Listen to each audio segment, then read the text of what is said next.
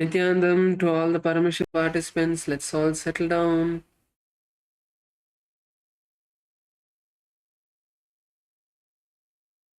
Please settle down. It's time for us to start. We have just 3 minutes left.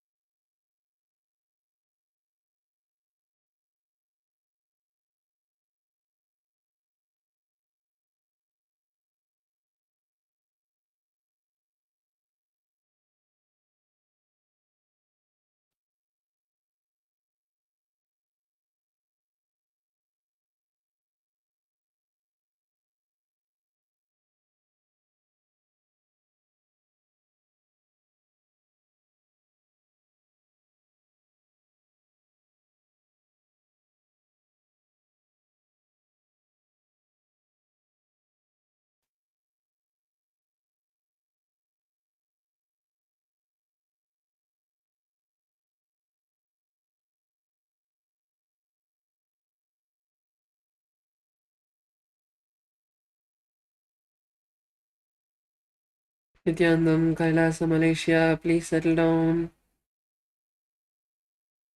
Nityanandam, Kailasa, Kashi, please turn on your camera.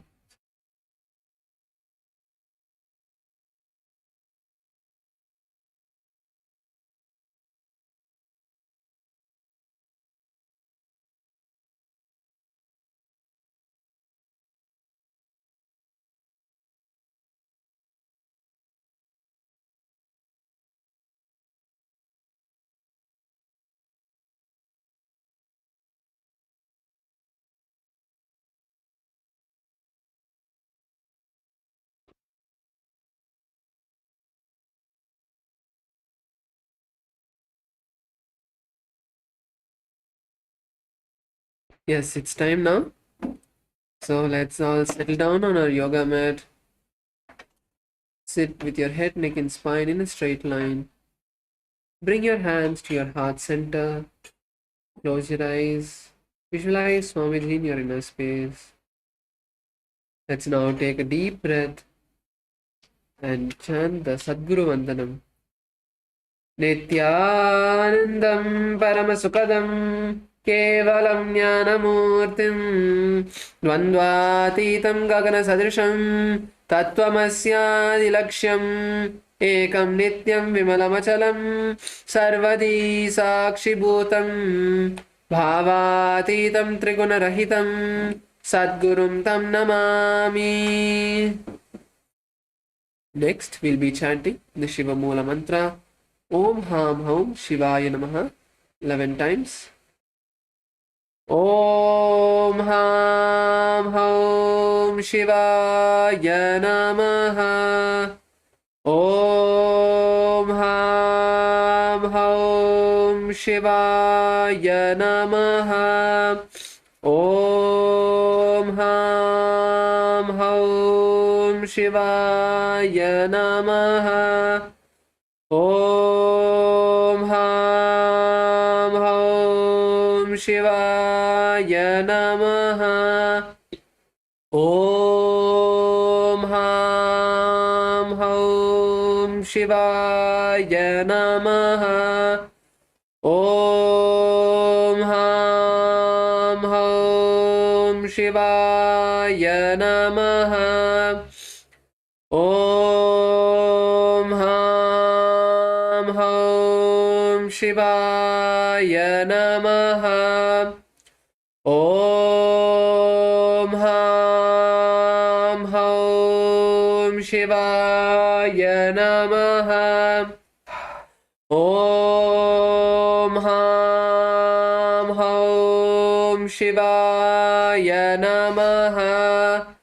Om Ham Haum Shivaya Namaha. Om Ham Haum Shivaya Namaha. Let us now begin with the Tattvachamanam, the ritualistic cleansing. With your right hand in the Gokarna Mudra, please take 3 sips of water as we chant the following 3 mantras. Om Atmadattvam Shodhayami Svadha. Om Vidyatattvam Shodhayami Svadha. Om Shivatattvam Shodhayami Svadha. Rinse your right hand with the water from the Uttarani. Now with the base of your right hand thumb, wipe your lips from right to left. Om Ham Hridayaya Namaha. Rinse your hand one more time. With the tips of your index, middle, and ring fingers, touch your upper lip and lower lip. Rinse your hand again. With the tips of your index finger and thumb joined together, touch your right nostril, left nostril.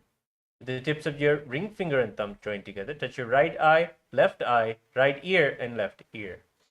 Rinse your hand one more time. The tips of your little finger and thumb joins together, touch your navel, right chest, left chest. And with all the tips of your fingers, touch the top of your head, right shoulder, left shoulder, and the center of your chest.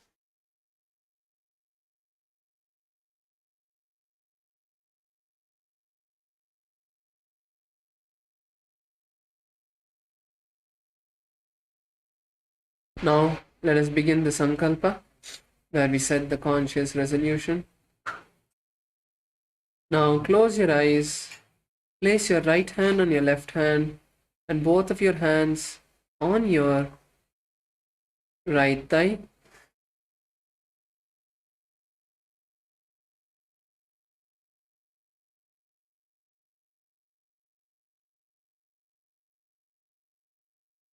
Let's now visualize and declare what we want to manifest today.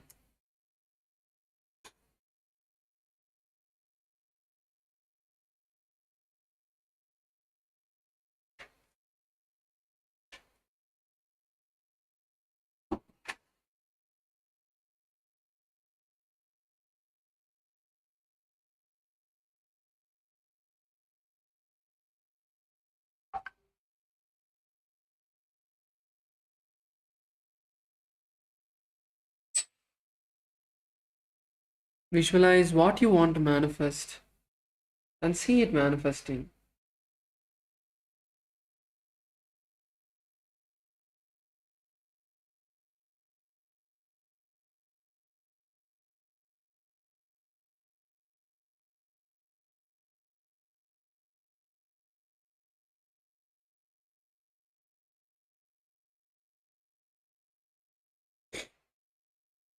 Now, with this space, from this space, let us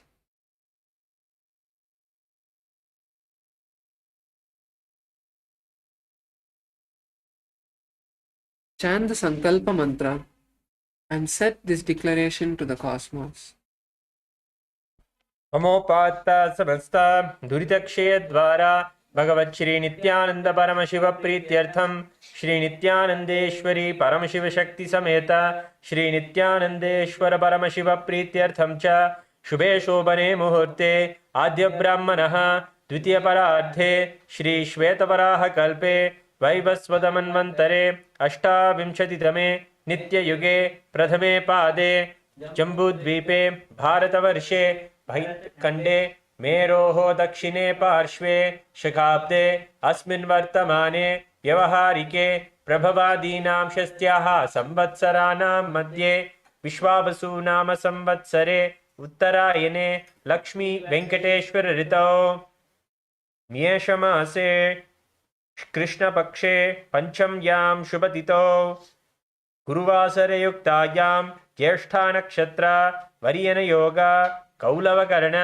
एवं गुणविशेषण विशिष्टायाम् अस्यां शुभतिथौ श्री कैलासोन्नत द्वादशांत श्यामला पीठारूढ़ श्री मीनाक्षी सुंदरेश्वरा भिन्न स्वरूप परशिवपुत्र रत्नकुमार गुरुमन्यतुल्यावतार श्री पार्वती स्तन्यपानलब्ध दिव्य ज्ञान विश्रुत सकल निगमागमसारभूत द्राविड वेद प्रवक्तृ श्रीमत् परमशिव करुणा समधिगत मुक्तामय जुदुरश्रयान गीयमान छत्र चामर श्री चिन्नकाहलादि समस्त बिरडावल्यलंकृत ज्ञान विज्ञान चक्रवर्ती सर्वजन संग सद्यो निर्वाण दीक्षा व्यापवर्ग वर्ष विश्रानजीमूत परमत कलभगेसरी शैव सिद्धांत स्थापनाचार्य श्री राजाधिराज पांड्य महाराज गुरु शमन शाख्यादि महंतकार निवारण ज्ञान भानु वीक्षणानरहार द्वदोच्छेदन पूर्वक श्रीमद् वृषभध्वज स्थापक शैव समय कर्तृ सर्वज्ञ पीठारूढ़ श्री जगद्गुरु श्री ज्ञान संबंध देशिक स्वामी वागीश सुंदर माणिक्यवाचक स्वामिनाम अवतारभूत श्री ज्ञान संबंध स्वामी पुनरुद्धृत श्यामला पीठ सर्वज्ञ पीठ तृणवत्युत्तर द्विशतम गुरु महासन्निधान अरुणगिरि योगीश्वर परंपरागत अरुणाचल सर्वज्ञ पीठ गुरु महासन्निधान कैलास परंपरागत कांची कैलास सर्वज्ञ पीठ त्रयस्त्रिंशदुत्तर द्विशतम गुरु महासन्निधान नित्योत्सव नित्य मंगल नित्य कल्याण नित्य रजित कैलास परंपरागत आदि कैलास नित्यानंद पीठ महासंस्थान महासिंहासन पीठ कर्तृ साक्षात् श्री परमशिव समुद्भूत कैलास परंपरागत वैवस्वतमनु इक्ष्वाकु हरिश्चंद्र भगीरथ श्रीरामचंद्र शूरसेन इत्याद्यनवच्छिन्न सार्वभौम चक्रवर्ती परंपरागत चतुष्षष्टि योगिनी मंडित चतुष्षष्टि संप्रदाय प्रवर्तक मनुधर्म शासन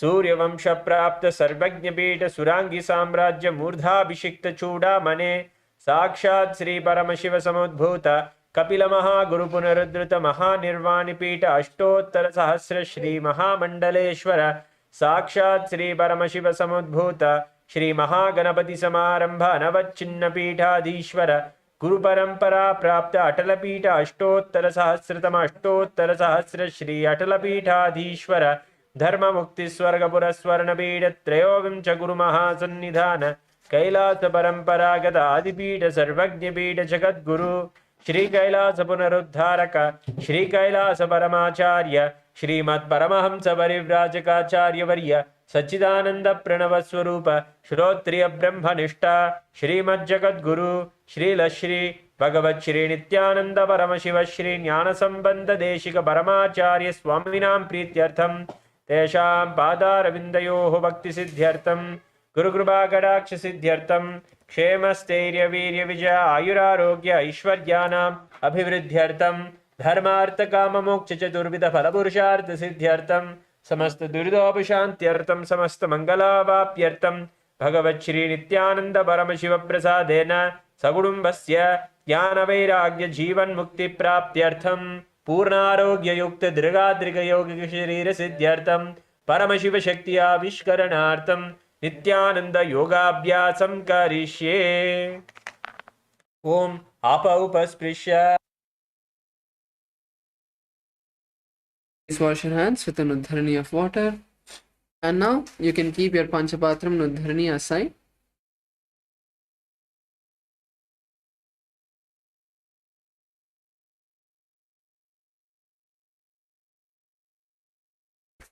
And now let's all stand up.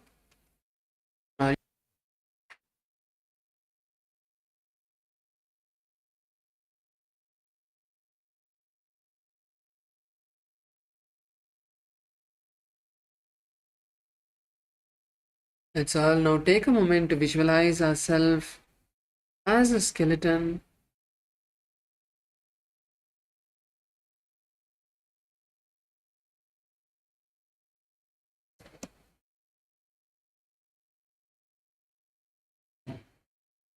Now start moving every part of your body. Move your hands, your legs, your ankles, your wrists, your elbows, your knees, your hip, your neck. Move every part of your body.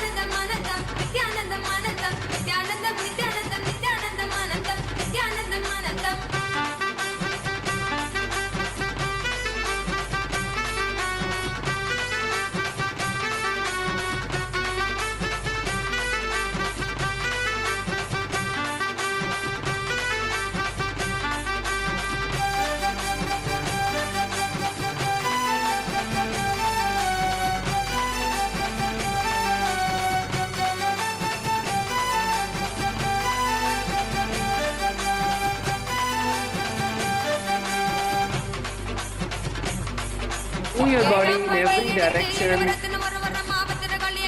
Drop all of the laziness, tiredness, boredom, and move your body in every direction.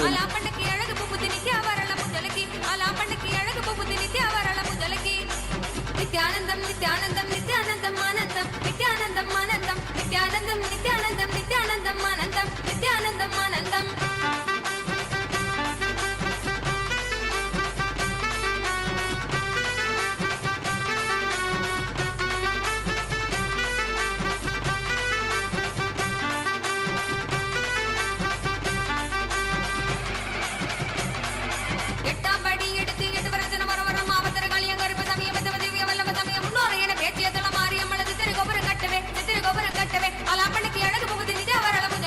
Now move your body intensely, last few moments.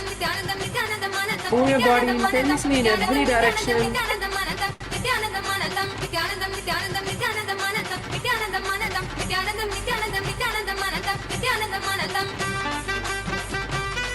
Slowly settle down. Come to a standstill. Now come to a standstill. Relax your body for a moment. Inhale and exhale.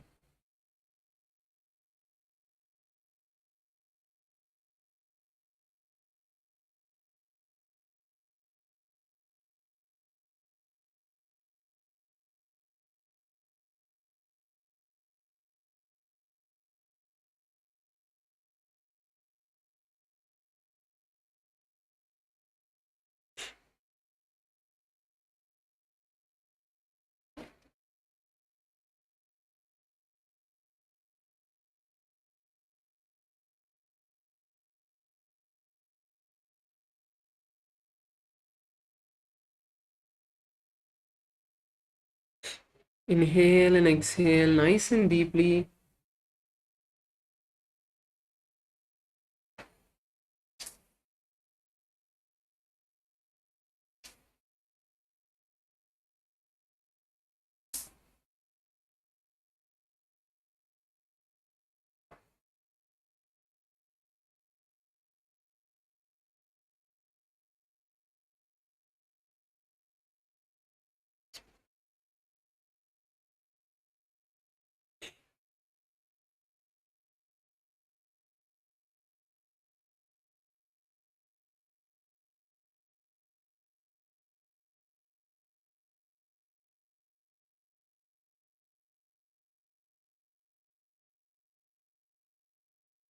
See your body slowly settling down.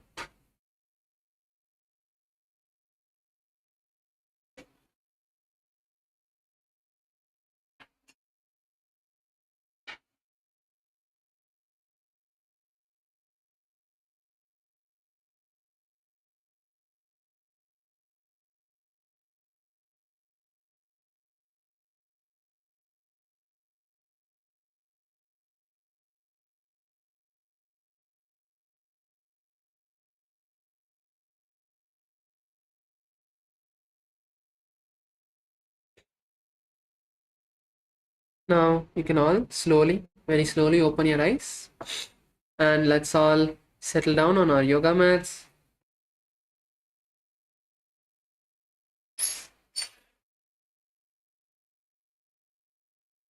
So yes, today we are going to be continuing with the Pratama Vinyasa Krama.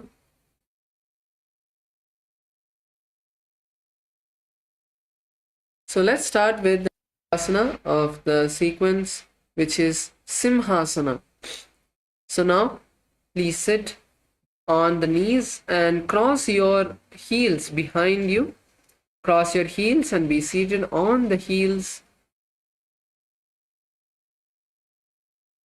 Place your hands on your knees. Place your hands on your knees. And now inhale through the nostrils and exhale forcefully through the mouth, sticking the tongue out. Visualize yourself as a lion. Gaze to the tip of your nose. Perform the Mula Bandha. Tighten the perineal muscles. and chant the japa Sadashivoham internally.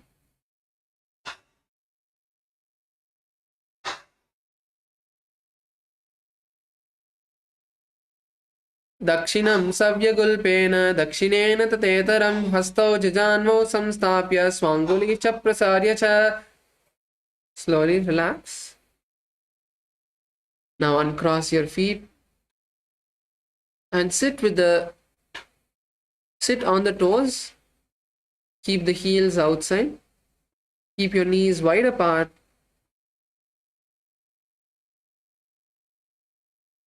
And now cross your hands behind your back and hold on to the big toes with the index and middle fingers in Prana Mudra. Hold on to the big toes with your index and middle fingers in Prana Mudra.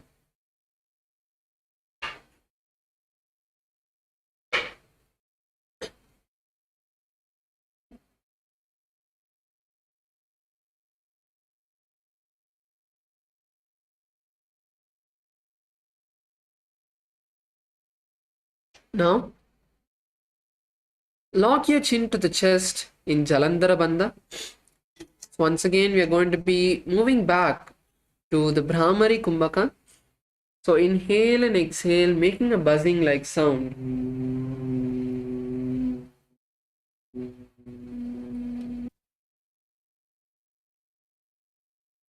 Inhale and exhale, making a buzzing like sound.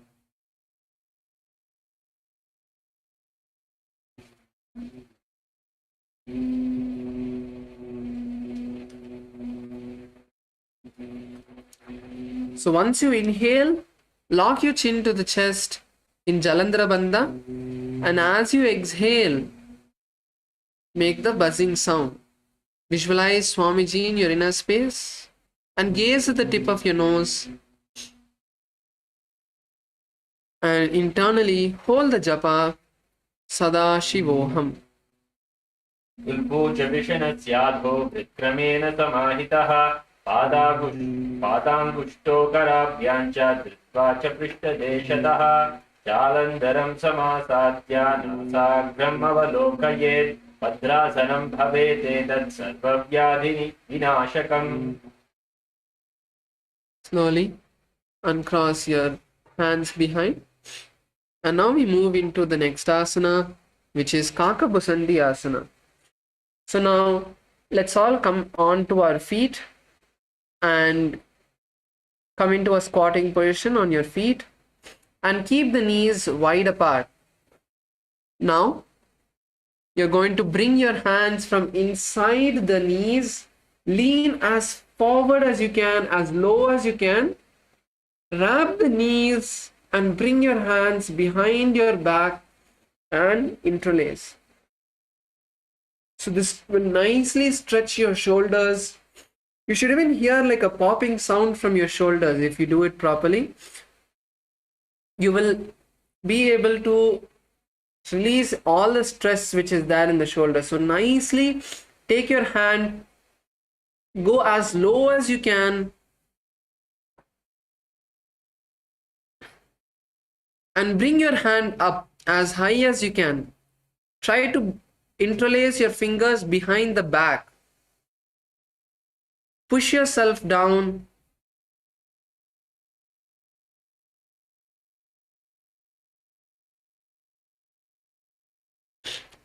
Stay on your feet. Don't raise up.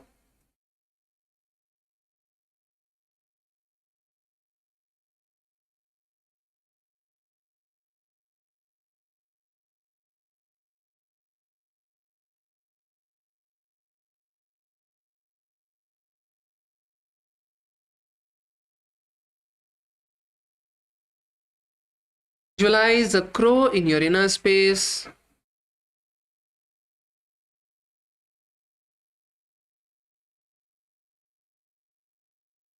Push yourself as low as you can. Stretch the shoulders nicely. And continue to perform the Brahmari Kumbhaka in this asana. Inhale and exhale, making a buzzing like sound. And at the same time, try to grab your hands behind your back. Keep pulling them until you're able to hold your hands. Keep pulling your hands behind.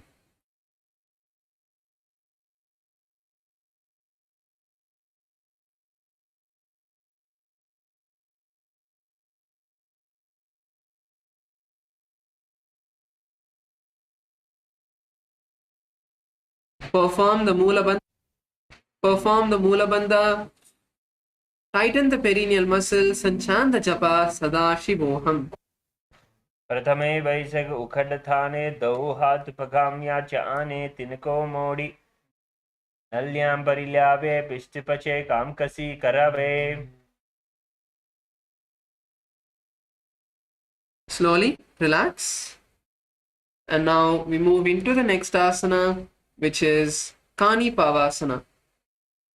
So now in Kani Pavasana, we are going to place our palms on the ground. Place your palms on the ground. And now raise your hips up. Place your palms on the ground and raise your hips up.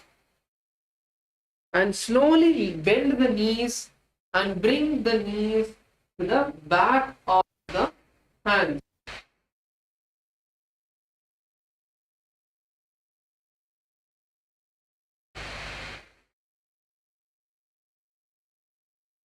Bend the knees and bring the knees to the back of the hands. Slowly lean forward, bend the elbow, lean forward, and the feet of the mat.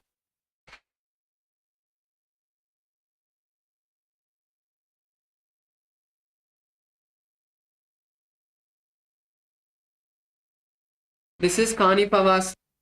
So let's all try this first.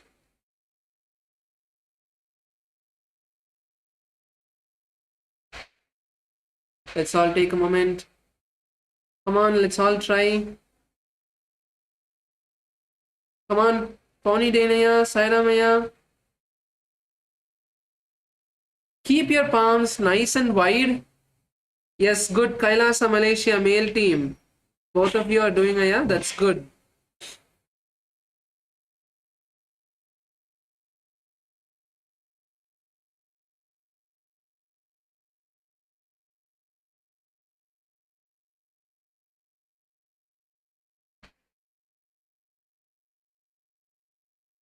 Ma Yoga Jnana Rupini, you went into Shirasasana next.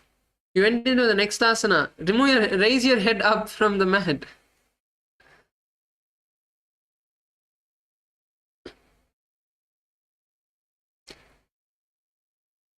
So in this asana, you're going to visualize Swamiji in your inner space. Okay, for some of us who are not able to do, we'll show an easier variation. So instead of placing the knees on the back of the hands, you can place the knees on the sides. So bring hands like how you were having your hands in Kani Pavasana, in the previous asana, how your hands and knees were. Bring your legs into the same position, but stay on your toes this time. So rise onto your toes. And now place the hands on the ground and slowly lean forward. So this will be a bit easier. So for those who are not able to do the previous variation, you can try this one.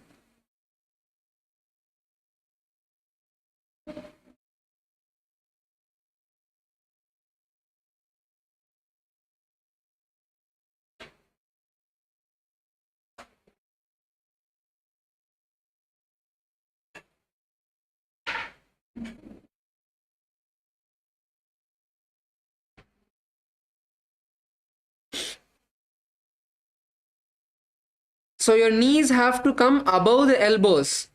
Your knees have to come above the elbows. So lift your knees as high as you can.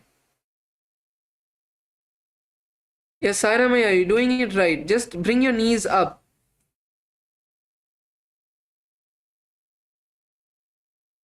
Yes, that's good. Kailasa Malaysia, female side, Ma, wearing the orange shirt.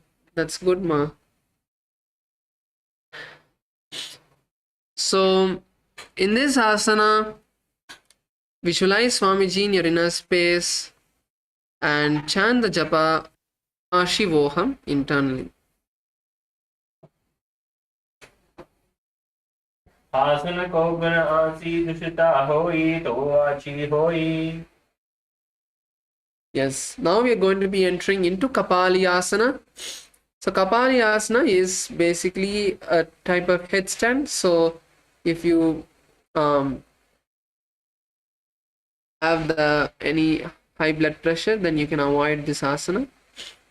So now place your hands on the ground in the same way.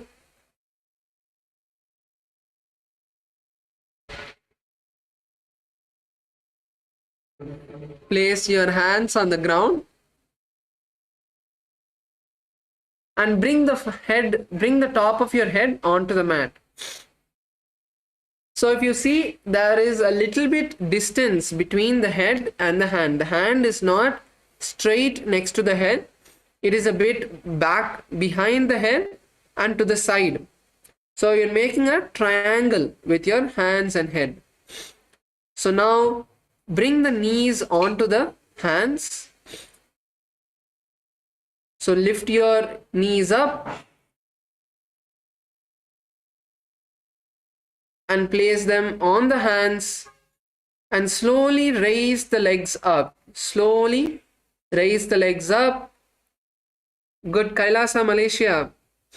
Male side, Aya on the pink mat. That's good.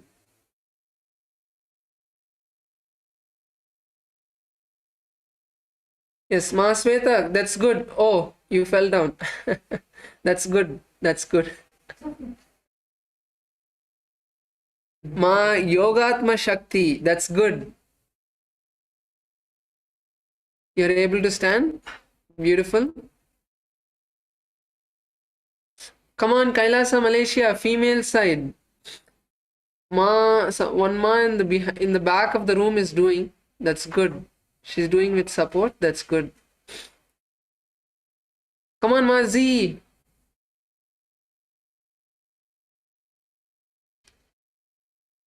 Sainamaya, Paunidenaya, come on. If you can't do by yourself, then partner up and do.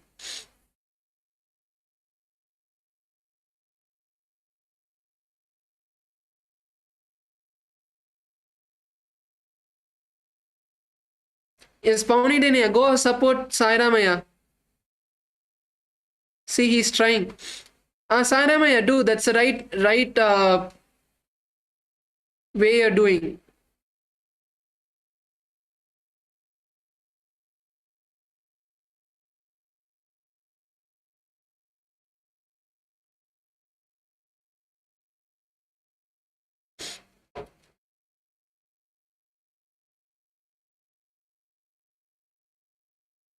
Yes, that's good. Ma Yoga Jnana Rupini, that's good. You're able to do with the support, that's good. Yes. Ma Sweta, now you can help Subhashini Ma and Kamala Ma to do as well.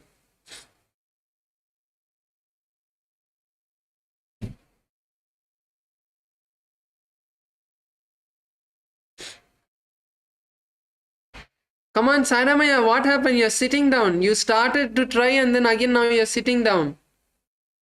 Okay, now you support Pauni Denaya. Now make Pauni Denaya do.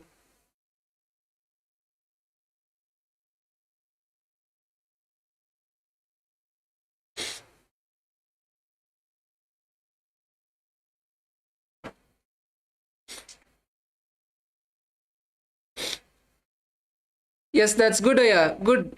Raise your legs up.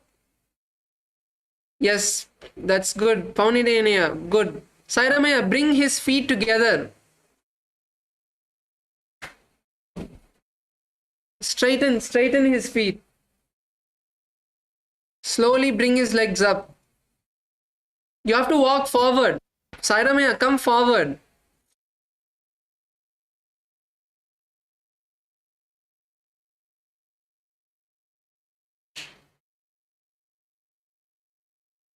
Good. Slowly bring the legs down. Yes, good, Aya. Good. So in this asana, we are going to visualize Swamiji in our inner space and perform the Mula Bandha. Tighten your entire body. Nityanam Harshaya, that's good.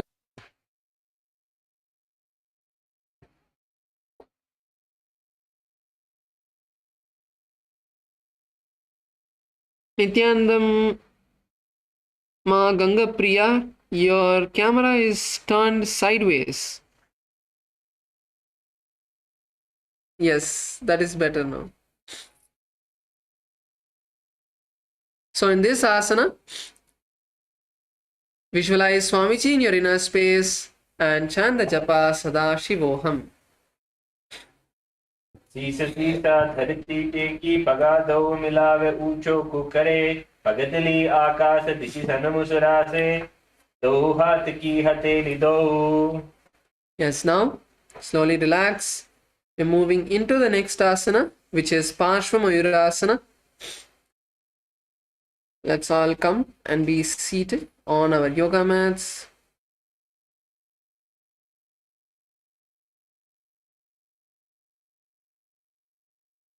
So now in Parshvamayurasana,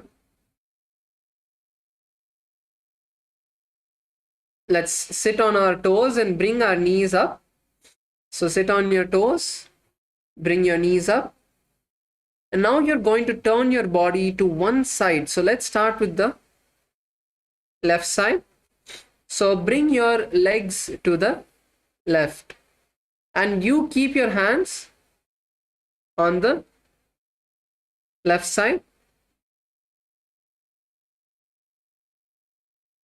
So first bring the knees up. So now if you're doing it on the right side, you will be having your left knee by the left hand by the right knee. So you have to bring the knee up above the elbow. So that is the first thing. So bend forward. Your knee should be touching your chest. Like bring your knee as high as you can. Lean down onto your body. Your knee will be touching your chest. Bring your knee nice and up and bring it above the elbow. Only if you're able to do this. So let's first focus on coming into this position. Only if you're able to do this, you'll be able to do the asana. Unless you're able to place the knee above your elbow, you won't be able to do the asana because your knee will slip if you try to raise yourself. So that is why it's important we first get into this position. Subhashini ma'am, bring your knees up. Bring your knee up.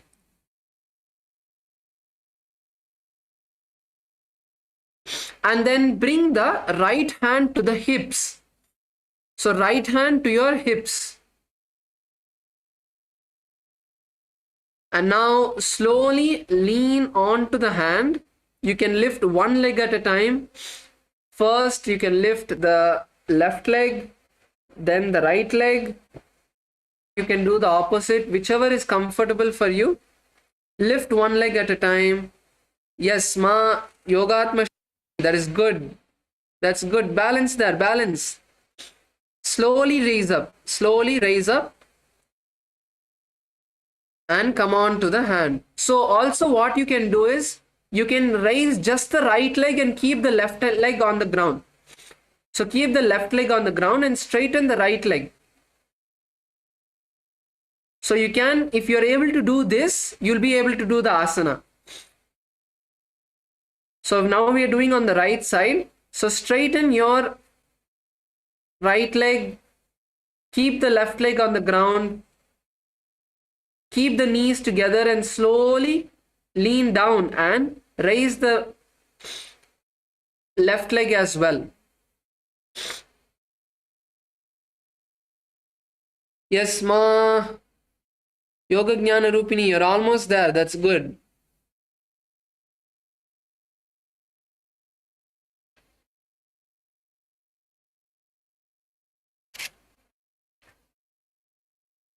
Pauni Renaya, Sairamaya, come on, try.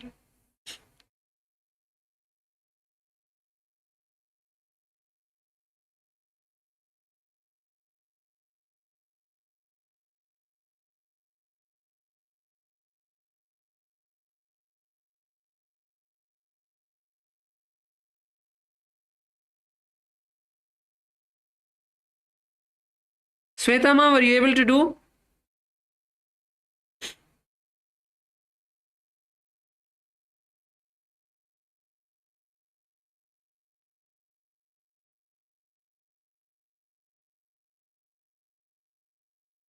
Yes, that's good. That's good.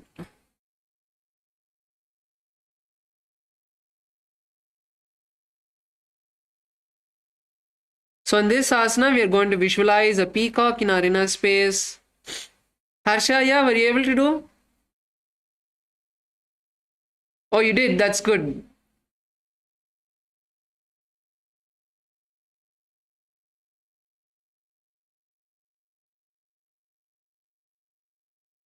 And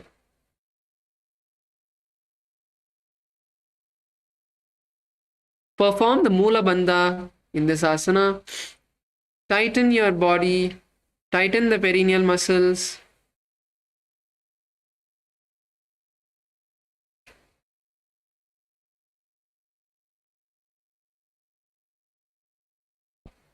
Mayuram dhandavat kuryan mayuram dhandanamakam kuryan mayuram pashvabhyam mayura parshvanamakam. So now let's try on the opposite side.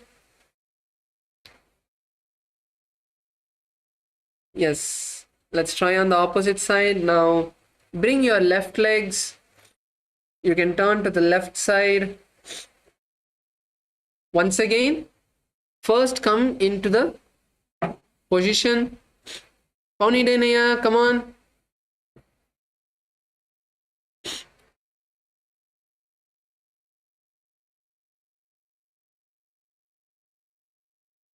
First come into the position. Bring your knees to the above the elbows of the right hand. Bring your left hand to the hips. And now slowly straighten the left leg. Keep your right leg on the ground. First see if you're able to do this. Once you're able to do this, then you can lift both the legs off the mat as well.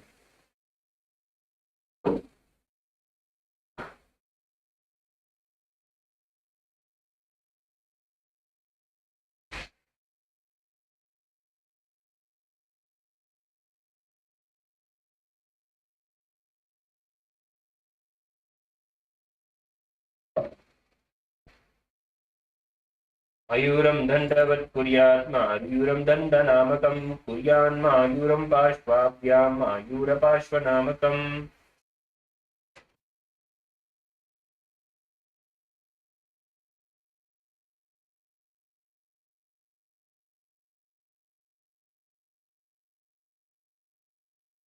Yes, now let's relax. And we're now going to be moving into the next asana, which is Bhairaganathasana. Now, come into a plank position. Come into a plank position. Let's come on to our hands and legs. Come on to your hands and legs. And now bring the right leg. Bring your right leg above the shoulders, around the shoulders, and in between of the palms. Lift your neck up.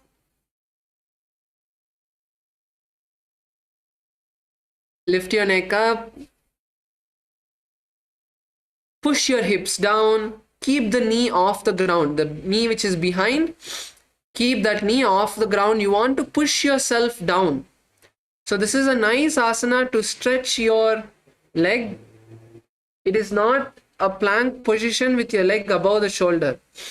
You're going to push your hips down as much as you can.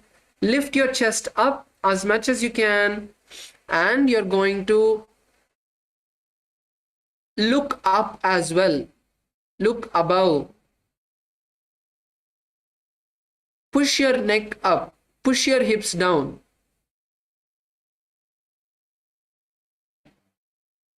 Give your legs a nice stretch in this position. Visualize Lord Kalabhairava.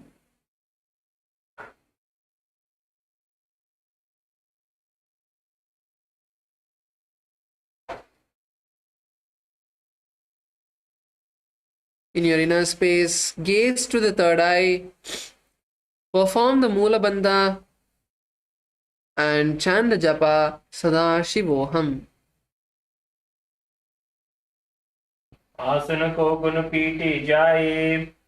Now bring the right leg back, and we are going to do the same in the left leg. So now bring your left leg forward around the left shoulder. Bring the foot in between of the palms and push yourself down. Push yourself down. Raise your head up.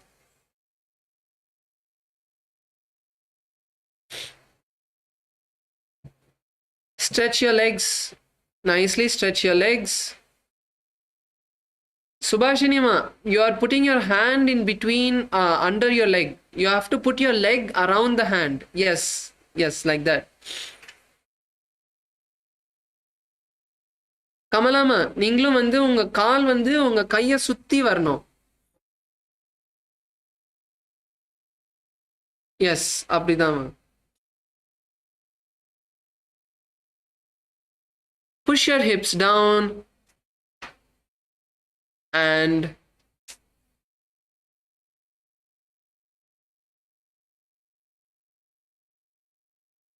visualize Kala Bhairava in your inner space and chant the japa Sadashivoham. Asana ko gun piti jaye. Relax, rise up, and now bring the hips up and the forearms to the mat. So bring your legs back, bring your hips up, and bring the forearms to the mat. Bring your forearms down, keep your hips up, and now try to place the heels on the ground. So walk your feet forward, try to bring your heels to the ground. Your heels, your feet has to be flat on the mat. Keep your knees straight. Keep your knees straight, but keep the heels, try to bring the heels onto the mat. So walk your feet forward as much as you can. Push the heels down. Push your heels down.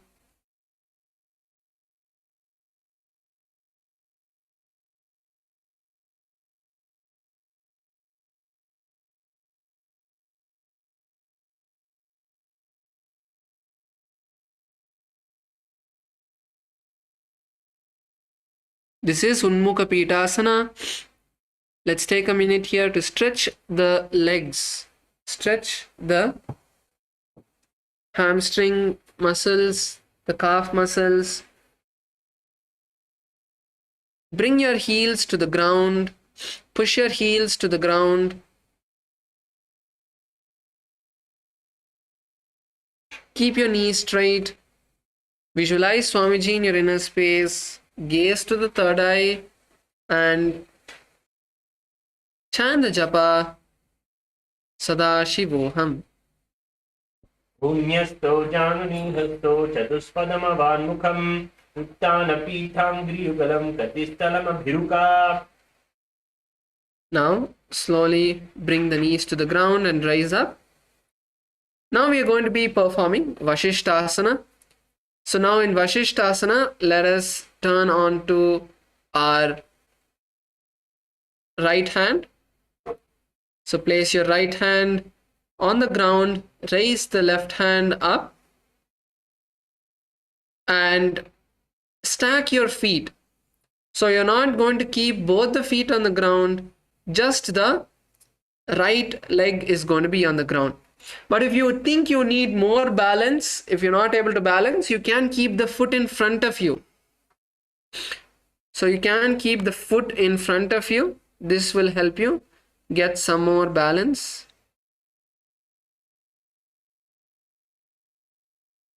Keep yourself straight. You don't want to lean forward. Keep yourself straight. So your hands and legs should be in one line.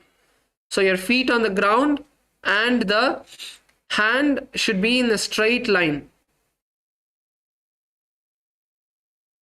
So in this asana, visualize the great sage Vashishta in your inner space. Come on, let's stay here for a moment. Let's stay here for a moment. Balance. Visualize the great sage Vashishta.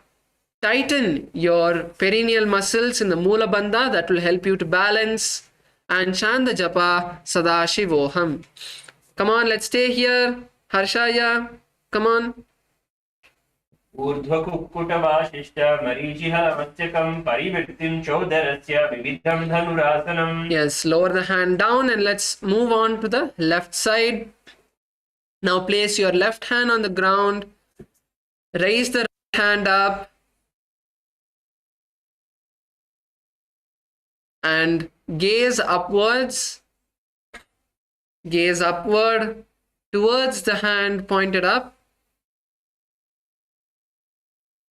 Visualize the great sage Vashishta. Make sure your entire body is one straight line from the hands to the hips. Keep your hips up. Come on, Pauni Denaya.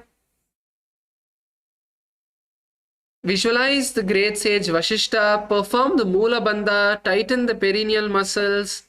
And chant the japa Sadashivoham. ऊर्ध्वकुक्कुटवाशिष्ट मरीचिहलमस्तकं परिवृत्तिं चोदरस्य विविधं धनुरासनम्. Yes, lower your hands down.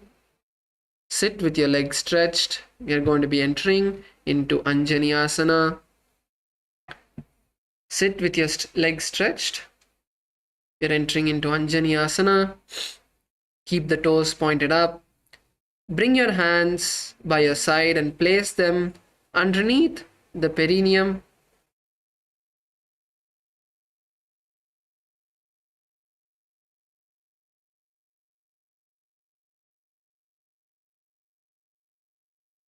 Place your hands underneath your buttocks with the palms facing upward.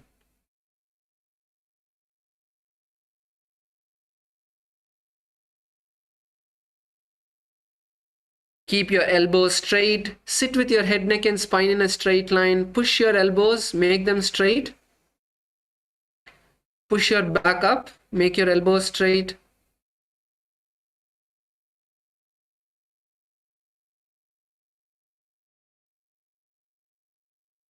In this asana, we are going to visualize Hanuman in our inner space.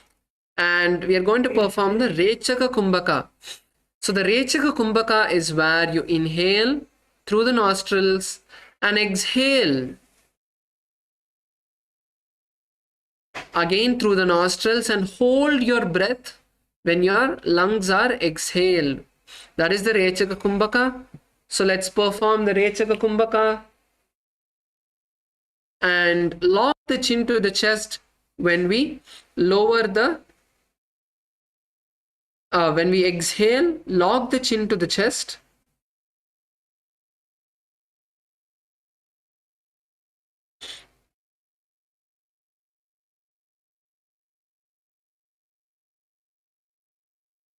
So inhale and exhale completely, and when you exhale, lock the chin to the chest. In the Jalandhara Bandha, gaze to the tip of your nose. And now we are changing the japa. We are moving to the next japa, which is Mahasadashivoham.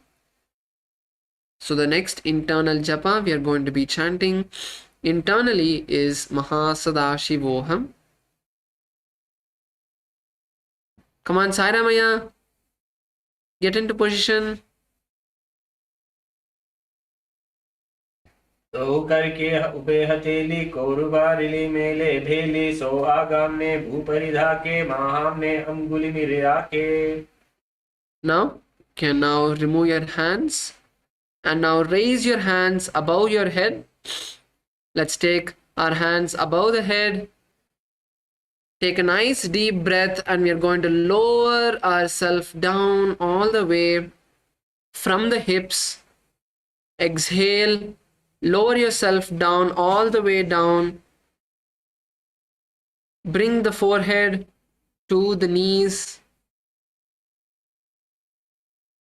Yes, Ma, Yogatma Shakti, that's good. Stay there, Ma, now. Slowly lower yourself down. Try to touch your knee, elbows to the ground as well. So you're almost there. Yes, Ma, Z-E, that's good. Try to bring your elbows to the ground. If you're able to bring your elbows to the ground, next, you can pull yourself even further. Bring your head in front of the knees. Allow yourself to become comfortable in this position.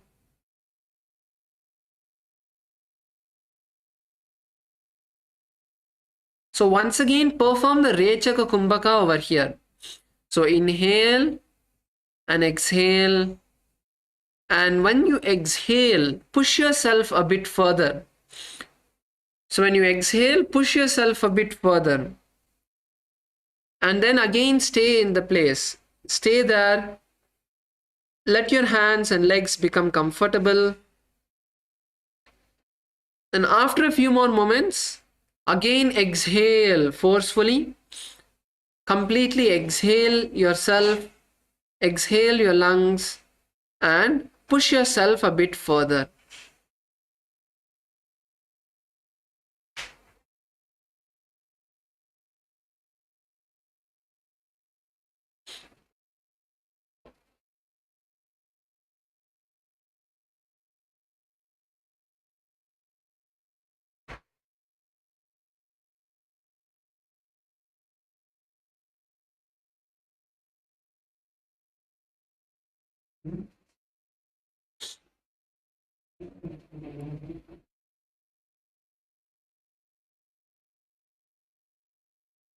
So if you have a partner, you can, if you want some more help, you can ask anyone from next to you to come and give you a gentle push on the back.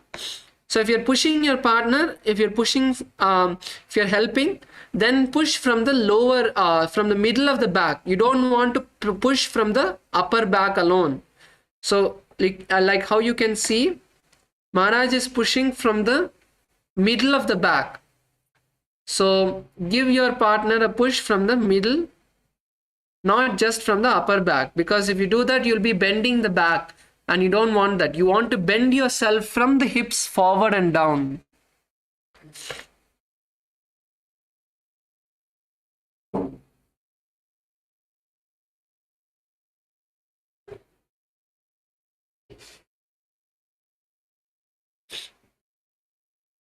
So in this asana, visualize Swamiji in your inner space and chant the japa Paramashivoham. Janu parilalatam tu paschimam tanam yena kena prakarena sutam dharyam jajayate. Stay there, stay there, stay there. Don't raise up, don't raise up, stay there. Just bring your hands behind the neck. So whichever position you are in, bring your hands behind your neck. And again, keep pushing yourself down. This is Ugrasana. Oh wow, Kamalama, supera pandringma.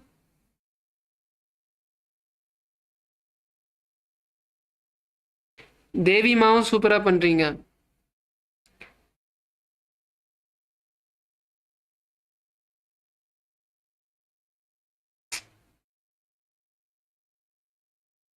So in the same asana, just interlace your hands behind the neck and pull yourself forward. Come on, Sairamaya.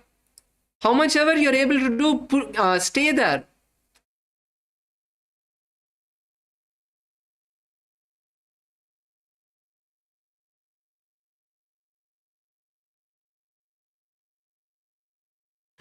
Stay there. How much ever you're able to do, just stay there. Be in the asana. Even if you're not able to do it today, that's fine. Good. Kailasa, Malaysia, male side, that's good. So in this asana, we're going to visualize Goddess Kali in our inner space.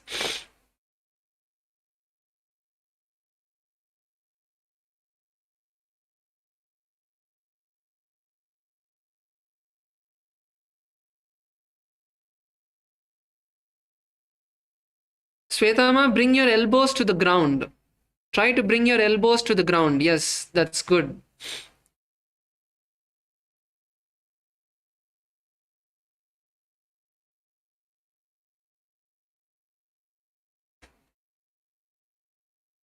Pauniraniya, come on. Even Ma Karuna is doing. You're sitting with your legs stretched. Keep doing it.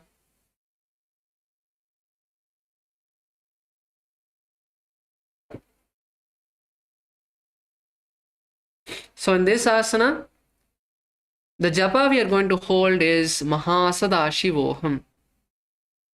Supanibhyam dridam dhritva janu parishironyase asanokramidam proktam bhavedanila deepanam dehavasana haranam paschimottana samjakam etad tadasanam shreshtam pratyaham sadayat shuddhi. Slowly raise up, slowly raise up. And now we are going to be entering into the next asana, which is Marichi asana. So now let's bend our left leg. Please bend your left leg. And now with the left hand, bring your left hand inside of the left leg and around the left knee, behind the back. And with your right hand, bring the hand behind. Interlace your fingers. And lower your head down.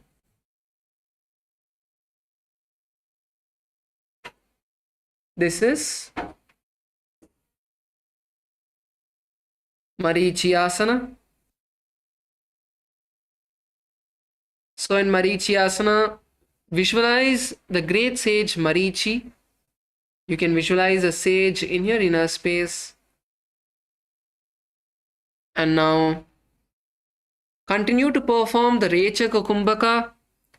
Inhale and exhale completely. When you exhale, push yourself down. Even if you're not able to hold your hands behind the back, that's fine. Try to lower your forehead down. That is the main focus of the asana.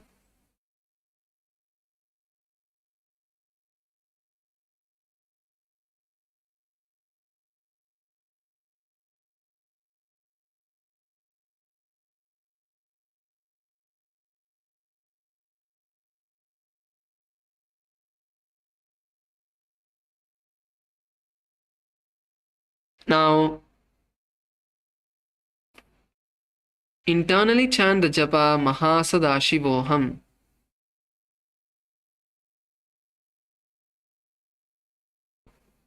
Tanapadam krauncha marichim veerabhadragam nadarajam trigonancha suptangashta prasarane. Now, slowly raise up. Now we are going to lower the left knee to the ground. Keep the right knee straight. Keep the right leg straight. We are going to lower the left knee to the ground and perform Mahamudrasana as we lean forward and down and hold the right leg with both of our hands. Try to bring the forehead to your right knee.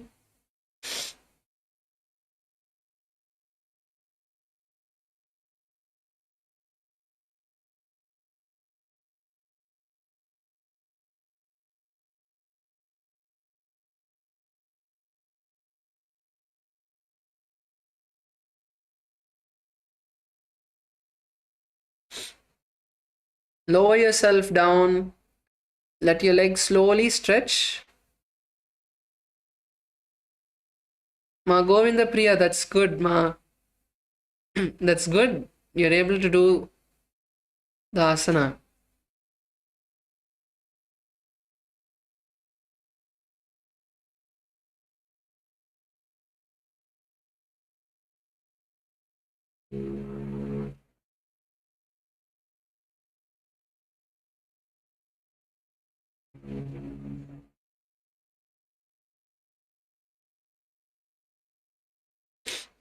So in this asana, visualize Swamiji in your inner space.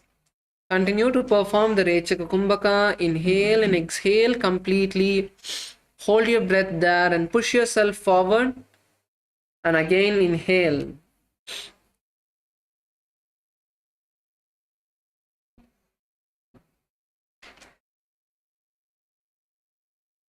So in this asana, the japa is Mahasadashivoham. Internally chant the japa Mahasadashivoham. Tavam pagaki eri joyi sivani ani lagave soi dashapada labho tu pasare tamem ani kam kasi dhare. Now slowly raise up, and let's switch our legs. So let's bring the left leg forward, bend the right knee to the chest. Now, with your right hand, wrap the right leg from the inside, bring the hands around you, and interlace your hands behind the back. And lower your forehead down. Lower your forehead down.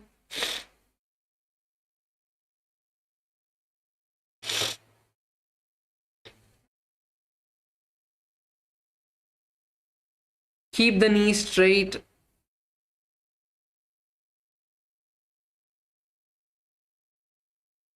So in this asana, we are going to visualize Marichi, the great sage Marichi, in our inner space.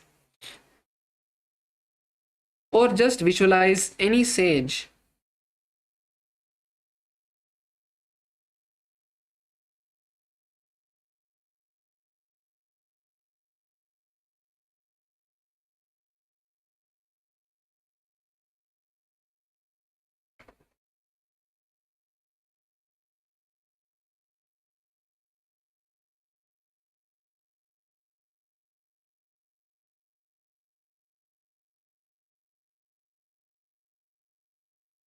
Continue to perform the Rechaka Kumbhaka. Inhale and exhale completely and chant the japa Mahasadaशिवोहम. उत्तानपादं क्रौञ्चं च मरीचिं वीरभद्रकं नटराजं त्रिकोणं च सुप्ताङ्गष्टप्रसारणे. Now raise up, slowly raise up. And now let us place the right knee onto the ground. Place your right knee onto the ground. And let us lean forward and down once again into Mahamudrasana, bringing our hands to the feet, just to the left foot alone. Lower your forehead onto the left foot.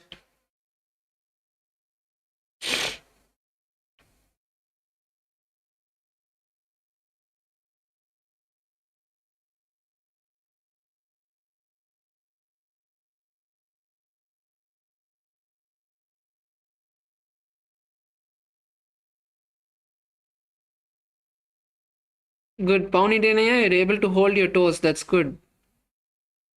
That's good, Aya. Keep the knee straight. Keep the knee straight, Aya. Keeping your knee straight, how much ever you're able to hold, that's fine. See, you're bending your knee. Keep the knee straight.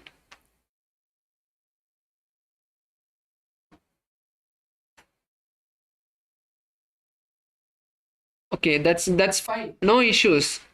Slowly pull yourself forward. It's not that we are all great at yoga. Some of us might have a good experience, but whichever position you're in, staying there and pushing yourself forward is the most important part.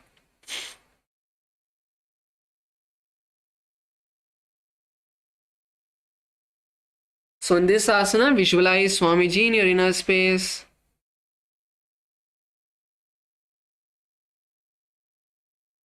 And gaze to the tip of your nose. Chant the japa internally, Mahasadaशिवोहम. दावां भगाकी येडी जोई सीवनी आनी लगावे सोई दक्षिण पाद लाभो तु पसारे तामेम आनी काम कसी धारे. Slowly raise up. Let's slowly raise up, and now let's bring our feet together in Bhadrasana. So bring your feet together. And now hold your feet with all the fingers. Hold your feet with all of your fingers. And now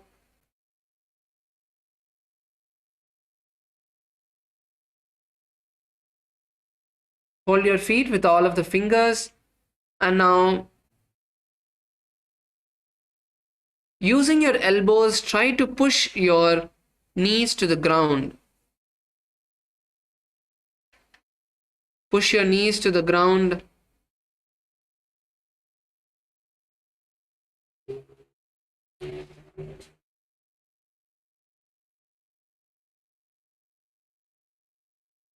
So in Bhadrasana, we are going to visualize Swamiji in our inner space. So those of you who are not able to touch your knees to the ground, you can focus on pushing your knees to the ground. If you're able to, then that's fine. If you're able to, then you don't need to focus on pushing your knee to the ground. You can sit with your hands straight.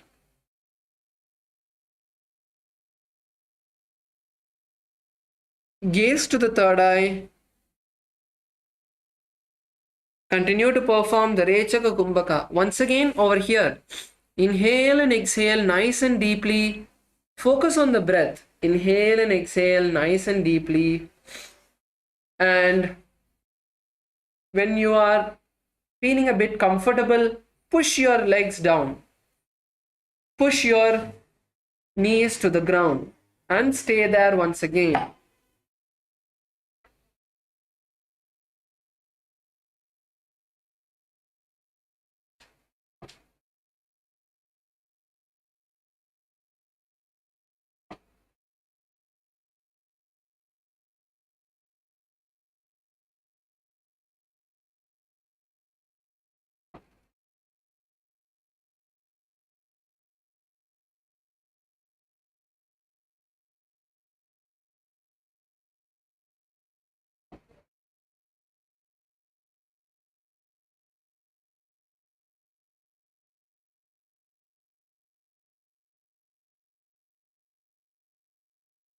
Let's take a moment to slowly push our legs down.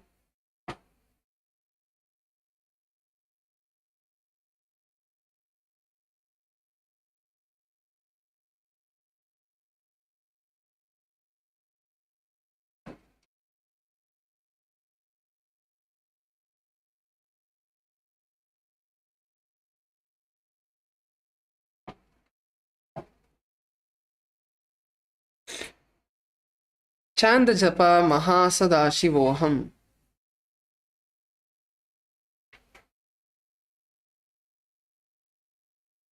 Tulpotu Vrishanasyadah Sivanya Parshvayo Kshipet Padaparshvetu Panipyam Dridam Badvasu Nishchalam Bhadrasanam Bhavet Etat Sarvarvyada Vipinashapam.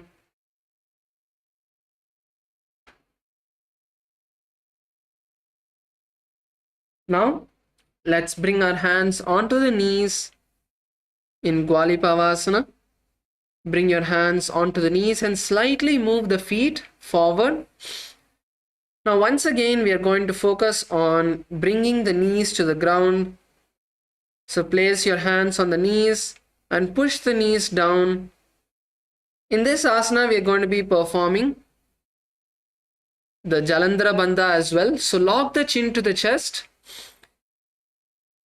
Lock your chin to the chest. Visualize Swamiji in your inner space. And let's now take a few minutes to slowly stretch the legs down. Push the knees to the ground. Go slow. There's no issue in going slow. Take the time you need and slowly bring the knees to the ground.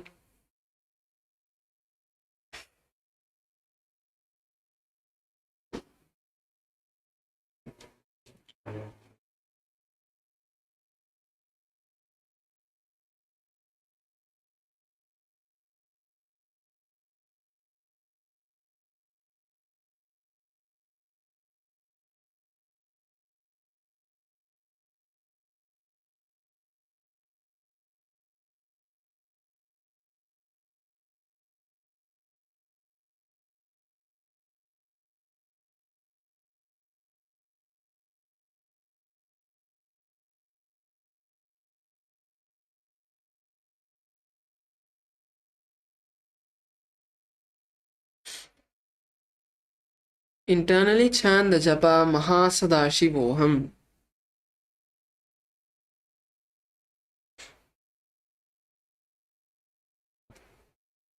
पूर्व चरबन चोक कहो सोए वाही वीरी जो कीजे सोए या में ईड भीमन जुरासे अमगुल आता अंतरो रासे.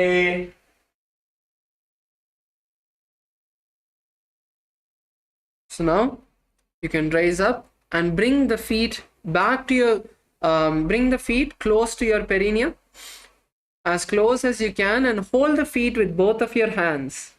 Now you're going to slowly lean forward and down and bring the forehead to the ground.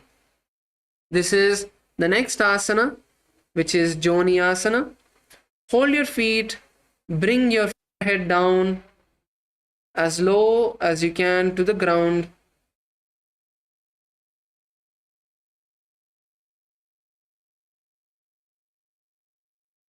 Bring your forehead down to the ground.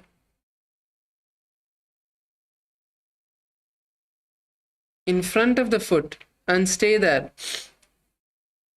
So in this asana, don't focus on bringing your knees to the ground. Focus on bringing your forehead to the ground. Lean as much as you can. How much ever you're able to go down, bring yourself down. Let's stay there. Slowly stretch the legs. So this will also help you stretching your hips.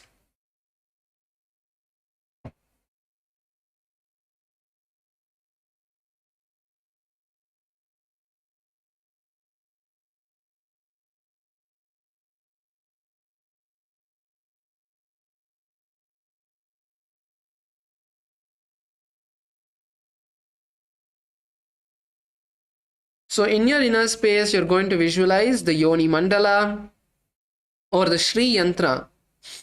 Visualize the Yoni Mandala or the Shri Yantra. Continue to perform the Rechaka Kumbhaka. Inhale, and when you exhale, push yourself further down. Inhale and exhale and push yourself down.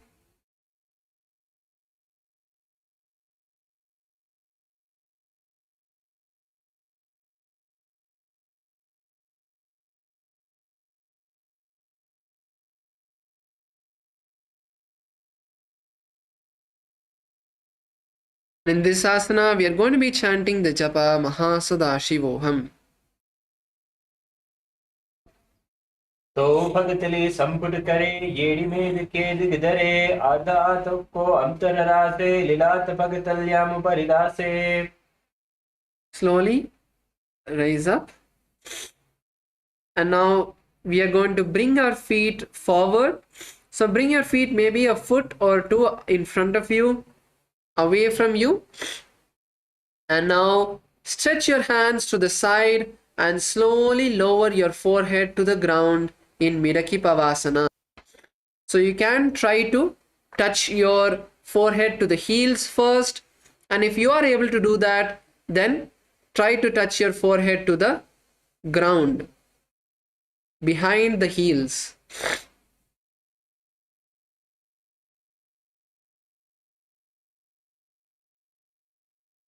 Let's lower ourselves down. Keep your hands stretched to the side.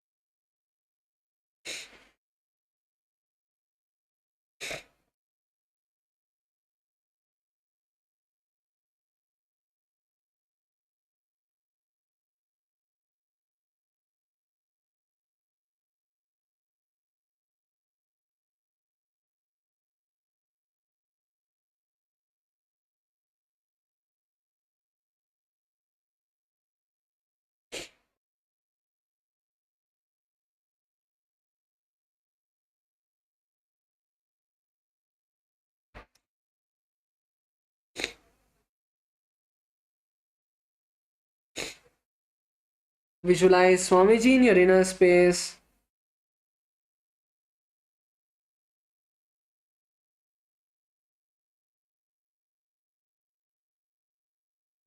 And continue to chant the japa Mahasadaशिवोहम.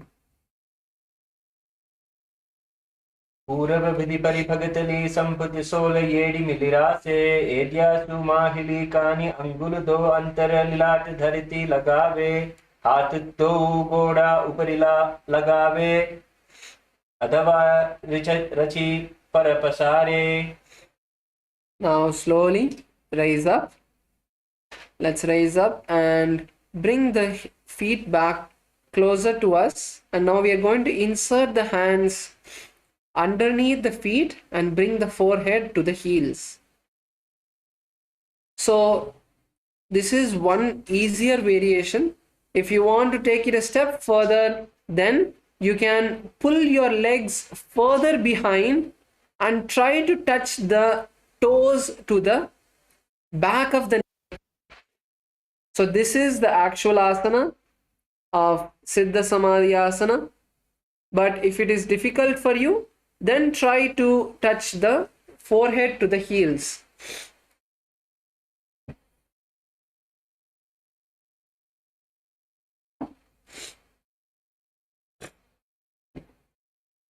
Let's all now try Siddha Samadhi asana.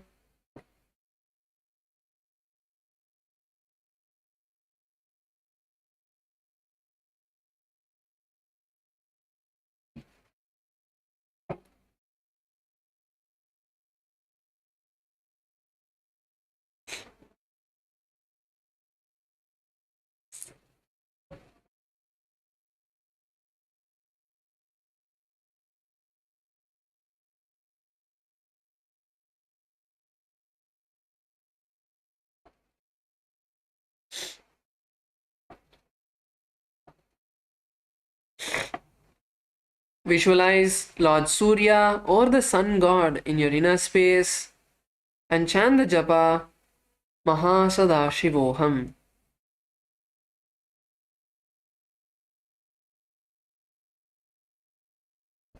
दो भगतिले संपुट करे सोले मेरे आगे में धरे अंगुल आत अंतरो रासे येडी को ऐसे विदिदा से.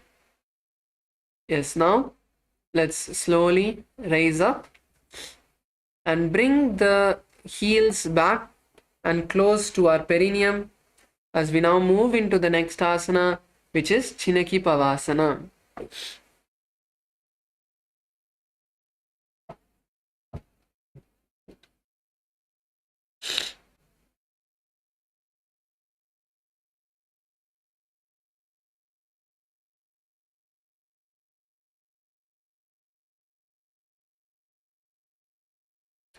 So now bring your heels back to your perineum and now hold the feet and you're going to open the feet like a book. So place your hands by the side, place your fingers outside the soles and your thumbs on the soles, and you're going to open your heels, open your ankles, open the feet up and make the feet facing upward like how you would open a book. So hold the back of your feet and nicely open the legs.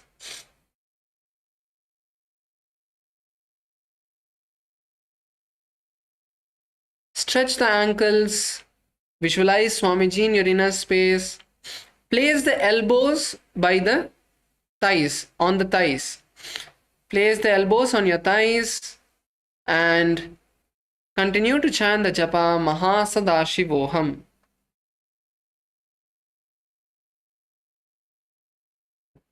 दो पग की येडी धरती मगिवा मेध लगावे भगतले माहिली कौर अंगूठा की सदा शुद्धि जोड़े. Now rise up and we are going to move into the next asana, which is Charapata Chokasana. So once again, place your hands on your knees and push your knees to the ground.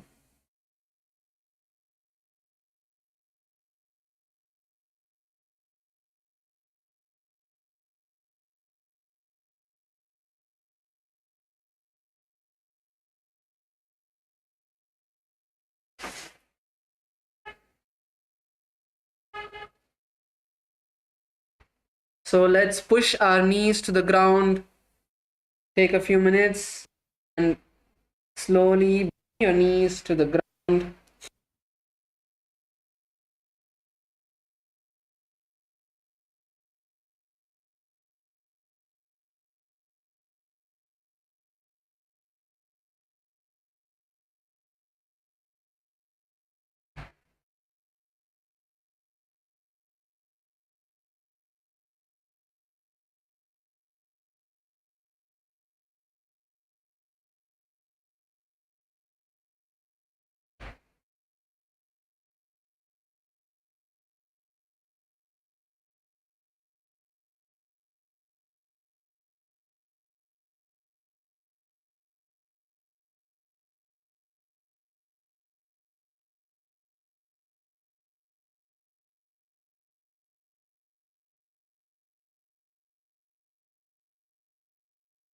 Let's take a minute to push our legs nicely down.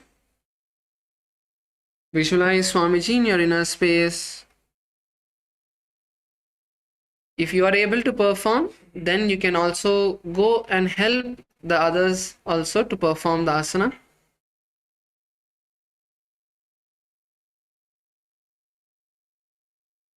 So in this asana, we are going to continue to perform the Rechaka Kumbhaka. Inhale and exhale through the nostrils. And when you exhale, hold your breath.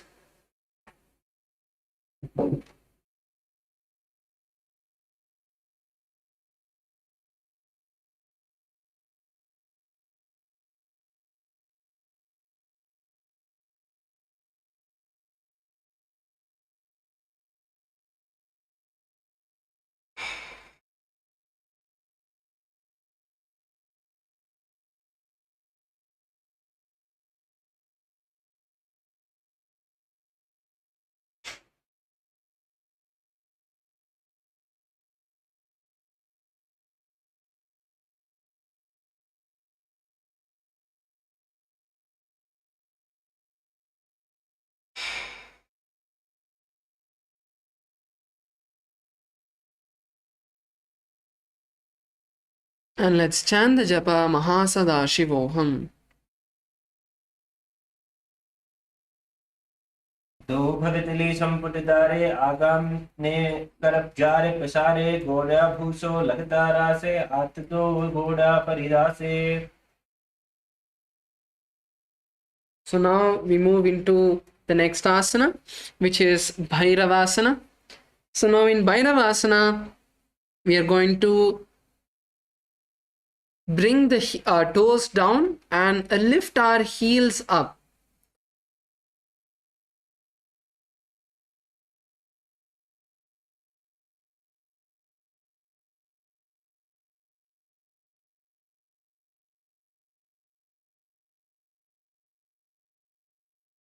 So this is Bhairavasana. So now let's slowly take it step by step. So first, bring your toes to the ground. Keep your hand underneath the heels and slowly push the legs up. Slowly pull your legs.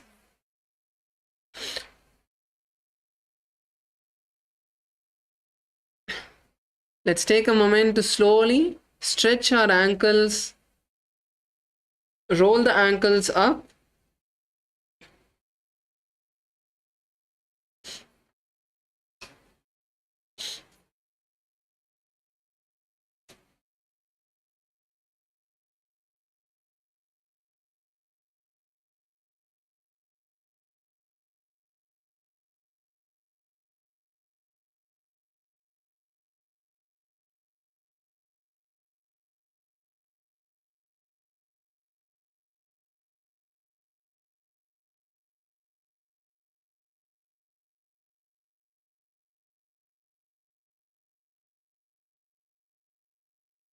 You can even try one leg at a time.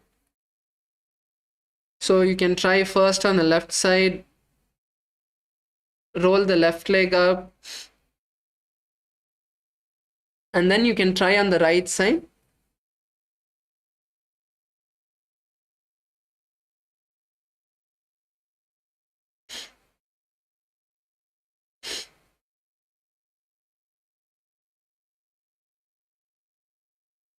Visualize Lord Kala Bhairava in your inner space as you perform this asana.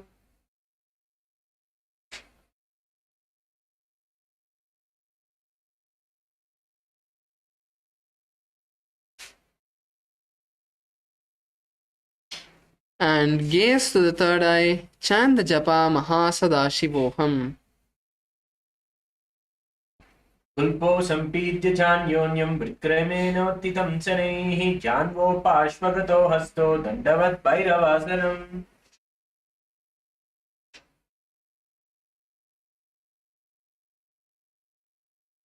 Yes, now you can relax your heels and lift one heel to your chest.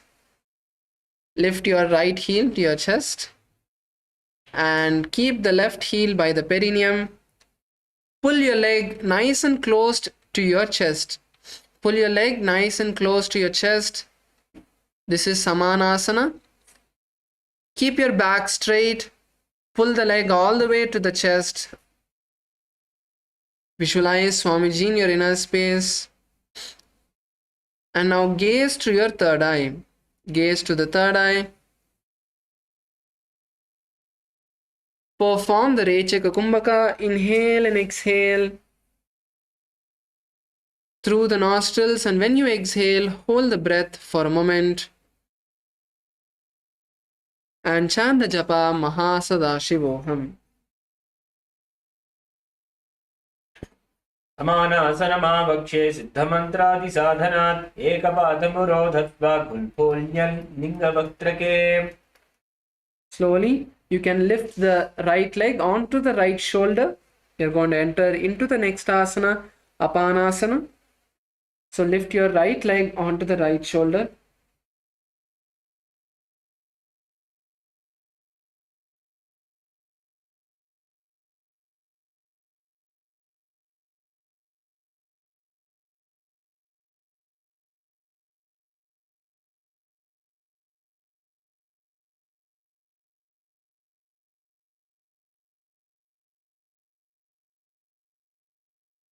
And now straighten your left leg.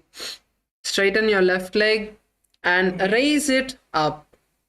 Keep your hands by your side and you're going to use your hands to balance yourself. Come on, let's keep the straight raised leg straight. Ma Yoga Jnana Rupini, keep your leg straight. Come on, let's keep the leg straight. And visualize Swamiji in our inner space. Gaze to the third eye and chant the japa Mahasadaशिवोहम्. Come on, let's stay here for a moment. Pauni Denaya. Aya, they're taking photo. Come on.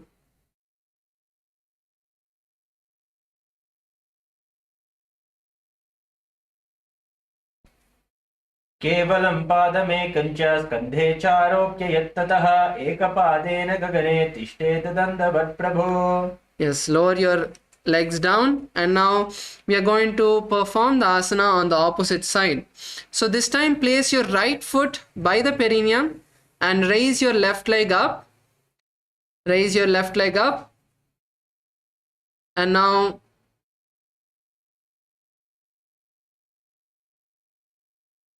pull your leg towards your chest. Nicely pull it close. Keep your back straight.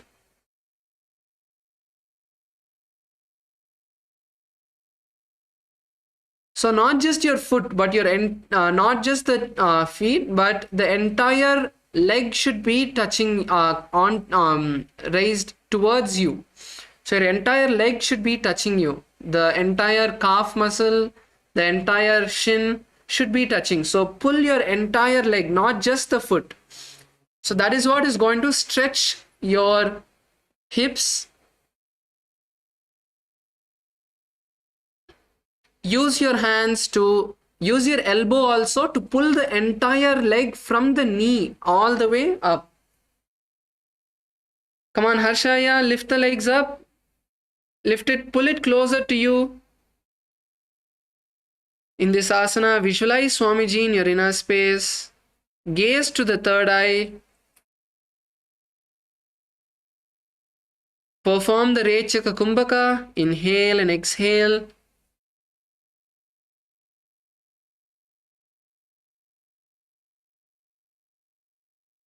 Through the nostrils and exhale and hold the breath for a moment. Perform the Mula Bandha, tighten the perineum muscles, and chant the japa Mahasada-shivoham. समानासनमावक्षे सिद्धमन्त्रादिसाधनात् एकपादमुरो दत्त्वा गुह्योन्यलिङ्गवक्त्रके. Yes, now let's raise the foot, raise the left leg onto the shoulders. Raise your left leg onto the left shoulder and keep your hands by your side. Lean backward and lift the right leg up. Lift the right leg up. Visualize Swamiji in your inner space. Come on, let's stay here for a moment. Visualize Swamiji in your inner space. Gaze to the third eye. Perform the Rechaka Kumbhaka. Inhale and exhale through the nostrils. And chant the japa Mahasada-shivoham. Come on, let's stay here.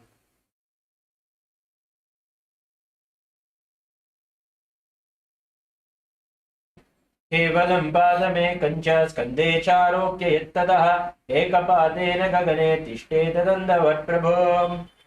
Slowly lower the legs down. So now we are going to be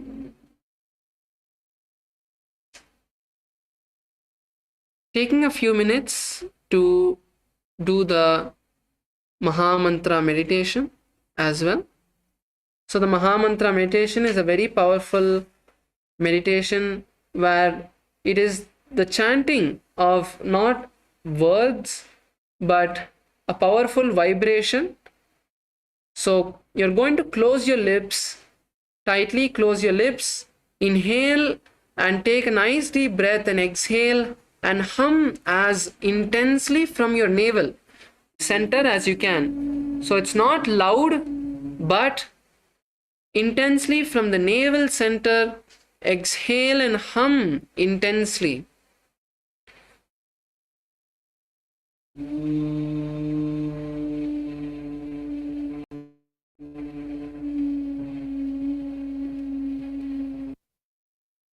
Keep your hands on the knees. Inhale and exhale. When you exhale, hum intensely.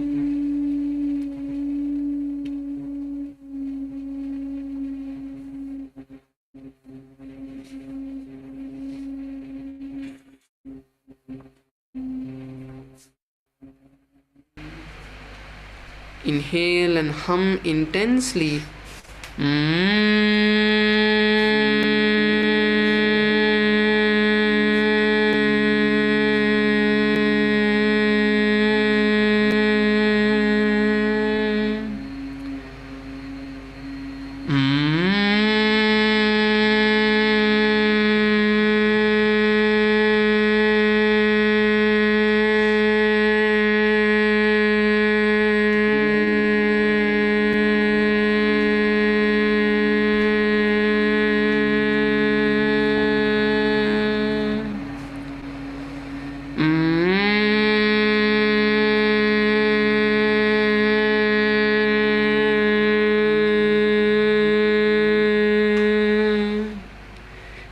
Hum intensely from your navel center as deeply as you can, as long as you can.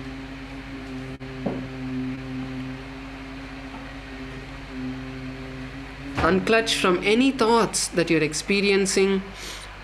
Bring your awareness entirely onto the humming.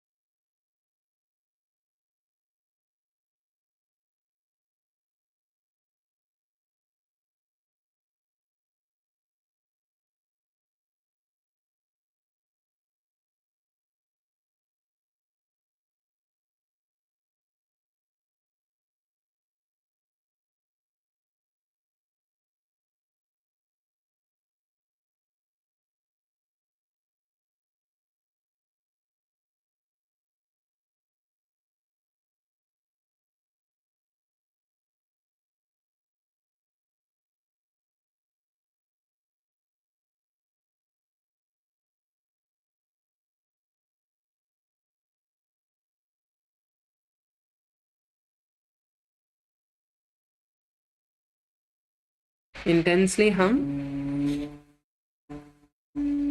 from your navel center as long as you can, as deeply as you can.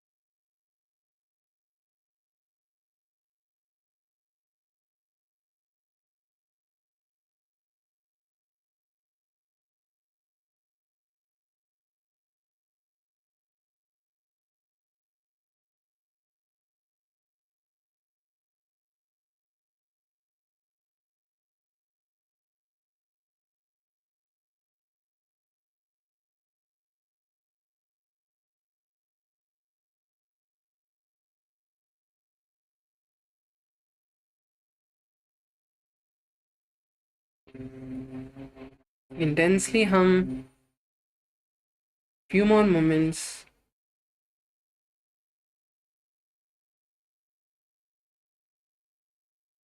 Hum as intensely as you can from the navel center, as long as you can. Unclutch from anything that you're thinking about. Bring your awareness only onto the humming. Bring your awareness to the breath as you inhale and then as you exhale, making the intense humming sound.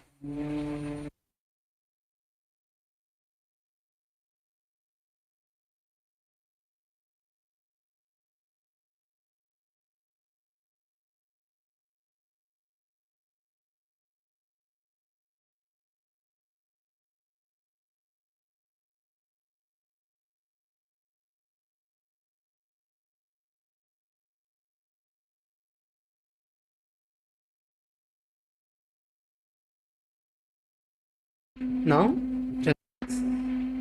and slowly stop humming. Keep your eyes closed and now just feel the vibration through your entire body.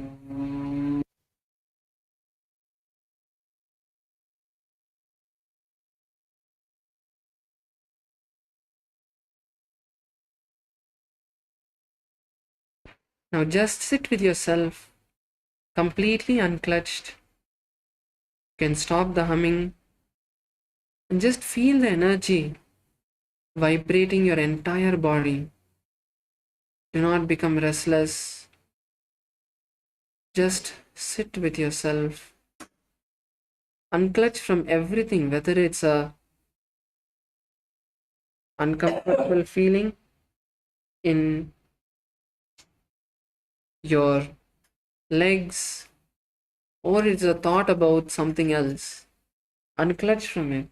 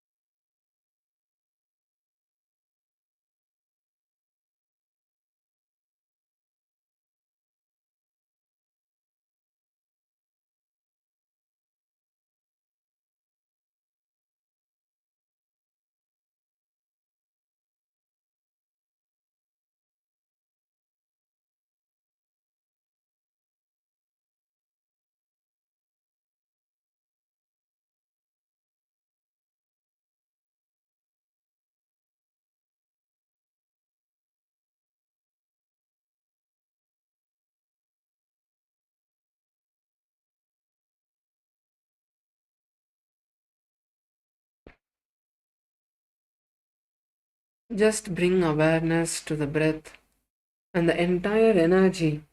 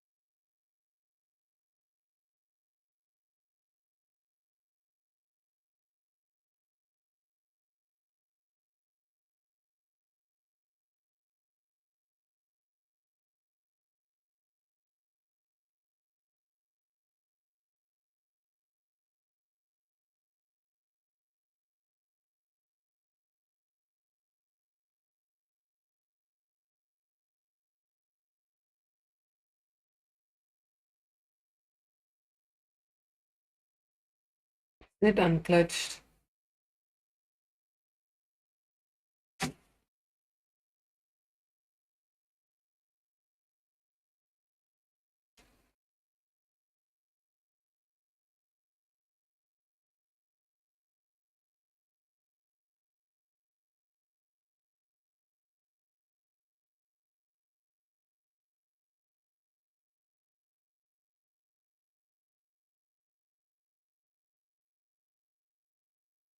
Just visualize Swamiji in your inner space.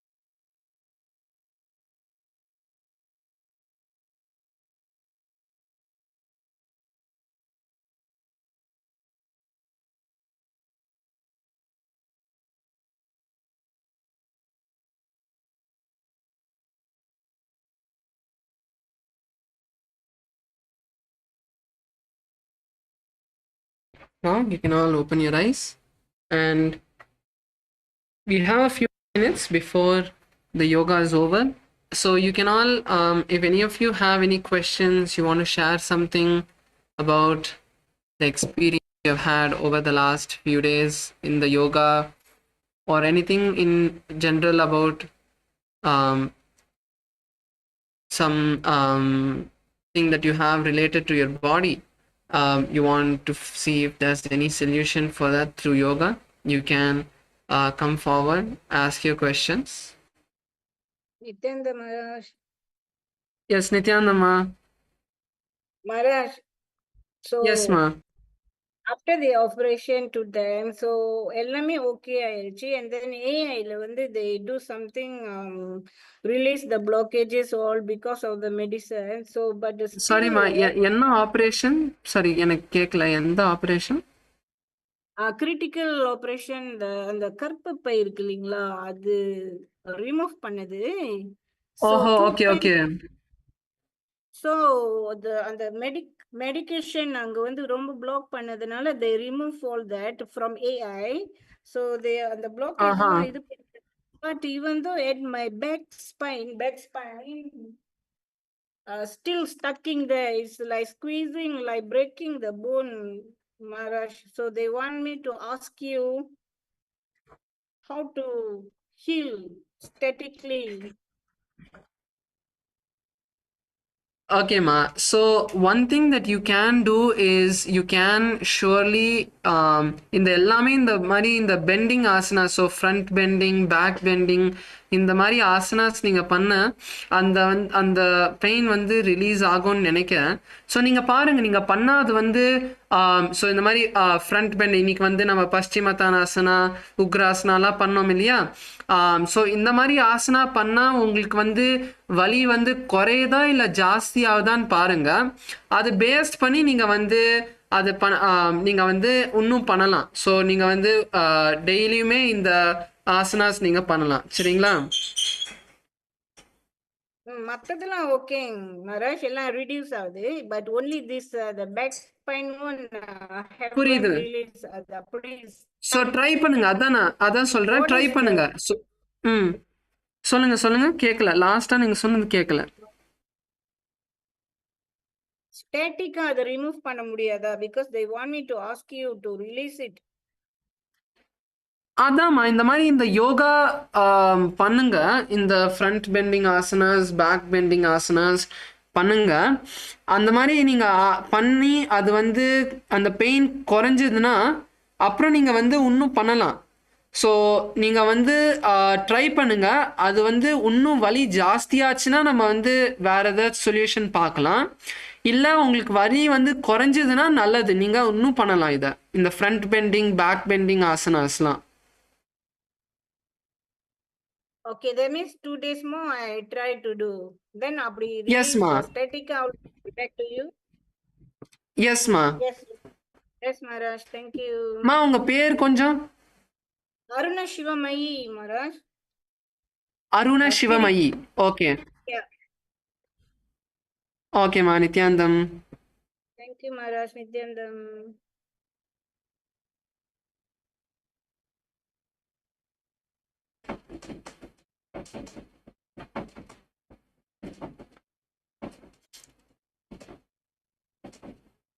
Hello, Marsh. நித்யாந்தம் Masi. I have a question. I'm not sure what asana today that after I do the asana, right? Could you talk a little bit louder? Sorry. Today after, I'm not sure which asana. After that, I feel like a little dizziness and my neck here like pulling. Is it because of the shoulder or the hand usage which is not correct? I wouldn't say that, ma. So, it would be maybe if this. See, it's like one thing is that we are doing all of the. You even did the headstand also, and you did lot of physical where you had to exert yourself a bit. So I think maybe because of that you felt the light dizziness. Maybe you did you have good food yesterday? Did you eat well yesterday, ma? Yes. Okay, so then it just could be that this because of headstand you would be having that little dizziness, but it's fine. It'll relax when you have your next meal. You take a little break. It should settle down, ma. All right. Thank you. Thank you, Nidhyana. So it would be just that you're not, your body is not used to it. So it would be just because of that. So it is fine, ma. No issues. Yes. Ma Govinda Priya is asking.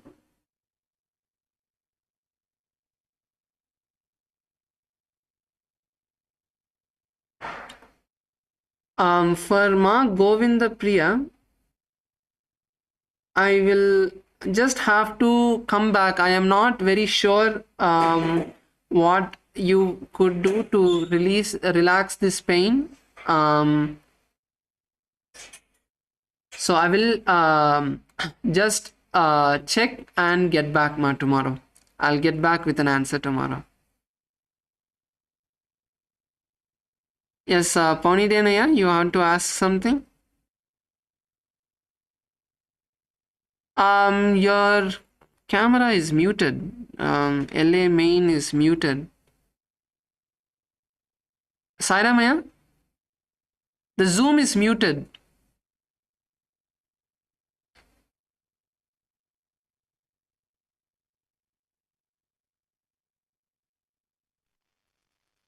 Yes, Aya, could you speak? You hear me? Yes. It's very, very low, Aya. Okay. It's good. This? For some reason, every time LA talks, it's so. Could you maybe type the message, or could you maybe join on your phone or something and talk in that? Like yesterday, you guys joined on the phone, right? And showed you were connected on the phone. So like that, you could join on the phone. You hear me now? It's very, very feeble, Aya. I'm not able to hear you clearly. Okay.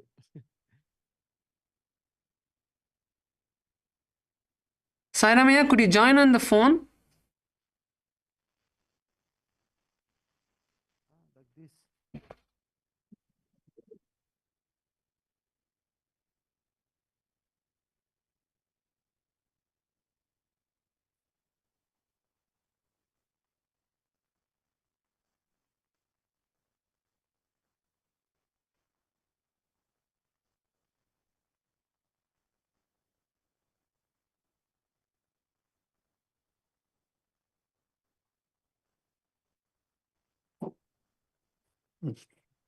Thank you. Nityananda Maharaj. Yes, that is much, much better, Aya. Please go ahead. Okay. So thank you for the session. And what I want to say about this few days, thank you very much for the communication. You speak about the pain, why the pain, what's happened behind the pain, and I see clearly some. I'm better than 3 weeks ago. I can do something better. So thank you very much for all this.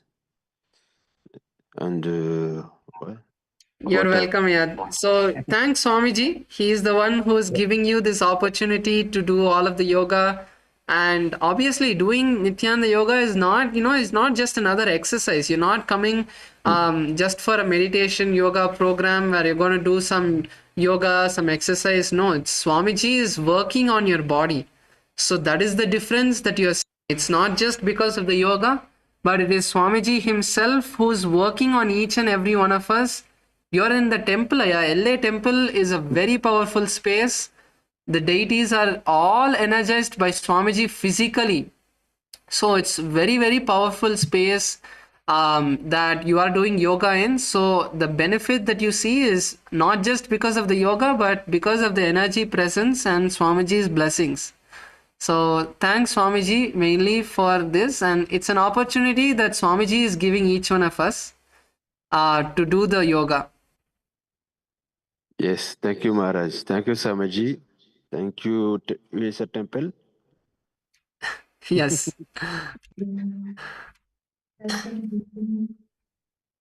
Nityananda Maharaj. Yes, Nityanamaya. Yes, definitely Very good, Maharaj. Like from what I was doing, like on day 1 or week 1. So it's going good, and some things which I thought I would not be able to do, able to do those things. And going through all 508 asanas is really awesome. That's great, Aya. That's great. So, see, within 3 months, if you do, Aya, so for this is for everyone. If within 3 months you will see an amazing breakthrough in everything, and surely within, if you are consistent, if you do persistently, if you do within the like 6 months. 1 year to 6 months, you'll be able to master the entire Pratama Vinyasa Krama, Dvitiya Vinyasa Krama, Tritiya Vinyasa Krama. It's very much possible. Like at any age, you can do it. It's too late. It would just take a little bit more time for you, but it is very much possible to be able to do. So actually, it is time now. It's already time. So let us conclude the session today. Let's all sit with our head, neck, and spine in a straight line. Please sit up in a comfortable position with your head, neck, and spine in a straight line.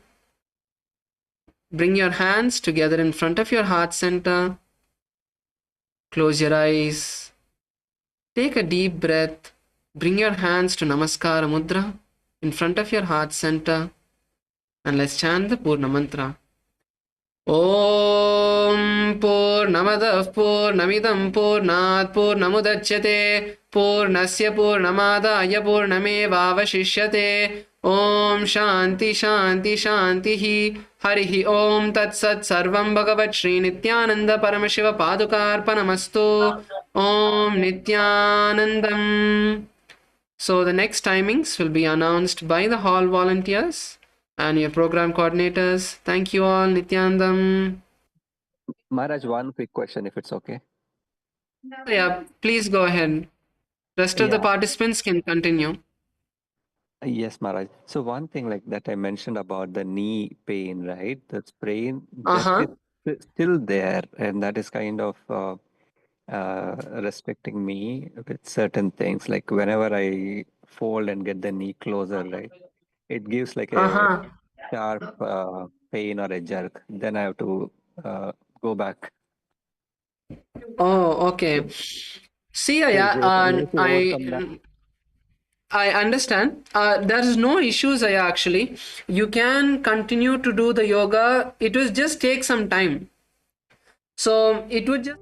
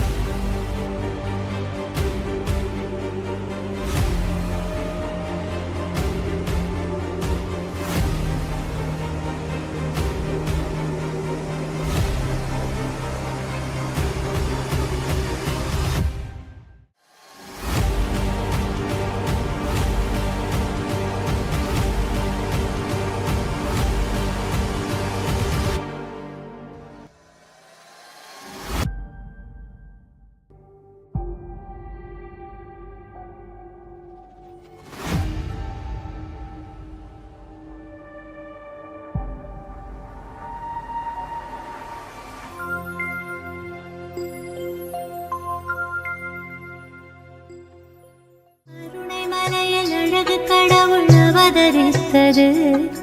கருணை மிகுந்து அன்னை என்னும் வரமளித்தது. கருணை மலையில் அழகு கடவுள் அவதரித்தது. கருணை மிகுந்து அன்னை என்னும் வரமளித்தது. பரமஞான ஒளியில் குழந்தை ஜொலி ஜொலித்தது. பரமஹம்ச நித்யன் என்னும் பெயரும் பெற்றது. பரமஞான ஒளியில் குழந்தை ஜொலி ஜொலித்தது. பரமஹம்ச நித்யன் என்னும் பெயரும் பெற்றது. கருணை மலையில் அழகு கடவுள் அவதரித்தது. கருணை மலையில் அழகு கடவுள் அவதரித்தது. கடவுள் அவதரித்தது. கடவுள் அவதரித்தது.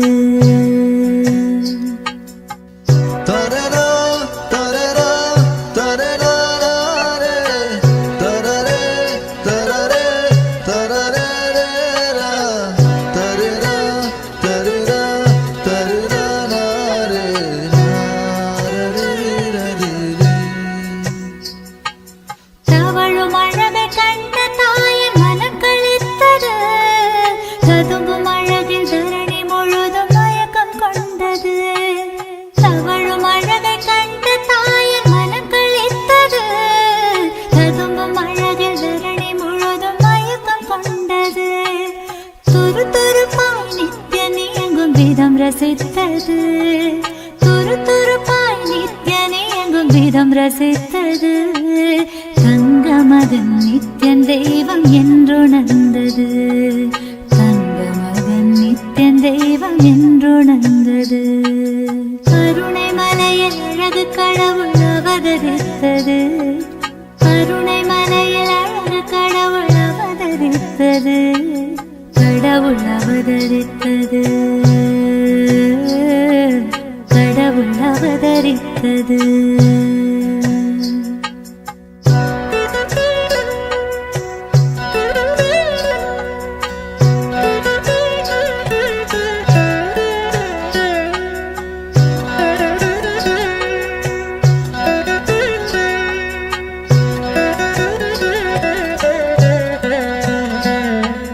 பாலகராம் நித்யன் பக்தி ரசத்தில் மூழ்கிட.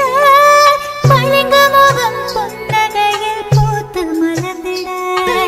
பாலகராம் நித்யன் பக்தி ரசத்தில் மூழ்கிட. பளிங்கு முகம் புன்னகையில் பூத்து மலர்ந்திட. பார்த்த எந்தன் வாழ்வே பரவசத்தில் ஆழ்ந்திட. பார்த்த எந்தன் வாழ்வே பரவசத்தில் ஆழ்ந்திட. பூமி காக்கும் நித்யனை நான் வாரி அணைத்திட. பூமி காக்கும் நித்யனை நான் வாரி அணைத்திட. கருணை மலையில் அழகு கடவுள் அவதரித்தது. கருணை மலையில் அழகு கடவுள் அவதரித்தது. கடவுள் அவதரித்தது. கடவுள் அவதரித்தது.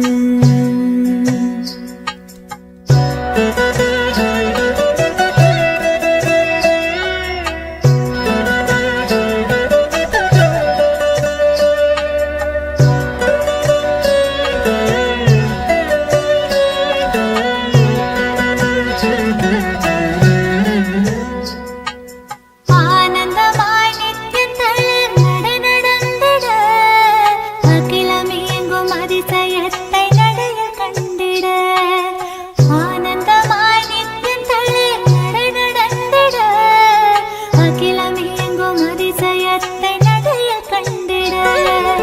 விடமச்சலில் நித்யன் என்னை வசியம் செய்திட. விடமச்சலில் நித்யன் என்னை வசியம் செய்திட. வாழ்வின் வேதம் வேறில்லை என்றே கொண்டாடிட. வாழ்வின் வேதம் வேறில்லை என்றே கொண்டாடிட. கருணை மலையில் அழகு கடவுள் அவதரித்தது.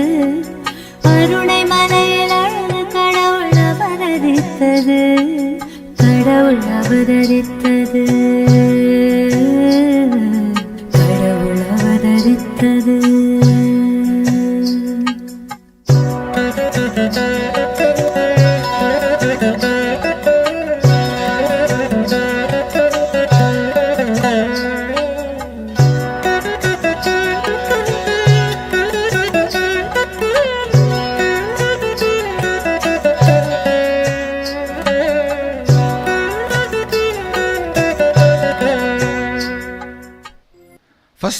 I want to tell you, third eye can be opened. Second thing I want to tell you, for the sake of God, please open it.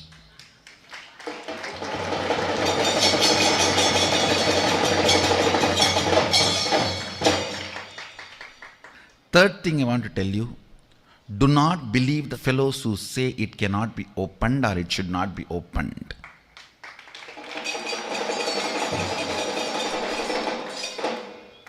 I tell you, it is necessary. Second, it is possible. Third, the science is available. Fourth, I experienced it. Fifth, I already shared with the set of disciples and established the authenticity of the science. Sixth, I can give you. For the heaven's sake, don't believe the fellows who say it is not possible, who say don't open it, who say it is not necessary, who say no, you will get siddhis and you will get caught in it. If you have really faced that situation, then come and talk. Oh, I had siddhis and I gave it away. I gave it upon it to have enlightenment. Then come and talk. If somebody is stuck in the level of siddhis, that is much more forwarded stage than being stuck in without having anything. First thing I want to tell you, what I am teaching, what I am helping you to experience, what you guys are manifesting, this whole science is from Yogapada of Sadashiva, which is Shakti, not Siddhis. It is not the Siddhis described by Patanjali in Patanjali Yoga Sutras. With the grace of Sadashiva, the various experiences, expressions and powers of third eye will be shared with all of you as the science. Already more than 10 different powers explained by Sadashiva in Agamas, scientifically established, reproduced, manifested, tested, validated by us. I request whoever wants to experience, express, manifest powers of Sadashiva through your third eye, become a YouTube subscriber. Every day, learn the secrets of third eye, making you experience. Listen. 7 different powers which manifest through your eyes if the Kundalini is established on your third eye. Kundalini means the inner potential energy you are having, the reflection of God in you, the God particle in you.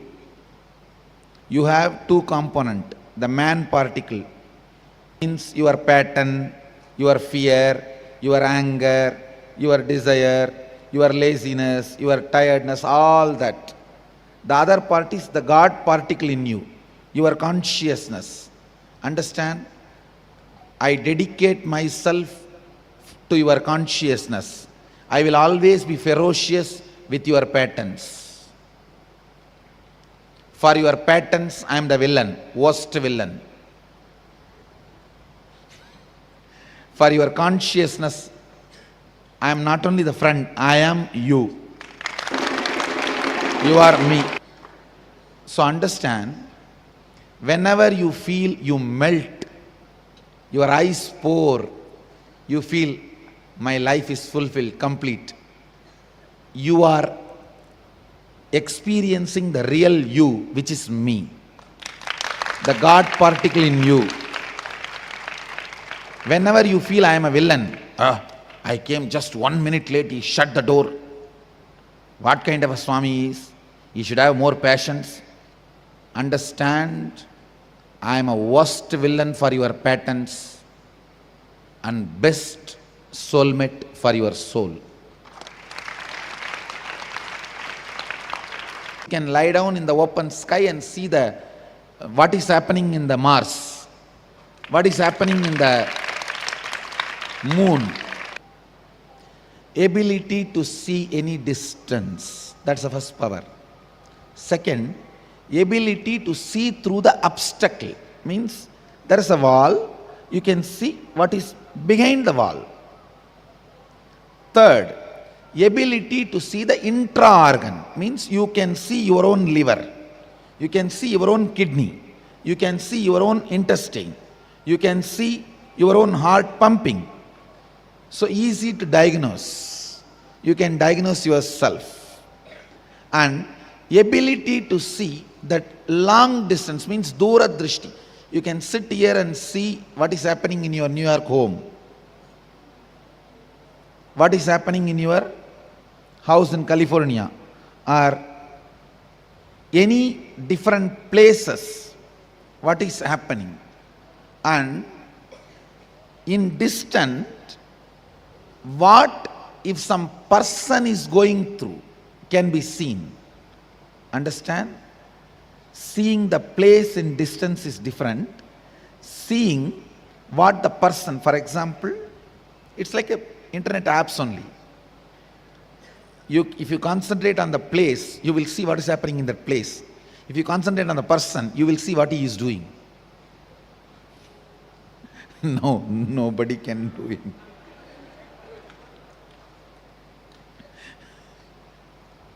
I think I am creating lot of solutions and lot of problems. Understand? Ability to see the thought currents.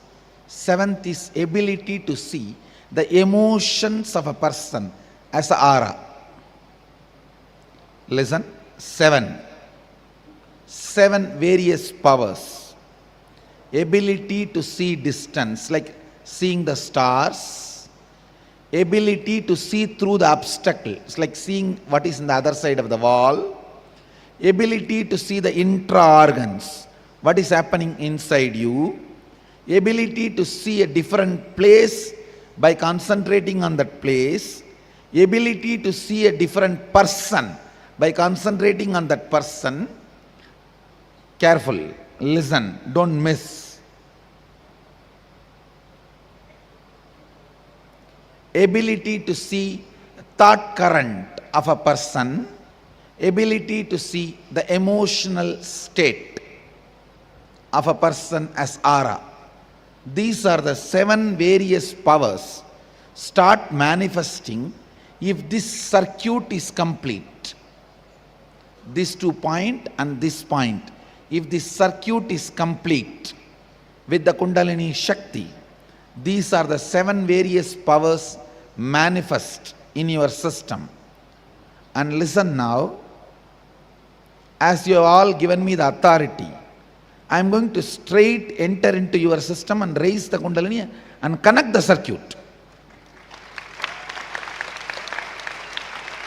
You need to know for next 20 days, means till this program gets over, you need to wash your eyes morning and night both through that eye cup. There is a Panchakriya. We teach Panchakriya. In that Panchakriya set, there is a small cup washing the eyes. So you have to wash your eyes morning and night because this whole zone will get heated up. You have to cool it with a cool water, fresh water, morning and evening. And after you practice the process. If you don't cool, you will feel the heat and you will feel sleepy because of the heat. There will be no other side effect. There will be no other side effect other than you feeling that you need little more time to sleep, or your eyes are little hard, so you need more time to keep your eyes closed.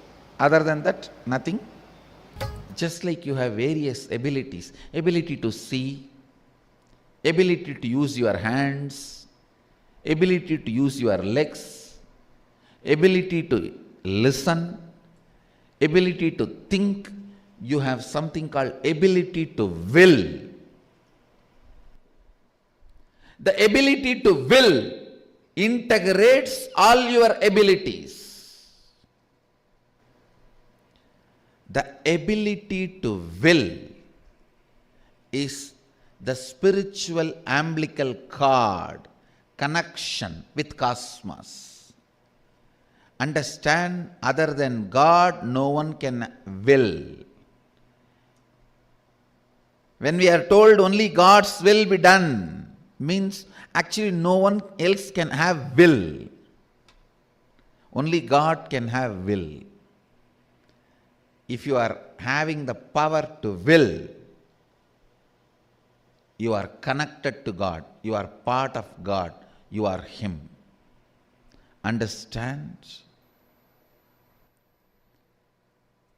Power to will is umbilical cord connection with God. Our umbilical cord connection with God is our power to will. If you will, no one can deny it. Will is the umbilical cord through which you manifest. Will is the umbilical cord through which you and Sadashiva are connected. You and Brahman are connected.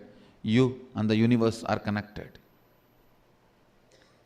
As long as you have power to will, you have a right to enlightenment.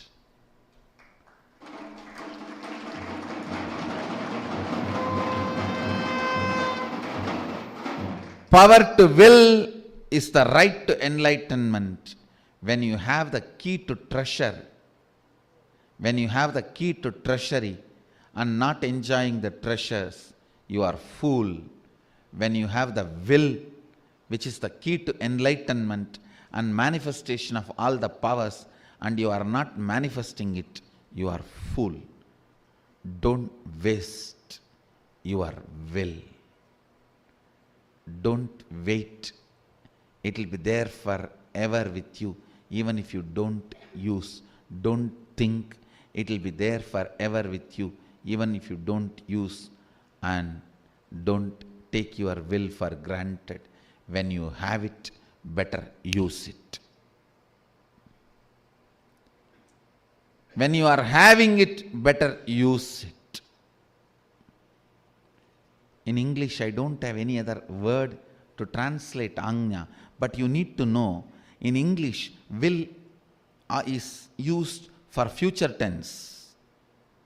In Sanskrit, Anya is present tense. There's a big cultural difference. The moment I translate, the juice is lost. Will is more like a future in English, but in Sanskrit, Anya is present. And I tell you, once you understand the science of will, so much can be manifested by you. So much of order, so much of love, so much of life can be manifested in you. Please listen. Sadashiva is waiting for each one of you to manifest Him, because more and more of you manifest Him, more and more joy in the planet Earth. More and more of you manifest Sadashiva's powers, more and more bliss in the life. More and more of you manifest His powers, more and more consciousness in the world. So that is the best thing you will do to you and you will do to others. Once it is awakened, it is permanent. Please understand, once your eyes are opened, it is permanent. Only thing, the dangers in the third eye awakening is doing it on your own, trying some techniques on your own without the direct guidance of a guru is dangerous. That can lead to many side effects like mental problems, disorders, or headache, the physical and mental disorders. So don't try on your own without the direct guidance of an enlightened being, without the direct guidance of an incarnation. Don't try it on your own. The techniques I have designed are most safe. To tell you honestly, I have not even designed this technique. I took it from Shaivagamas, Mahadeva's teachings to Devi. I took it from that and organized it. Only the permutation combination is my contribution. Otherwise, the original technique is from Shaivagamas. I have taken this techniques, organized it.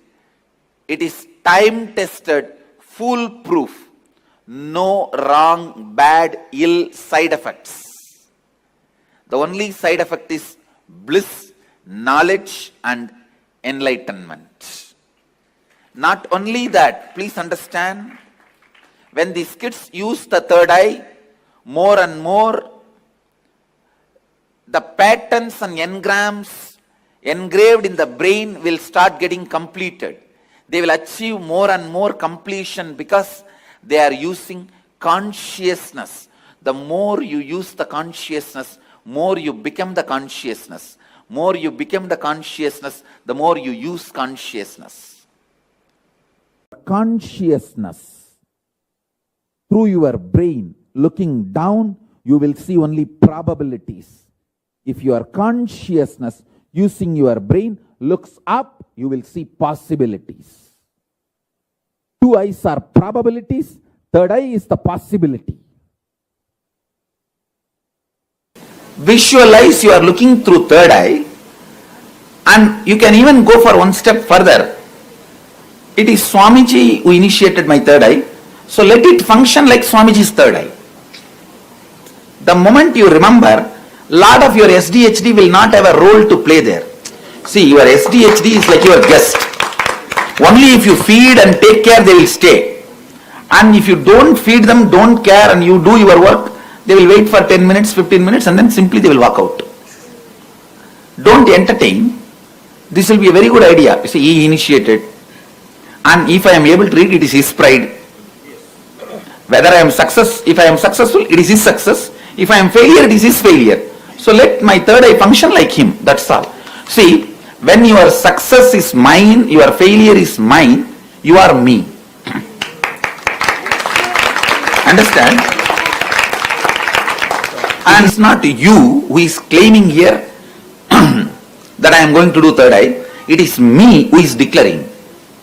So me who is initiating. So tell yourself, he initiated, so let it work like his third eye. Over. So suddenly SDHD will not have job there.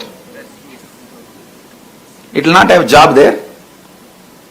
Because your success or your failure, both is mine. If you are able to do, it's my success. You see, there is some things which you do it on your own tapas. But here, it is not by your own tapas, it is a gift from the master.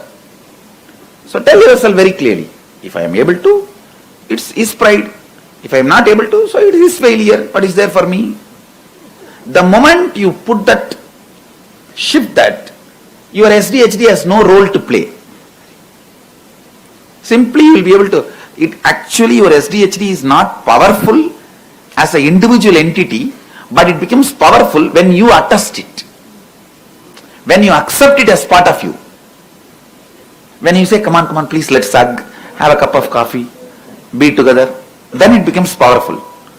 So the moment you take this stand, this context, now what is there? If I read, it is his pride, his glory. If I don't read, it is his failure. What is there for me? So with that, suddenly your SDHD has no role or no play over you. Because I am declaring that I will make all you guys read. I am only declaring and I am only working on it. So leave it to me. You will see suddenly the SDHD has no role to play. And your SDHD is not that powerful other than you entertaining it.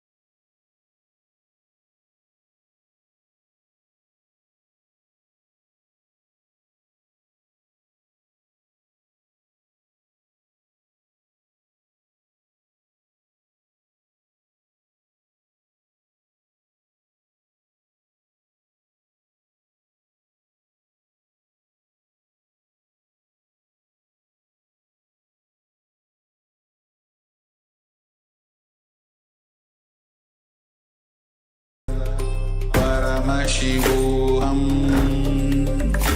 Om Nityananda Paramashivoham Om Nityananda Paramashivoham Om Nityananda Paramashivoham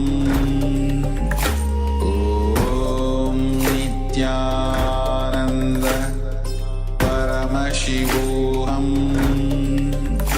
Om Nityananda Paramashivoham Om Nityananda Paramashivoham Om Nityananda Paramashivoham Om Nityananda Paramashivoham Om Nityananda Paramashivoham Om Nityananda Paramashivoham Om Nityananda Paramashivoham Om Nityananda Paramashivoham Om Nityananda Paramashivoham Om Nityananda Paramashivoham Om Nityananda Paramashivoham Paramashivoham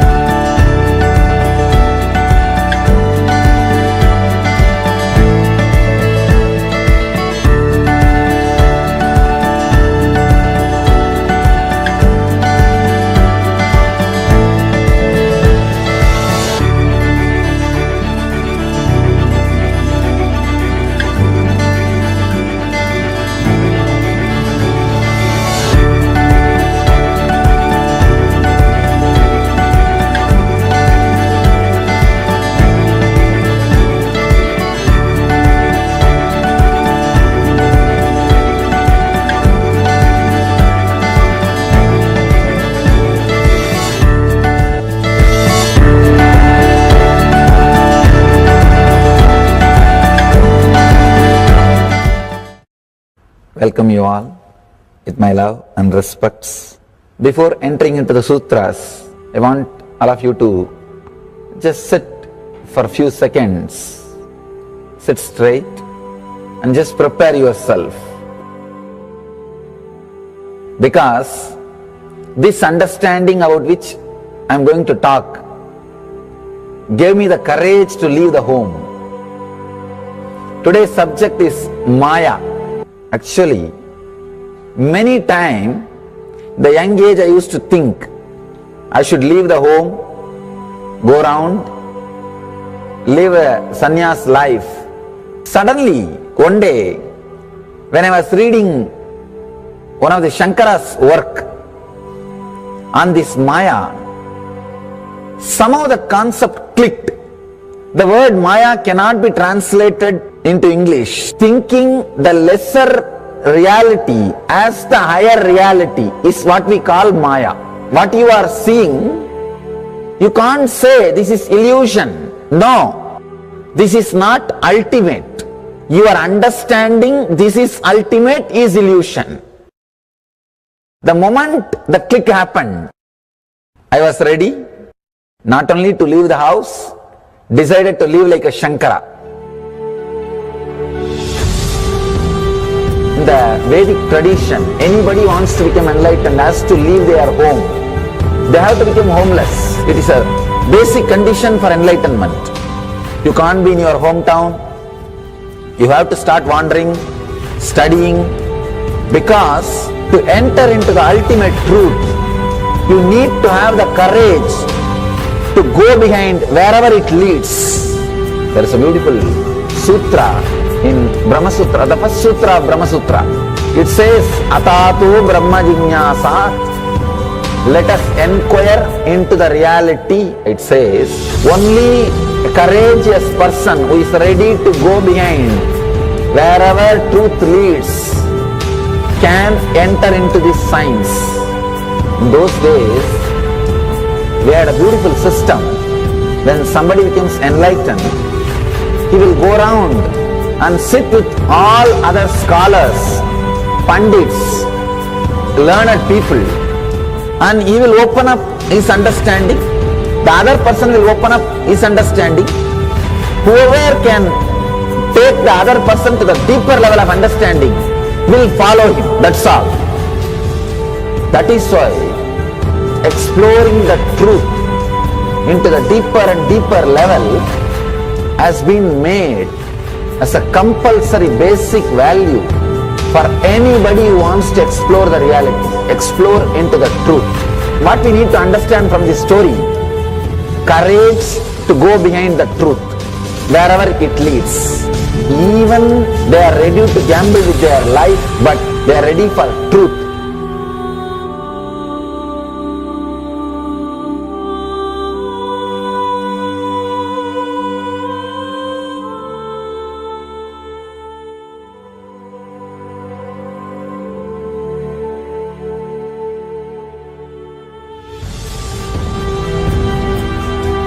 If you accept or start working on the reality, whatever you see can be Maya. It feels as if the ground on which you are standing is opening or giving way, is taken away. It needs courage. It may suddenly open a new door to you. You must be able to go into the door, only then you can see the next door.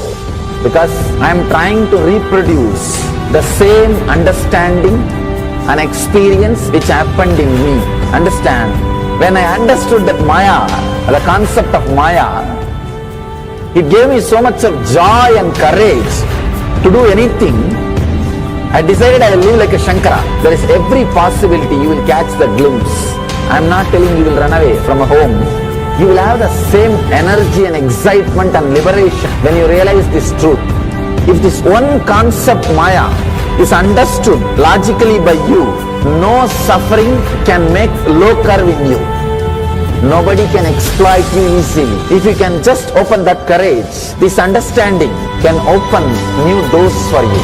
If you understand this clearly, you will have the courage If you have little courage, you will have understanding. It's like a circle. Who will start first? I represent Kailasa Nation, led by Supreme Pontiff of Hinduism, Sri Nityananda Paramashivoham, which speaks on behalf of 2 billion Hindus around the world who do not have a voice representing them in these international forums.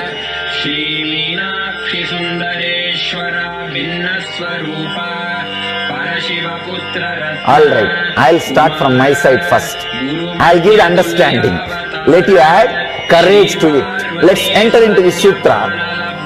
Illusions deceive, colors circumscribe, even divisibles are indivisible. Look, become Shiva.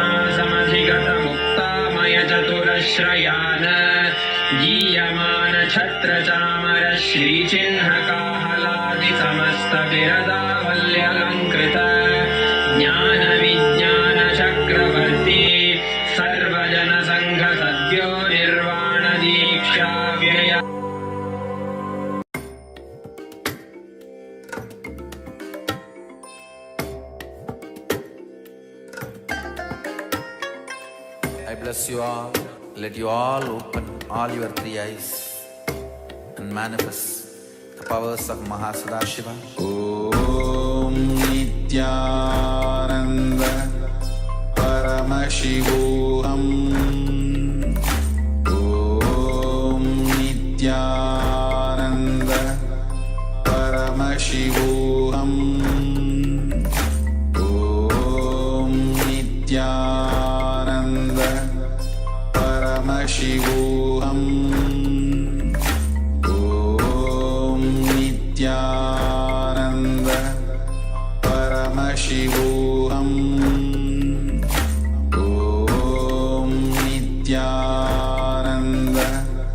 Paramashivoham.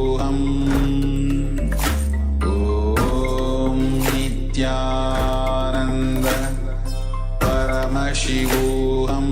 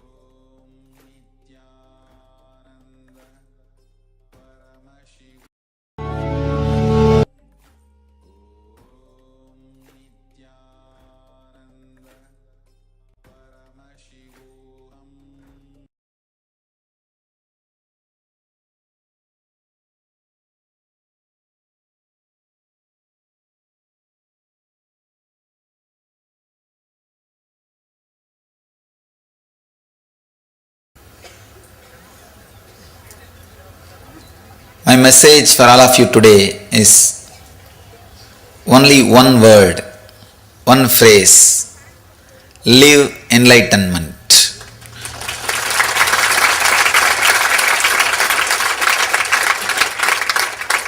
The Jivan Mukti. Understand,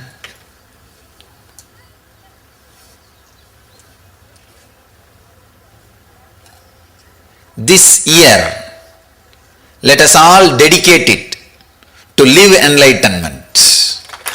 Come whatever may.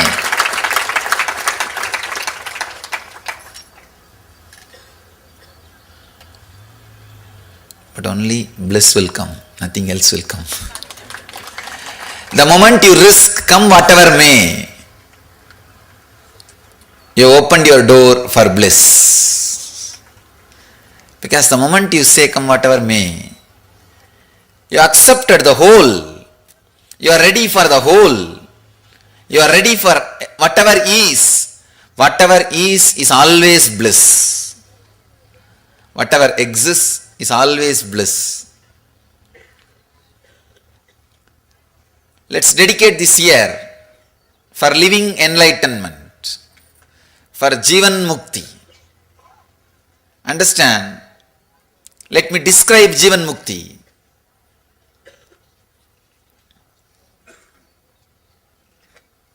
Conflict-free life in the inner world and the outer world. Conflict-free living.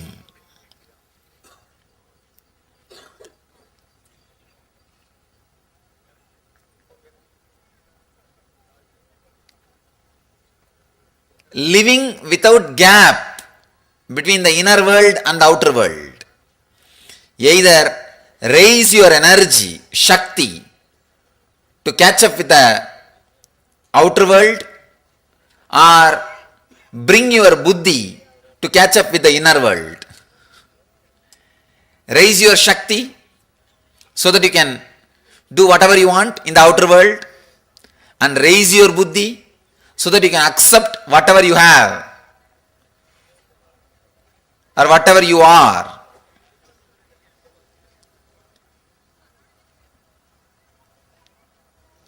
Through any one process, integrate yourself.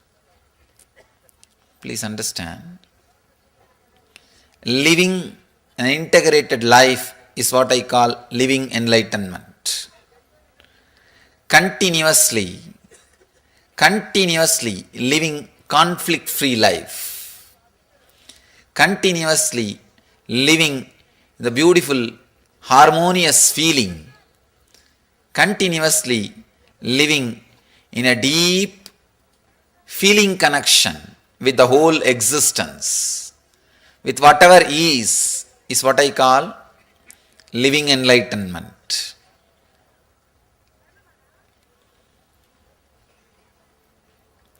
You have to put it in 4 words.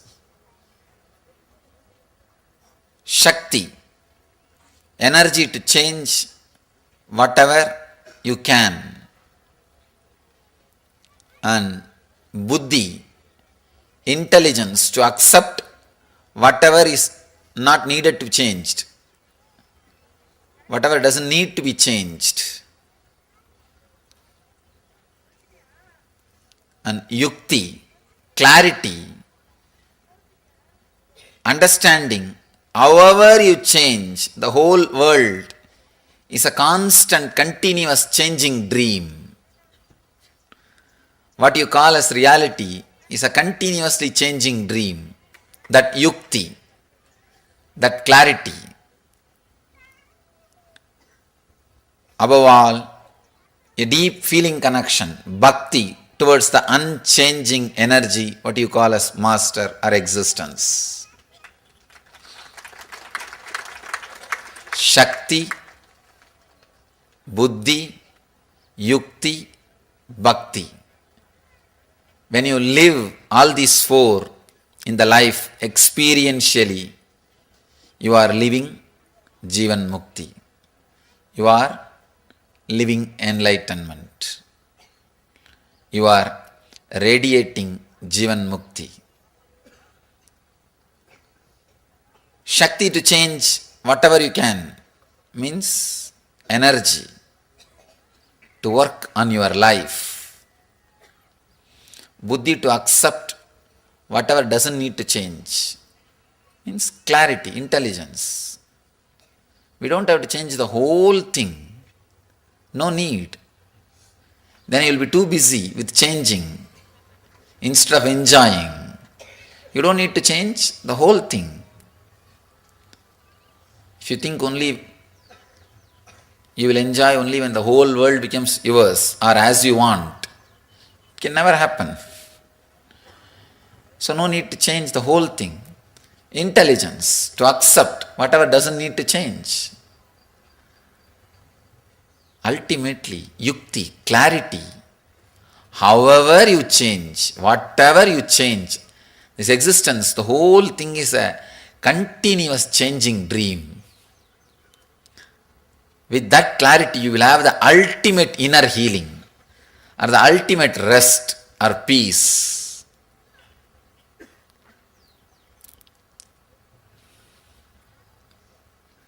When you have that clarity, however you try, whatever you change, the whole existence is a continuous dream which changes. Suddenly you will have deep feeling connection with one thing which does not change, which is eternal, Nitya Ananda. The feeling connection with that which does not change is what I call bhakti. When you live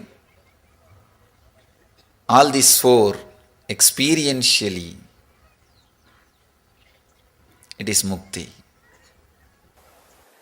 Radiate enlightenment continuously. Please understand, I am taking you deeper, further into living enlightenment.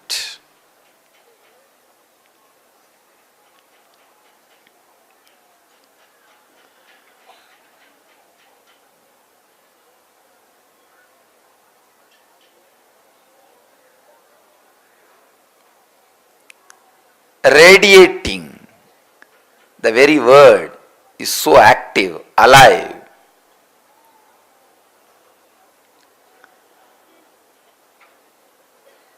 Not only you living enlightenment,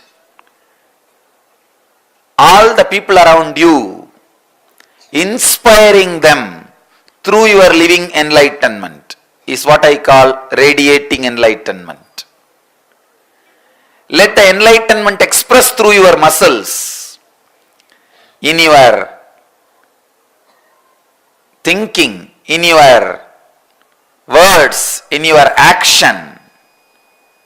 Let it express through your being. Inspire all the people who are living around you. Please understand, the world is mirror for you. Whatever world experiences about you, you experience that as you. You continuously look into the world to know more about you, to have an idea about you. Now, create beautiful enlightened mirrors around you by radiating enlightenment. So that constantly you will remember you are not only living, radiating enlightenment. So take up this as the mission for this year. People around you should really feel the power of your enlightenment, the power of your Jivan Mukti. When I say the word living enlightenment, energy to change whatever can be changed, intelligence to accept whatever need not be changed, clarity, however you change, the whole world is just one more changing dream, and devotion towards that which is unchanging. This is what I define as living enlightenment, Jivan Mukti. Now, let these great truths radiate through your system so strongly. Let all the people around you, the world around you, feel the power of enlightenment.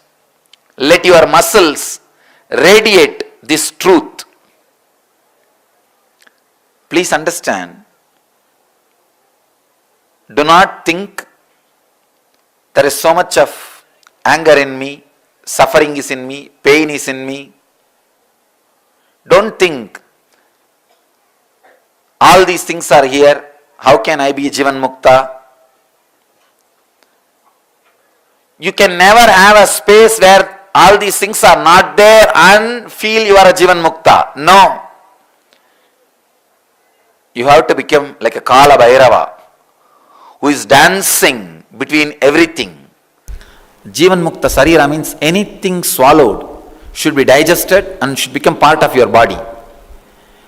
Jivan Mukta mind means anything seen, you should be able to swallow, digest it, crush it and clear it. It should become wisdom. Any food swallowed should become energy, and anything seen should become wisdom in you. That is what I call Jivan Mukta Sarira, the body of enlightened and the mind of an enlightened. If you are living just in present, you have no freedom to correct your past and project your future. If you are living only in the past and future, you have no freedom to correct in present. If you are living in past, present and future, only then you have freedom to correct, freedom to amend and freedom to project. Understand? Living in present is not enlightenment. I am throwing a new light. I am breaking one ice, old pot. Living in present is not enlightenment. That's what we always think.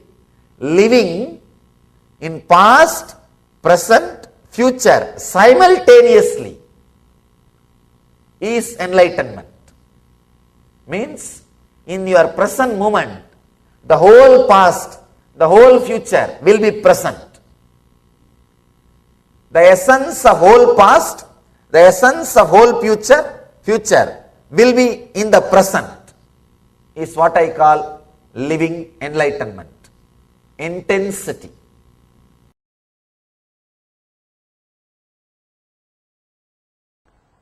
Take this as a message. This is the message for you, you all. Understand, in any situation, just remember how Swamiji will behave, how Swamiji will react, how Swamiji will face this situation. Simply you will see new door opens. This is what I call living enlightenment. Understand? You don't need anything else. This one is enough. Even while you are sitting, if thoughts are coming, if Swamiji is just sitting, what will be going on inside him? Naturally silence. Then why are you thinking? Silent. Over. Nothing else. That's all. Your mind will, if your mind says, no, I know it's true, but I can't do this, it's too much. Then you think, if Swamiji's mind says like this, how he will behave? You would have finished the mind that moment. That's all. Nothing else. That's all. Just be very clear. Carry this one message. Maybe you can take this one message and let this message become life into you. The message of living enlightenment. See, understand, from the age of 10, of course, around the age of 10 only I was inspired and impressed by him. That was the time I started. But I didn't even know it's a meditation technique or it's a technique or all those things. Just it started. How he will behave? How Annamalai Swami will behave for this situation? Because many times in the house, my brothers or family will, if they start fighting for something, some share, this, that, and I'll think, how Annamalai Swami will behave? He won't even bother. Forget about it. Let them have. That's all. Because actually this is what I call relationship with master.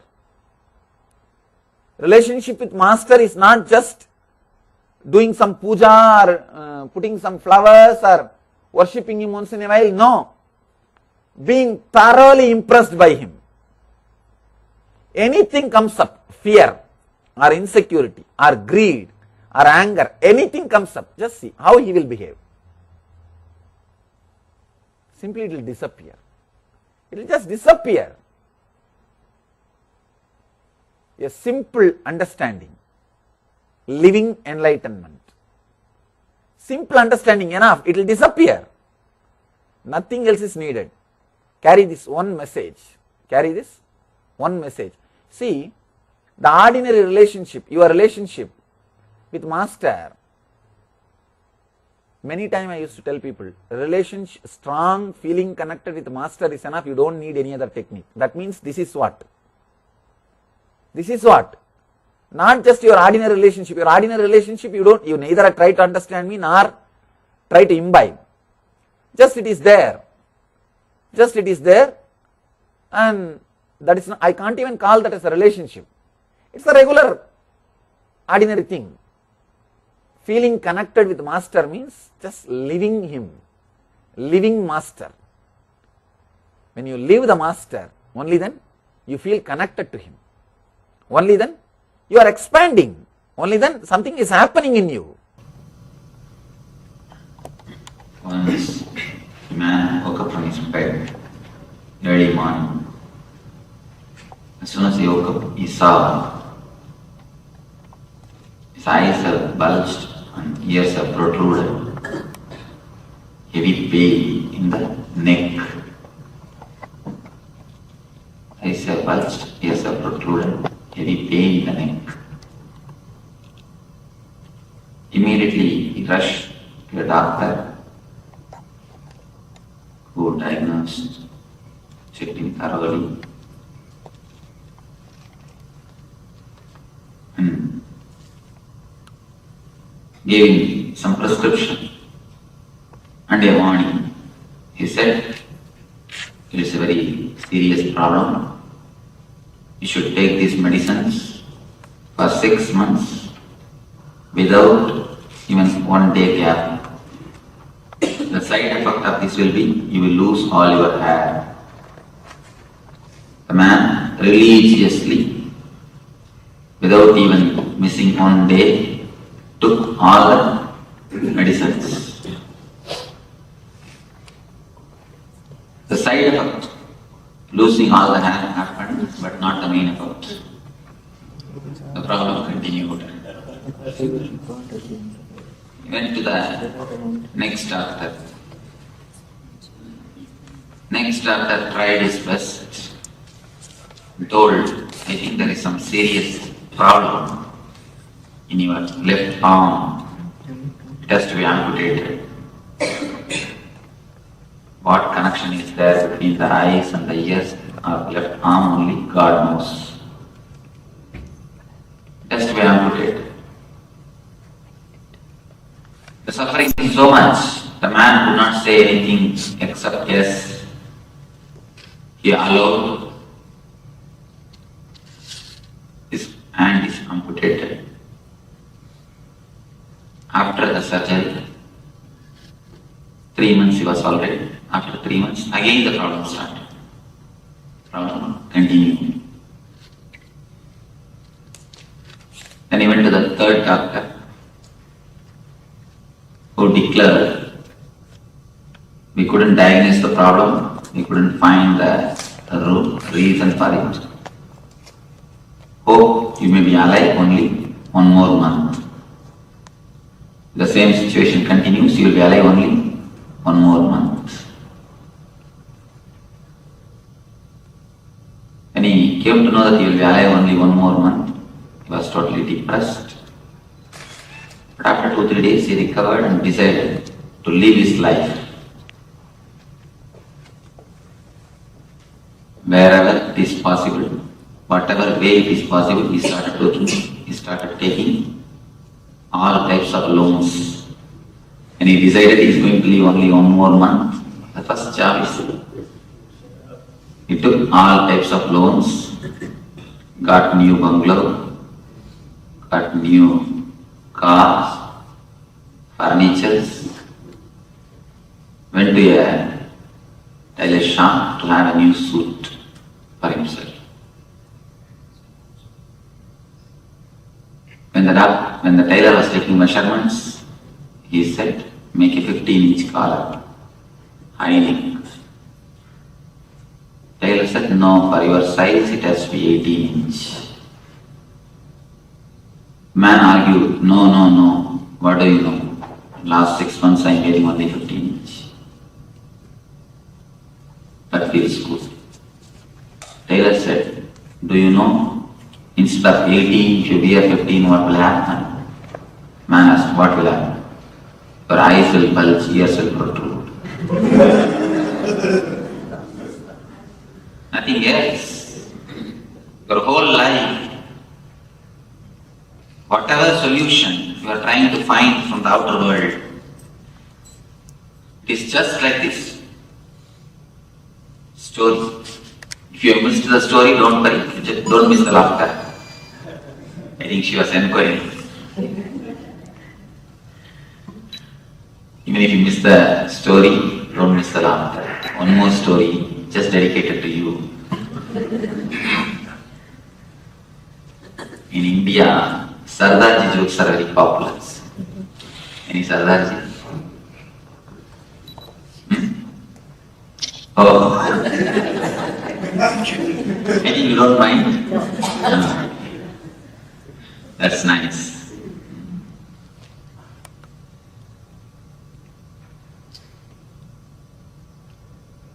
There is a competition. 100 jokes will be told. If you don't laugh, you will have $1 million prize. One man got into the stage, people have started cracking jokes. 50 somehow he could manage, but not more than that. He has to laugh.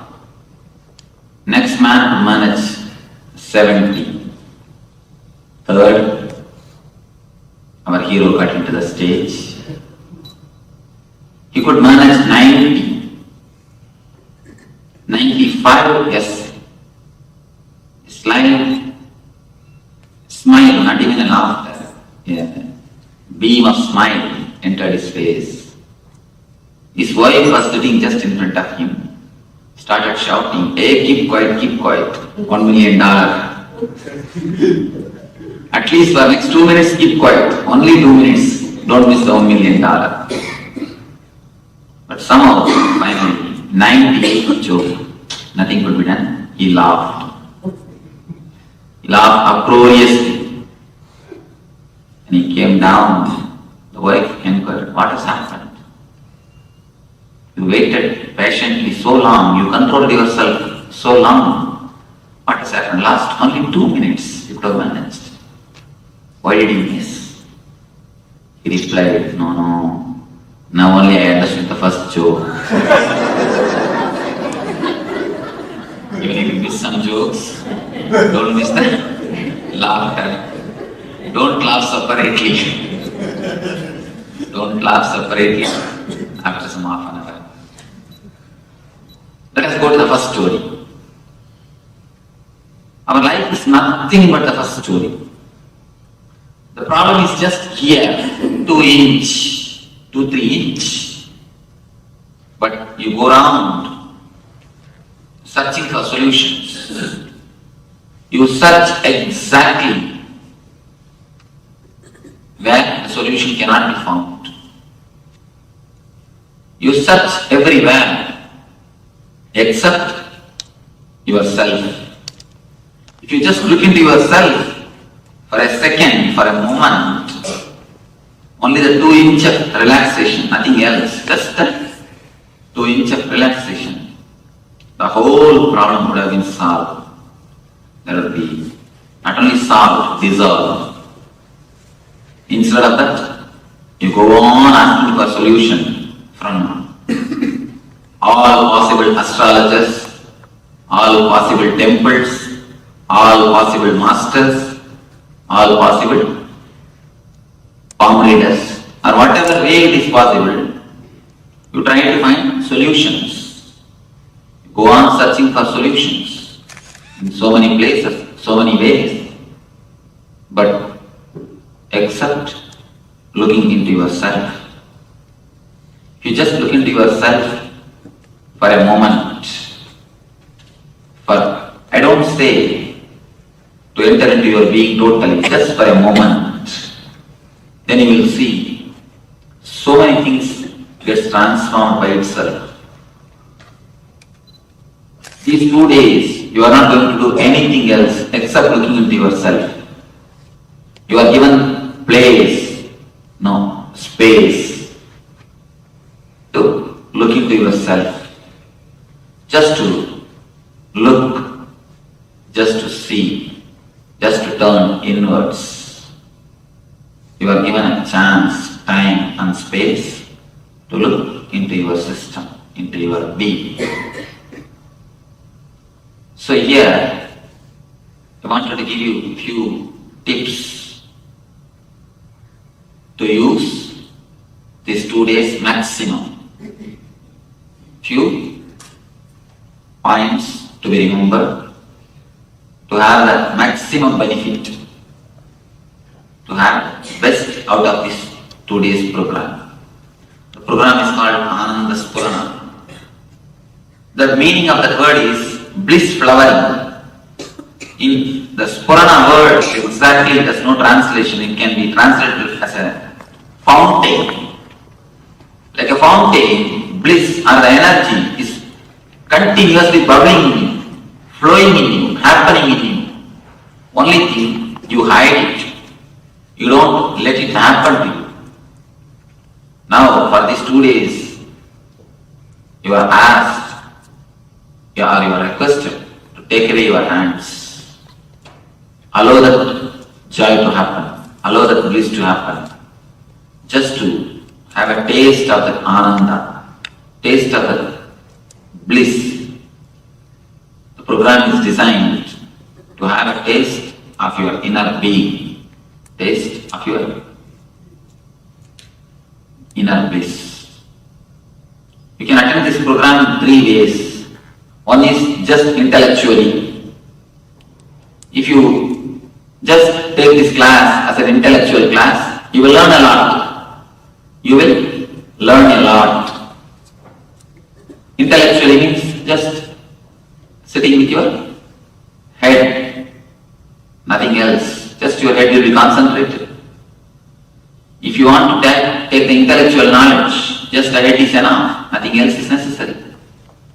You don't need anything else. If you are alert without sleeping in the class, that's enough. Nothing much is necessary. If you feel like sleeping, the last row is reserved for you. You can go there and sit and sleep. Please don't sleep inside the class. Not for your sake, at least for my sake. Why I say my sake? A small story. Once, a taxi driver from Chennai, anybody who had been to Chennai, who lived in Chennai? Then you will understand. Taxi driver in Chennai, they lead you directly to hell. A straight way to hell. They don't take you by shortcut or they don't take you by the long route or anything. Direct way to hell. If you are expectant mother, never sit in Chennai taxi.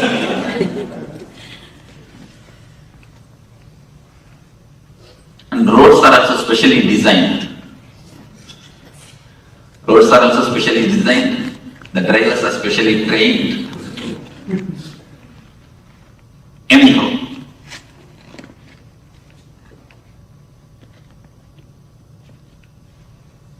one day morning, one taxi driver Chennai, and one great religious preacher. Both of them died, directly went to the court of Yamadharma. All of you understand that Yamadharma. Yamadharma means he is the man who gives judgment. For West, people from West, I'm telling, he is like a Saint Peter who gives the judgment. Now I will have a little problem. I have to use both cultural words, but I will try to manage. Whenever you don't understand any technical terms, you are free to ask me immediately. You don't have to feel shy. Immediately just raise your hand. Then I will understand your question and answer. So you can feel free to question anything or to ask anything. Don't feel shy. Or don't feel reluctant. How can I ask or how can I question? Because if you don't understand, you will misunderstand. So one more big problem is you will go and tell outside that this is what I heard. That will be both of them, the great religious preacher and the taxi driver, both of them reached the Yama's court for judgment. First, the taxi driver pushed himself into the cabin. Yama inquired, "What is your name?" He said, "My name is so and so. My name is so and so." "What were you doing?" "I was driving taxi in Chennai." So he took out the list of merit and sins. Finally he gave the judgment, "All right, let you have silken robe, golden staff, and first class AC seat in the Swarga, in the heaven." He sent. Next came this great religious preacher. He was asked, "What's your name?" "My name is so and so." "What were you doing?" "I was preaching God's word around the world. All over the world, I used to go around and preach Lord's name, preach the divine message." The list of the merit and sins is taken out and read. Yama gave the judgment. "Let you have cotton robe and wooden staff and third class room."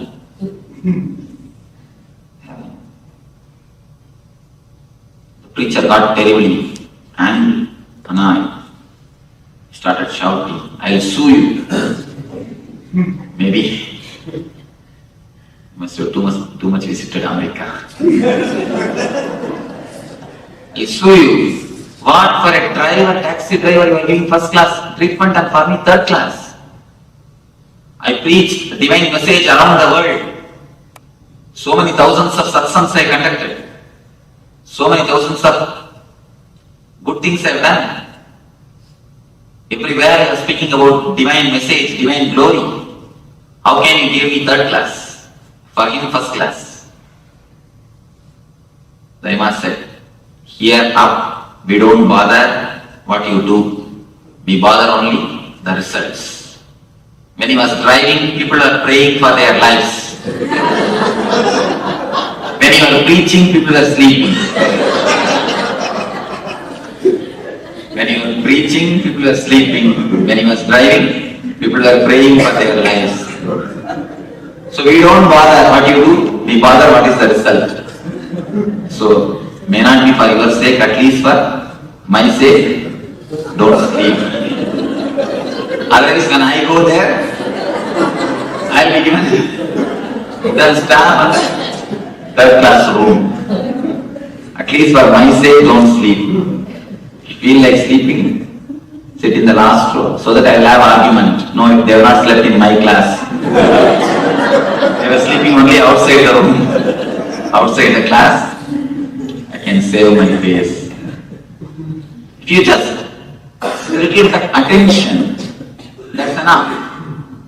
The class will be useful to you as a intellectual class.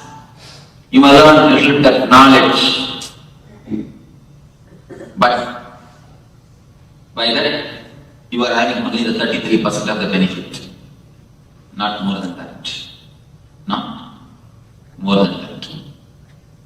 If you attend only as an intellectual class, when you go, you will tell, this Swami is a very great orator. How nicely he speaks. Only that much. That is not going to help you. That's not going to give you the total result. Next thing, you can attend with a little bit of heart, emotion. You may be searching for some meditation. You may be thinking, you might have heard about meditation somewhere in some book.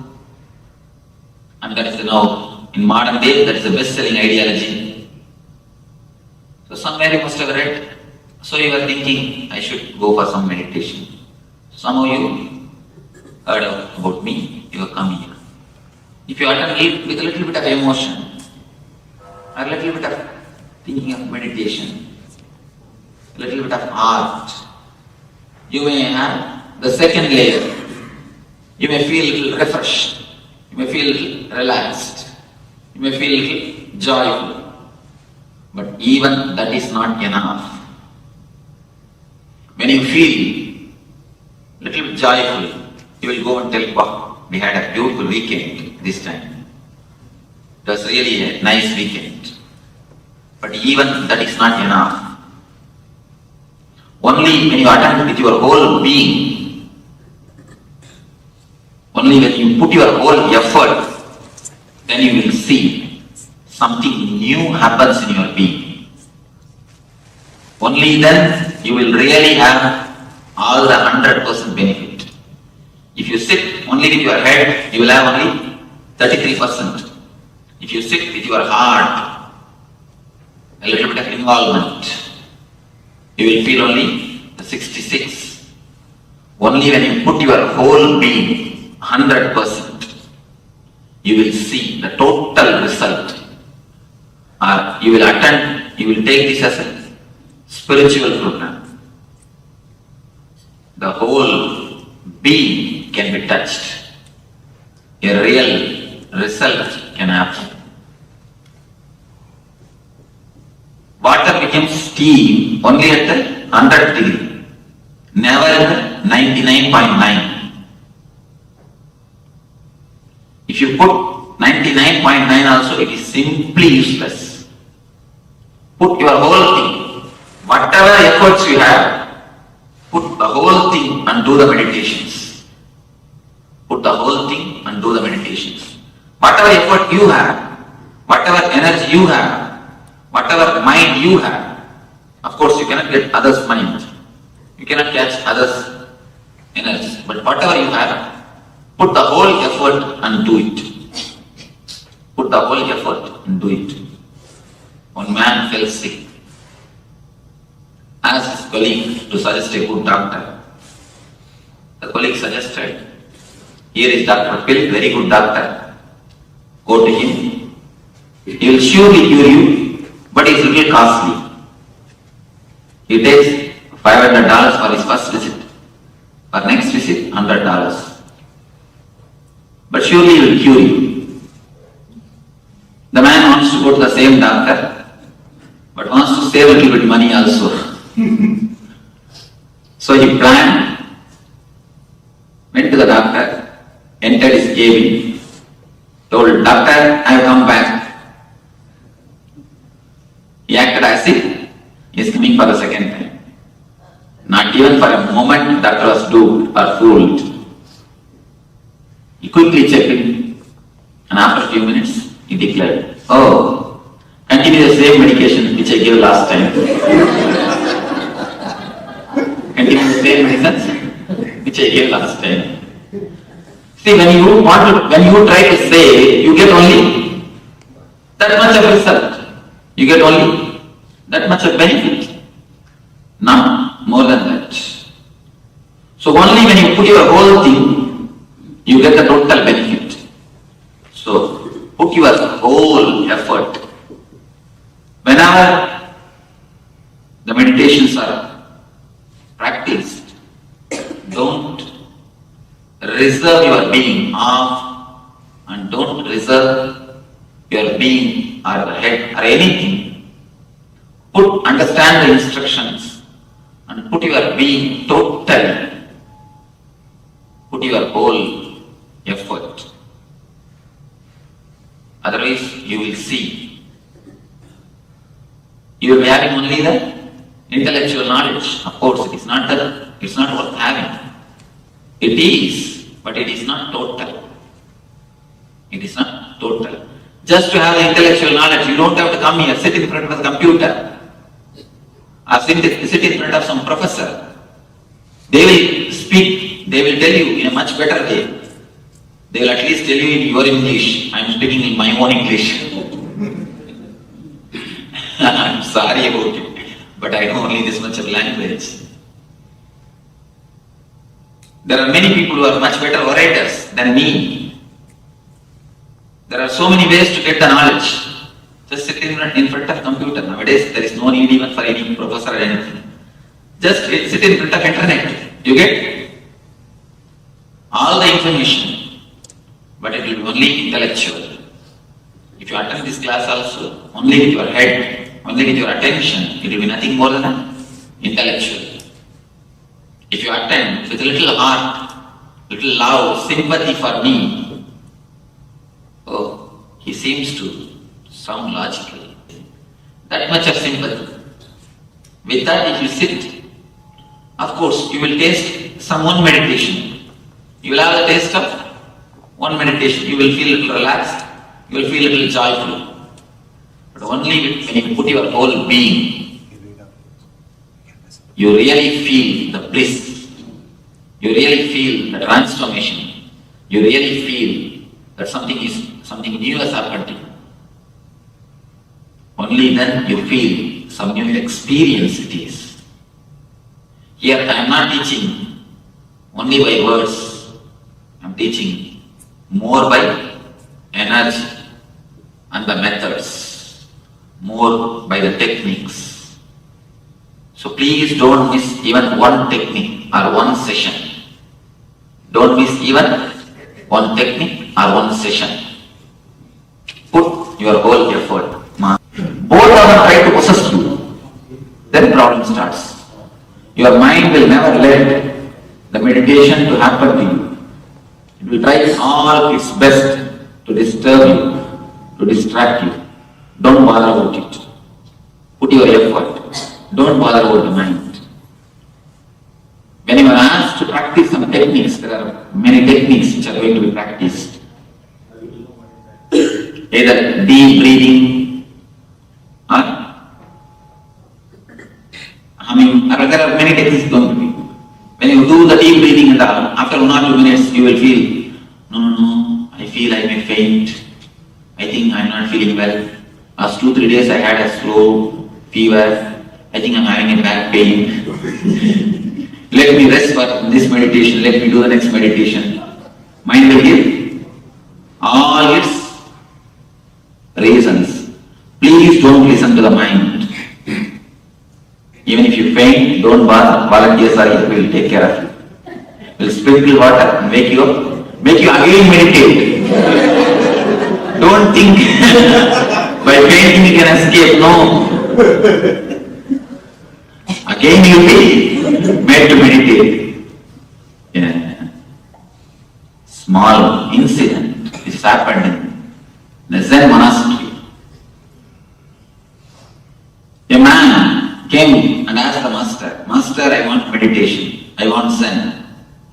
Master told, meditate silently for 3 months. He was meditating. Nothing happened. Again he went and asked, meditate silently for 3 months. Nothing happened. Same way it continued for 5 times. 6th time the disciple told, it's enough, I am leaving the ashram. Master told, no, wait, only for 1 week. Then also nothing happened. This time Master told, tell yourself, in 3 days you are going to become enlightened or you will kill yourself. Disciple told, all right, that's the right thing. Because what is the use in living? I have no other way. He decided and sat. Either I became enlightened and get up, or I died. The moment when he sat, he became enlightened. It's nothing. The meditation or the spirituality is nothing. It is just your conscious decision. A clear conscious decision. I will let your urge become urgent. Let your whole being be used. If you have back pain, don't bother, do totally. You will see the back pain disappears. Because around the world, thousands and thousands of people have practiced these meditation techniques. I have always seen. If you ask the people who attended, then you will be able to understand. You will be able to listen their experiences. Not one or two. Here the Swarna was telling me, she had 15 years of back pain. It has simply disappeared. It's not there at all. How many months over? She's not here. I think more than 2-3 months. 2-3 months, no? Last time when you attended? 5 months over. Huh? September you came attended. You all came attended. September they attended. Now already 5 months over. She says back pain has disappeared. This is not the one case. There are thousands and thousands. Why I say is the techniques are foolproof. Don't bother about it. Put your whole effort. Don't intellectually analyze. See, discourses you analyze anything. Intellectually you can understand. Techniques you cannot understand. They are something more deeper. They are something to do with your being.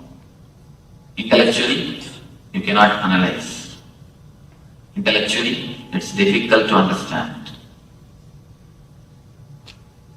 So, put your whole effort, then you will see the result happening in your system.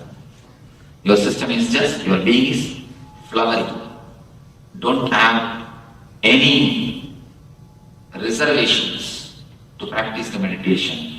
To participate in anything, whenever any session is brought up, any program is brought up, put your whole effort, put your whole being. In the Zen they say, the enthusiasm of initial level, you have always enthusiasm. They say a beautiful word, honeymoon. It's from Zen. The word honeymoon is from Zen. I always tell people, it's only honeymoon, never honey sun. Why? How long a moon will stay? How long a moon will stay? 16 days. In 16 days, it will disappear. Only 16 days is the life of the moon. 16 days is the time of the moon. Of course, for us, 16 days is the time. The emotion also will stay only for 16 days. That is why it is honeymoon, never the honey sun. They say the moon, or the enthusiasm of the honeymoon, the initial enthusiasm. Anything when you start, you have a tremendous enthusiasm. Kids, when they go to the school, initially they will have a tremendous enthusiasm. Do everything with that enthusiasm. With that excitement. Do everything, try with everything. With that excitement, with that sincerity, with that effort. 2-3 more things. A small story from Zen. Once a king went to see the Zen master. He sent his visiting card through a disciple to the master. The card says the name of the king and below Governor of Japan. When the card was taken to the Master, I have no business with such a fellow, send him back. The master sent the card. When the card was brought back to the king, he realized his mistake, took a pencil, erased the word Governor Chappan, sent the same card with only his name. When the card was taken to the master again, oh, he said, this man, bring him here, I'm waiting to see him. When the card was sent, his name and the title, Governor of Japan, master was not ready to see him. When the card was sent only with his name, master says, bring him, I am here to see him. So when you carry your title, you can't have Zen, you can't have meditation. Wherever we go, we carry our visiting card. Never think visiting card is this size. Visiting card is voting size, actually. We are carrying it on our head. That is why wherever we go, we get the blows. You continuously carry your titles on your head. Just for these 2 days, please keep your titles where you leave your shoes. Keep your titles where you keep your shoes. Keep your mind, keep your worries, keep your titles where you keep your shoes. I can be sure they will be there when you go back, you pick it and go. Your shoes may be lost, but never your titles. Because your shoes will be useful for somebody else, but never your titles. Never your mind. Your shoes may be useful for somebody, but your mind will be useful for nobody. So don't bother. Leave them where you leave your shoes.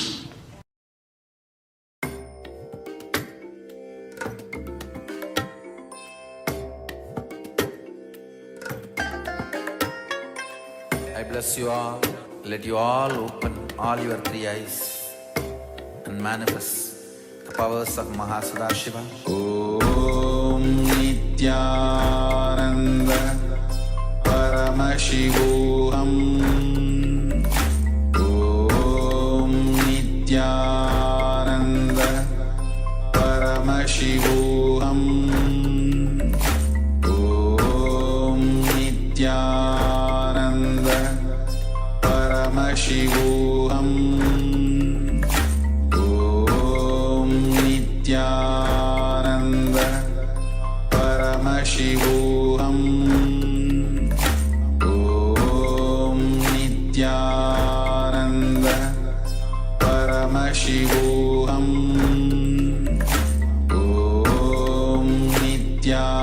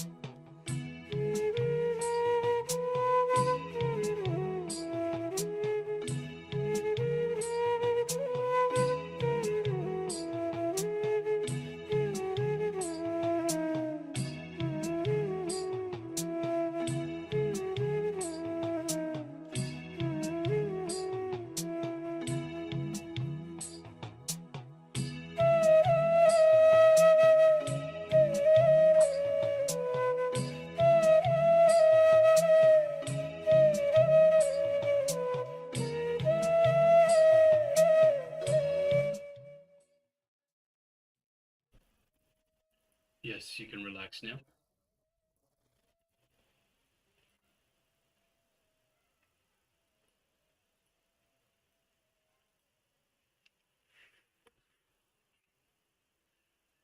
So now, this was an exercise for you to understand where you haven't put in 100%, where you haven't done everything in your power to achieve what you wanted to achieve. So now let us move on to the next segment. So now we start to get into the program itself by an introduction to the Kalpataru. So earlier we saw Kalpataru is one of the divine powers of the Supreme Pontiff of Hinduism, one of the divine attributes. Kalpataru being the wish fulfilling, the boon giving attribute of the Supreme Pontiff of Hinduism. Now let us hear from the Supreme Pontiff of Hinduism. Yes, so Kalpataru is a Sanskrit word that has been quite prevalent in the Vedic tradition. So Kalpataru itself means the wish fulfilling tree, and Swamiji himself is a Kalpataru, means he blesses all of us to manifest your reality that you want. And today the theme itself is on Kalpataru, where you can manifest your reality. Not only you'll be getting introduced to the Kalpataru, you'll be learning the science of Kalpataru as well. And when Swamiji comes, that is the time to manifest your reality. So you can ask your prayers, your boons, your questions to Swamiji, as Swamiji himself is a wish fulfilling tree. So let's get into the introduction to the Kalpataru science. Yes, now requesting participants to please sit comfortably with your head, neck, and spine in a straight line to help with the focus, and let us come to the space of listening and give all our attention to the Supreme Pontiff of Hinduism on this introduction to Kalpataru.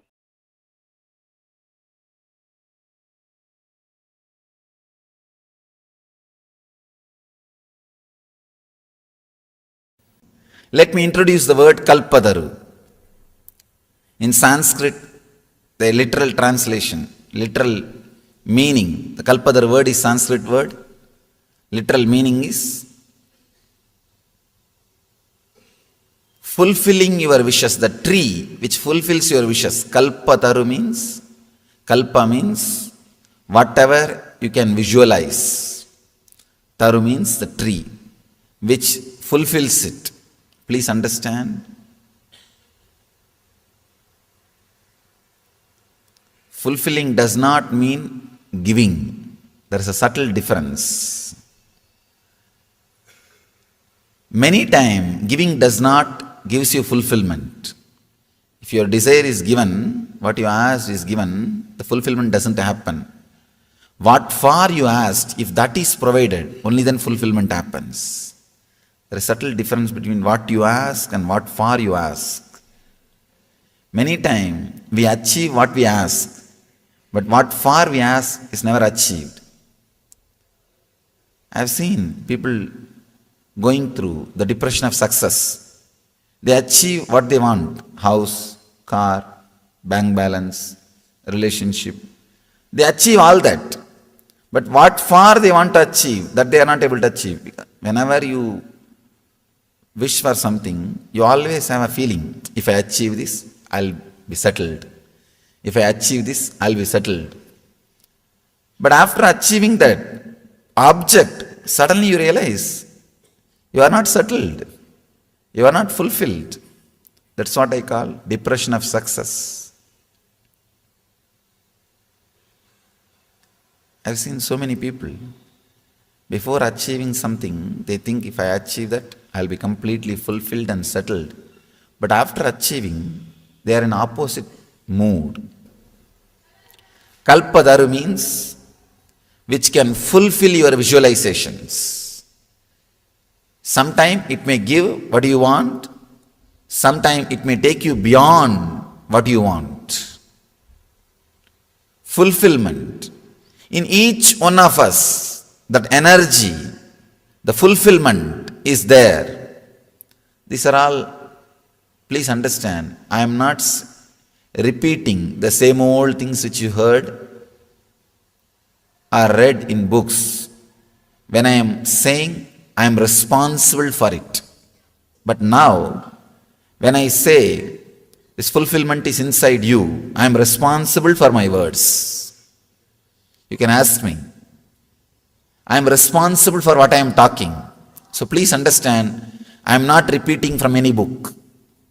I am not repeating from any theory. Whatever you listen from me, I am responsible for it. You can very clearly understand, I am responsible for what I am talking. The fulfillment is inside you. It is there. And we have experienced. Even now, rarely we experience. One big problem is, human beings when they walk, they leave their footprint. The birds don't leave their footprint. Same way, suffering leaves samskara, engram, memory in you. But fulfillment, which you experience in your life, rarely doesn't leave footprint, doesn't leave any memory inside you. That is why you don't remember the moments when you experienced fulfillment. But you can always recall the moments which you experienced suffering. The painful moments you can always recall and remember, recollect, cherish. That's what we are doing whole day. Whole day we are doing that only. Constantly we bring our past back. Actually, if you have any problem directly, any pain, suffering, we are very comfortable with the present moment. We think, oh, life is going as it should be. If nothing is there, if everything goes well, we feel empty and lonely. First thing, oh, if everything is going smooth today, tomorrow it is going to be a very bad day. That's our mind. Then, even if that is not satisfying, we bring all the old memories. See what happened to me a few days before. That shouldn't have happened. This shouldn't have happened. We cherish. In a way, we are habituated to cherish suffering. We are habituated to cherish pains. We are trained. We are enjoying. If they are not there, we are missing something. We feel lonely. They become our company. Fulfillment does not leave imprint, does not leave engram in us. It is a gap. First truth, whatever you may seek, you are behind fulfillment, directly or indirectly. Second thing, this is an important truth. Through objects, the fulfillment is never achieved. This is the second truth. All of you know.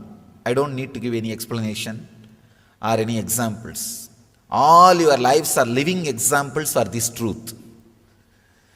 Just through objects, fulfillment is never achieved. If just through objects fulfillment is achieved, then in the whole world at least few should have achieved. There are so many people who achieved the status through money, whatever can be bought, they have. They can have. Either they have or they can have. Through money, whatever can be achieved, either they have or they can have. At least that kind of people should have achieved fulfillment. It's not there. Means, just through objects, fulfillment is not achieved. That is, you are a living example for that truth. Almost everyone is living example for that truth. I want to share my experience, the third truth. When you travel towards fulfillment directly, when you seek fulfillment directly, please understand, it may look little illogical, but I am sharing the straight truth, my experience with you. When you seek the fulfillment directly, suddenly the energy which is overflowing in you, all the objects which you are seeking starts traveling towards you. That is what I say. That's why I say bliss attracts fortune. The tremendous energy overflowing in you, suddenly all the objects towards which you are traveling starts traveling towards you. You start attracting different energy towards your life. See, usually if you are depressed, if you are filled with sympathy, self-pity, suddenly you will see you will be attracting the people who are abusing you, who are disturbing you, disrespecting you. You will be attracting situations, everything very abusive, very disrespectful. You are carrying the blueprint of your life. Whatever blueprint you carry, you reproduce it, you expand it and express it in the outer world. If the blueprint changes, if you are different, if your quality of awareness differs, your whole life has to change. Anyhow, today we'll internalize these truths experientially by meditating. Seeking completely changes your consciousness. When you start seeking, yoga and kshema happens to you. In Gita, Krishna says, yoga kshemam vahamyaham. That is what he means. When the energy travel, the direction of your energies travel, when it changes, yoga and kshema starts happening in you. Yoga means achieving all the objects which you are seeking. Kshema means staying with them. Are those objects staying with you? Both starts happening inside you when the seeking happens. That is what Krishna means. Yoga kshemam vahamyaham sarvadharman parityajya mam yega saranam vracha aham tva sarvabhavepyo moksha ikshami masuchaha. He says in the 18th chapter. When you drop all the way of living and completely surrender and relax, you will see you are completely liberated. Ordinarily it looks too egoistic. How can a man who walked on the earth can liberate? Of course, now you won't feel hurt because he's not in the physical body. But if somebody who's in the physical body says, this is too much. Anyhow, another one sloka says, Ananyas chintayanto mamyechana pariyuvasade desham nityavayuktanam yogakshemam vahamyaham. Understand, when I repeat these two statements, I am responsible for it. I may be repeating, but I am responsible for both statements. When he says, Ananyas chintayanto mamyechana pariyuvasade desham nityavayuktanam yogakshemam vahamyaham, by relaxing from everything else, if you are centered on me, when he says Krishna on me, it's not just 6-foot form, seeking. A deep seeking of higher consciousness. When you turn towards higher consciousness, the seeking, yogakshemam vahamyaham, he says, your needs, fulfillment is taken care by me. Please understand, it's truth. I have seen this truth not only in my life, thousands and thousands of my devotees and disciples' life who are seekers. When they turn towards seeking, the whole energy of the life becomes different. So these are the few truths I wanted you to remember. First thing, whatever you are seeking in your life, if you think wealth or love or relationship or anything you may seek, you are seeking fulfillment. Maybe indirectly, but you are seeking fulfillment. Second thing, through objects, fulfillment is not achieved. Third thing, when you seek the fulfillment directly, objects run behind you. World and the objects are just like the shadow. If you are running behind, you will never be able to catch it. If you are taking care of your responsibility, it will be there running behind you. So change the direction, you will see world is behind you. Just understand and internalize these few truths. You don't have to wait. Usually, people don't start connecting. They wait to be intellectually tortured. Now that is what is the right word. Going on, giving arguments, logic, this is nothing but intellectual torture. I request you, please don't wait to be intellectually tortured. I am straight away sharing the experiences and techniques and experience it. Experience doesn't need intellectually, to experience the truth, you don't need to be intellectually tortured. But we are not convinced, we don't want to settle down, we don't want to relax, we don't want to connect. Then nothing else can be done. I have to go on using all kinds of words. This one day, we don't have time to use too many words. I'll straight away present simple truths. Internalize it and start meditating. Start experiencing. Let me introduce the word Kalpadaru. In Sanskrit, the literal translation, literal meaning, the Kalpadaru word is Sanskrit word. Literal meaning is fulfilling your wishes, the tree which fulfills your wishes. Kalpataru means, kalpa means whatever you can visualize. Taru means the tree which fulfills it. Please understand. Fulfilling does not mean giving. There is a subtle difference.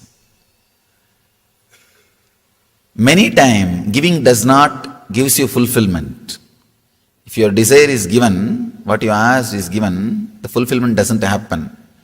What for you asked, if that is provided, only then fulfillment happens.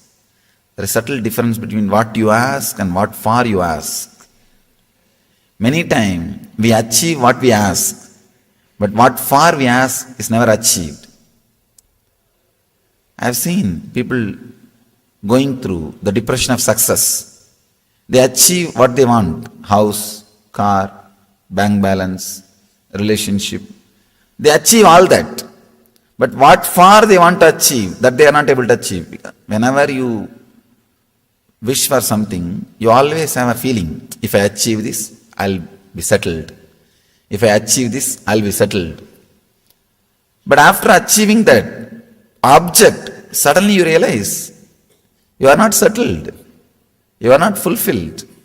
That's what I call depression of success. I've seen so many people, before achieving something, they think if I achieve that, I'll be completely fulfilled and settled. But after achieving, they are in opposite mood. Completely opposite mood. You can see from your young age. The moment you start feeling the individual identity, you have some deep emptiness. From that moment, we feel a deep emptiness. First we think, if I am educated and I'll be settled in the life, that emptiness will disappear. After education we think, no, if I am employed and if I am standing on my own, that emptiness will disappear.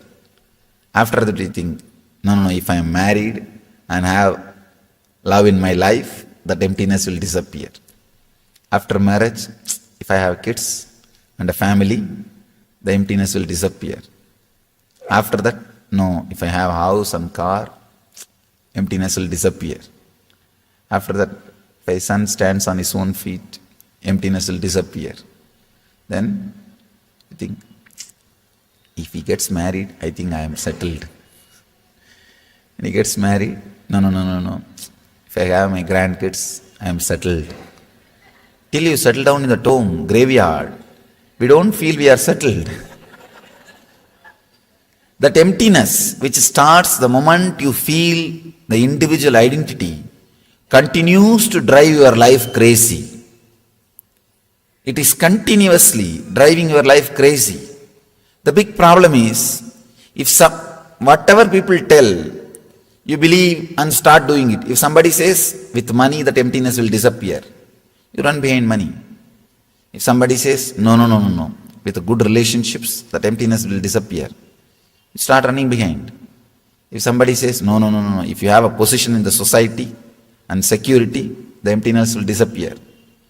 Big problem is, you are running behind the goals set by the people who themselves have not experienced the fulfillment. They themselves have not experienced the fulfillment, but they are setting the goal. You are running behind that goal. That is what we call Maya. Maya means Yama iti Maya, which is not there, but which makes you run with fear and greed as if it is there. Yama iti Maya, in Sanskrit we say, which is not there, but which makes you continuously feel, which creates the responses of fear and greed in you as if it is there.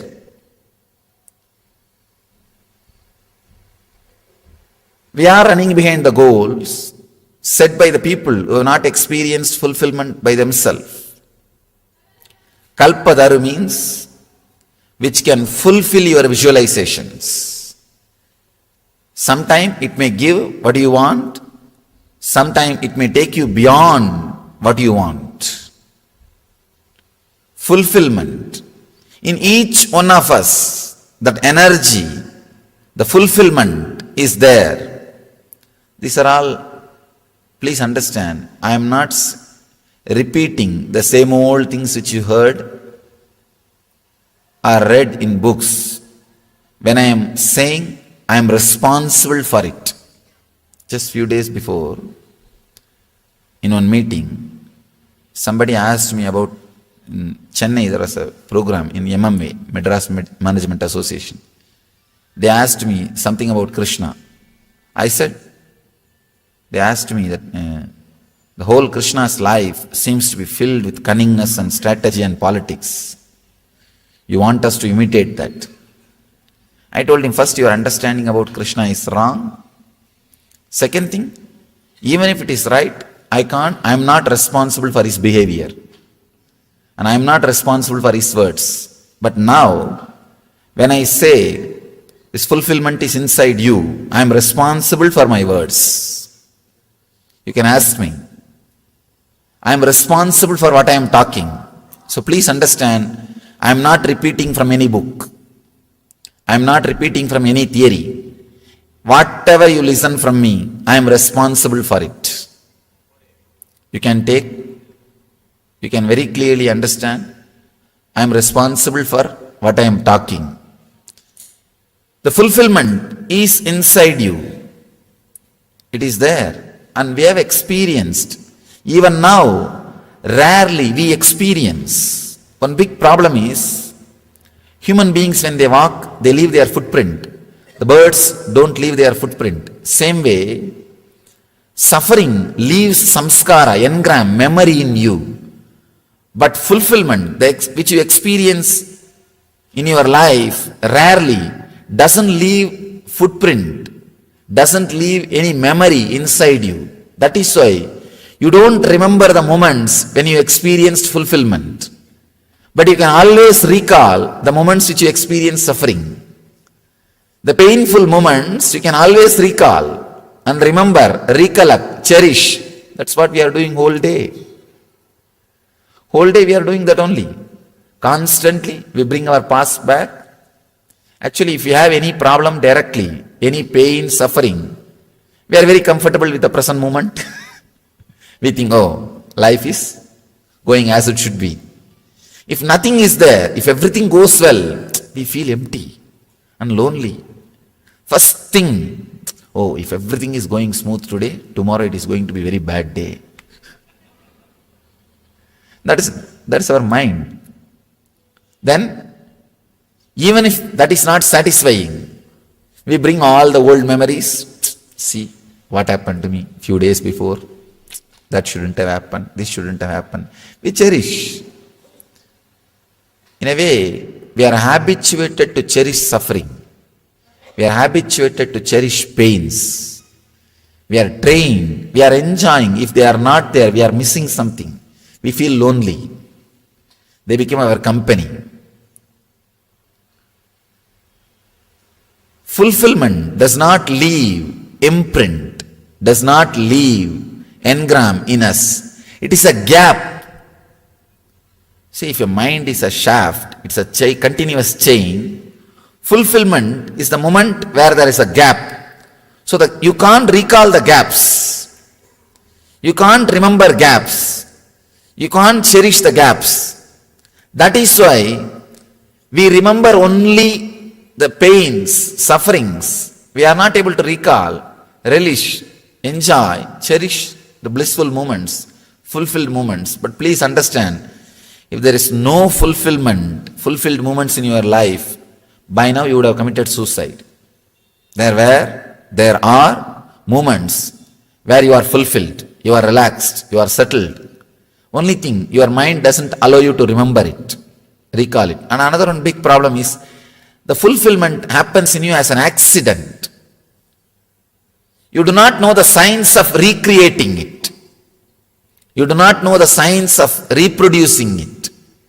It happens as an accident. Sometime you are working for this, suddenly something else happens and you feel fulfilled.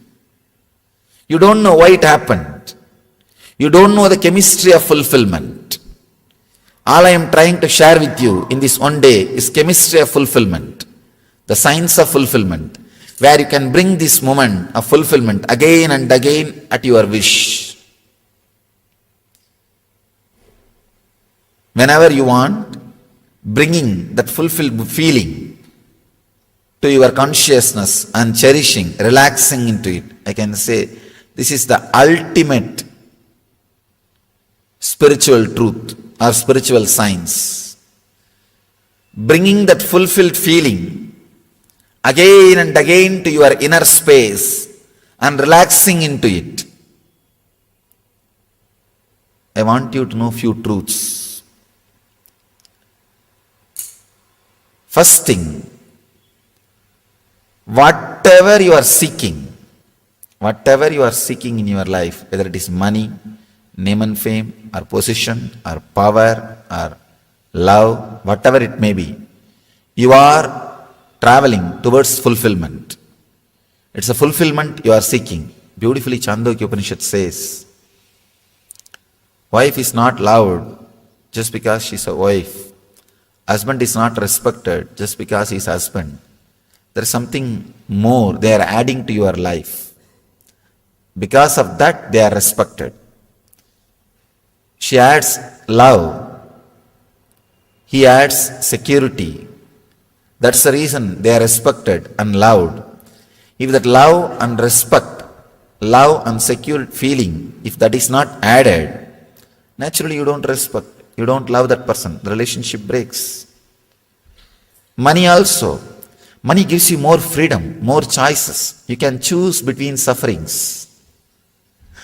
With poverty, you don't have choice. Your suffering is restricted. With money, you have more choice of sufferings. You can choose between many suffering. Anything you love, anything you want, expands you. Gives you more freedom, gives you more choice, gives you more possibility. That is the reason you are behind it. So anything you ask, anything you want, directly, indirectly, it leads you to fulfillment. It leads you to fulfillment. That is the reason you are seeking it. You are working for it. First truth, whatever you may seek, you are behind fulfillment, directly or indirectly. Second thing, this is an important truth. Through objects, the fulfillment is never achieved. This is the second truth. All of you know. I don't need to give any explanation or any examples. All your lives are living examples for this truth. Just through objects, fulfillment is never achieved. If just through objects fulfillment is achieved, then in the whole world at least few should have achieved. There are so many people who achieved the status through money. Whatever can be bought, they have. They can have. Either they have or they can have. Through money, whatever can be achieved, either they have or they can have. At least that kind of people should have achieved fulfillment. It's not there. Means, just through objects, fulfillment is not achieved. That is, you are a living example for that truth. Almost everyone is living example for that truth. I want to share my experience, the third truth. When you travel towards fulfillment directly, when you seek fulfillment directly, please understand, it may look little illogical, but I am sharing the straight truth, my experience with you. When you seek the fulfillment directly, suddenly the energy which is overflowing in you, all the objects which you are seeking starts traveling towards you. That's what I say. That's why I say bliss attracts fortune. The tremendous energy overflowing in you, suddenly all the objects towards which you are traveling starts traveling towards you. You start attracting different energy towards your life. See, usually if you are depressed, if you are filled with sympathy, self-pity, suddenly you will see you will be attracting the people who are abusing you, who are disturbing you, disrespecting you. You will be attracting situations, everything very abusive, very disrespectful. You are carrying the blueprint of your life. Whatever blueprint you carry, you reproduce it, you expand it and express it in the outer world. If the blueprint changes, if you are different, if your quality of awareness differs, your whole life has to change. Please understand. If you are seeking, what you are seeking, there is a very subtle truth. Very subtle truth I want you to understand. If the object of your seeking is changed, if the object of your seeking is deepened, the seeker's quality is deepened. Please understand. It's a very subtle truth. What you are seeking in your life, if that has changed, the seeker's quality, your very consciousness changes. What you are seeking in your life directly plays a role in your consciousness. I have seen, if people have become spiritual seekers, suddenly wealth accumulates around them. Many people come and complain to me. No, Swamiji, after I became seeker, I lose interest in the outer world, my business. I tell them, no, something seriously wrong in you. Your suppressed laziness now wants to take over you. All of us have suppressed laziness. Many times we want to take a vacation, especially when you see a palace like this. Suddenly you think, I should go and stay like this in a resort like this for a few days. You have suppressed desire for vacation, that laziness, that takes over you. That you call it as spirituality or seeking. No. When a real seeking starts in you, when you are really clear about your seeking goal, suddenly you see your personality becomes deep. Anything you look, anything you see, anything you experience become deep. Please understand. I have seen in my experience, the seeking transforms the seeker. I am not even saying achieving. Achieving secondary. Achieving is the ultimate luxury, the great joy, that is different. I am not even talking about achieving. I am talking about just seeking. Just simple seeking. Suddenly your whole personality becomes deep. A different depth is experienced by your personality. Actually, when you fall in love, suddenly you will see that you start sacrificing beyond the imagination or limits you conceived. Lover, beloved is a person who awakens the sacrifice dimension which is inside you but which is not known to you. Who awakens that dimension is a beloved. Same way, master is a person who awakens the seeking dimensions which is inside you which is not known to you. When the dimension is awakened, suddenly you see you are totally different. Your consciousness is different. You attract love, wealth, health, everything. And the cognitive shift happens in you. Just 2 days before we had a satsang in Mysore. This is the subject. I was talking about living enlightenment. The essence is this. Whatever I was speaking that day, today we will see all the truths experientially. We will internalize it through meditation. That day we didn't have time. We didn't have time even for question answer. I had to finish answering 4-5 questions. There were many questions. I had to finish answering few questions. Anyhow, today we'll internalize these truths experientially by meditating. Seeking completely changes your consciousness. When you start seeking, yoga and kshema happens to you. In Gita, Krishna says, yoga kshemam vahamyaham. That is what he means. When the energy travel, the direction of your energies travel, when it changes, yoga and kshema starts happening in you. Yoga means achieving all the objects which you are seeking. Kshema means staying with them, or those objects staying with you. Both starts happening inside you when the seeking happens. That is what Krishna means. Yoga kshemam vahamyaham sarvadharman parityajya mam yega saranam vracha aham tva sarvabhavepyo moksha ikshami masuchaha. He says in the 18th chapter. When you drop all the way of living and completely surrender and relax, you will see you are completely liberated.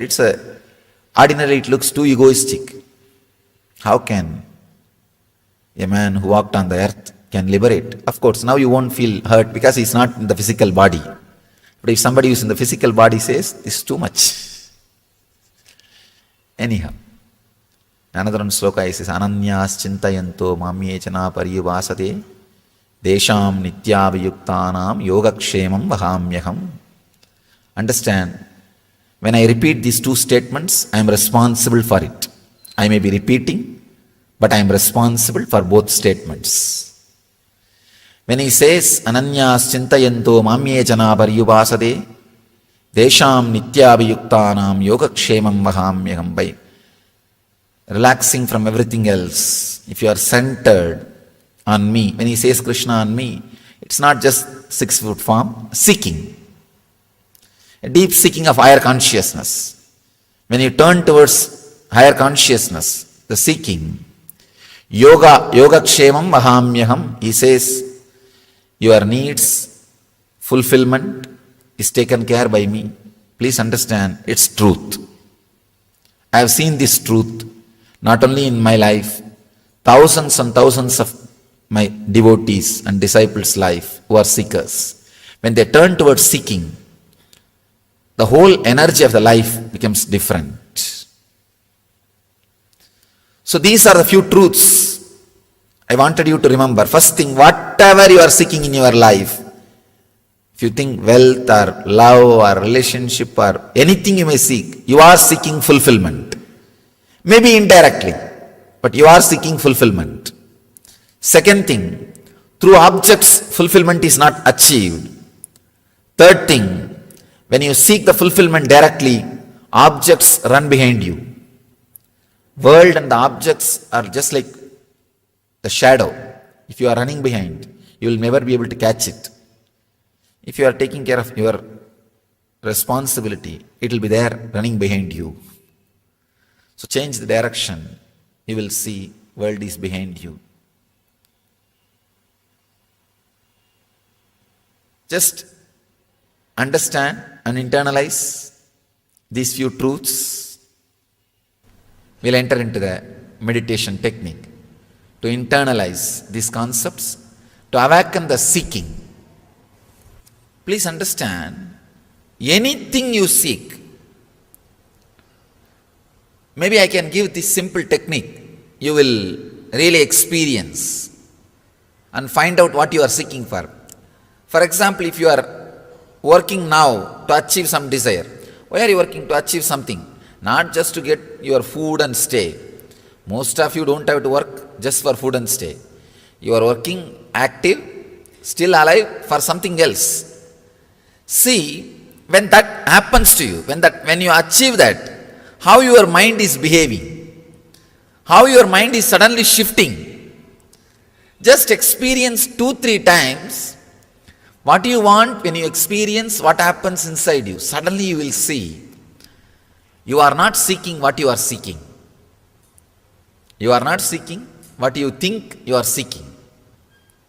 If you think you are seeking just relationships or money or some comfort or anything, when you achieve that, just see how you feel. Suddenly you will see. Just 2-3 times, be aware when you experience what you wanted. You will understand what you are really seeking for. All of us, whether you want or not, whether you understand or not, directly or indirectly, seeking a feeling of fulfillment, which you lost when you started feeling individual identity. By the age of 10 or 11, usually the person starts feeling an individual identity. From that time only, you start feeling that unfulfillment.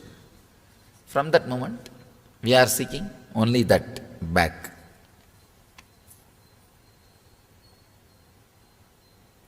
So many times I see the same kind of disturbing situations come in my life. Means you are carrying the blueprint of that. Straight away you are responsible. Nobody else is responsible. If it's an accident, even for accident we are only responsible. To tell you honestly, even for accident, we attract accidents. Please understand, I am not insensitive towards your suffering. I am not talking irresponsibly. I am talking responsibly. Even your accidents you are attracting. You may say, how can it be, Swamiji? I was driving in right lane, that fellow came and dashed. How can you say that I am attracting? So, as you say, so many times I see the same kind of disturbing situations to come in my life. We are responsible. Change the blueprint. It may take little time and energy, but you have to. It is just like if you become overweight, if you put on weight, you work for 6 months to reduce and bring it to balance. Same way, you accumulated too much of samskara, too much of engrams. So work for 6 months, take it as a project. That's all. But the problem is weight everybody can see, so you feel compelled to reduce. The engrams nobody can see, so you think, oh, I am okay, I am comfortable, it's okay. That's the only problem.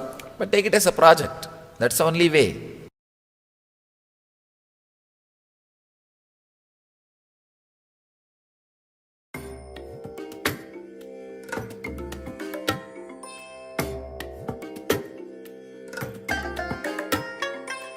I bless you all. Let you all open all your 3 eyes and manifest the powers of Mahasudashiva. Om Nityananda Paramashivoham. Om Nityananda Paramashivoham. Om Nityananda Paramashivoham. Om Nityananda Paramashivoham. Om Nityananda Paramashivoham. Om Nityananda Paramashivoham. Om Nityananda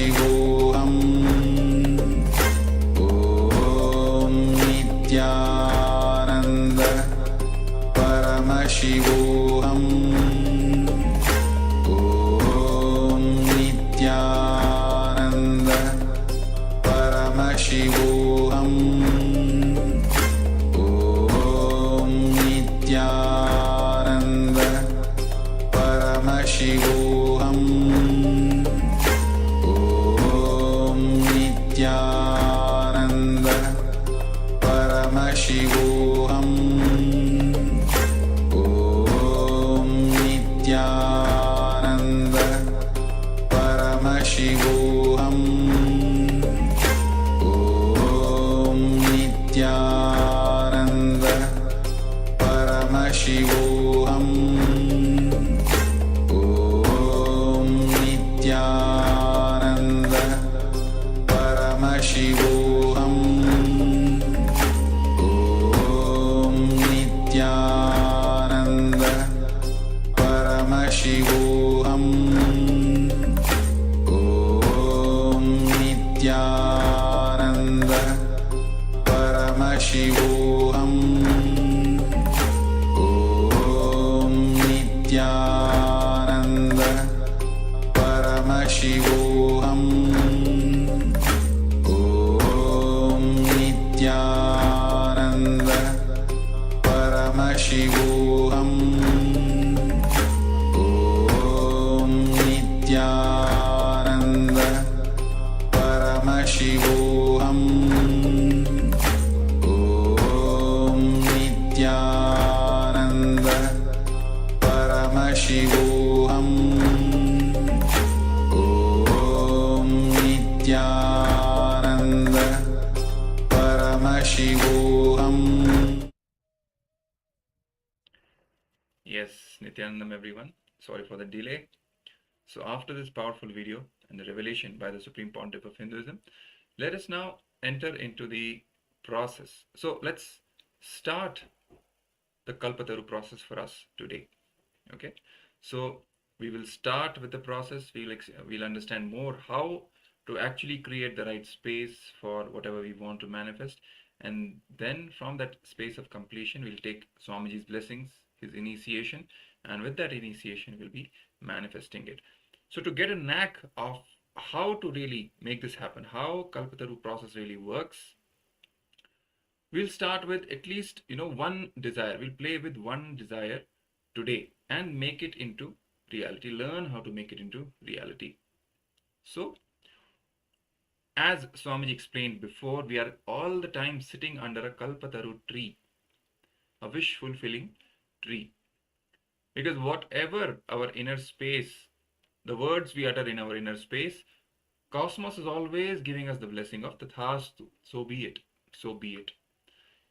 We think that whatever I want is not happening, but we don't really understand that maybe consciously we don't remember, but subconsciously or in our inner space, as a pattern, we may be constantly uttering the negative words inside us.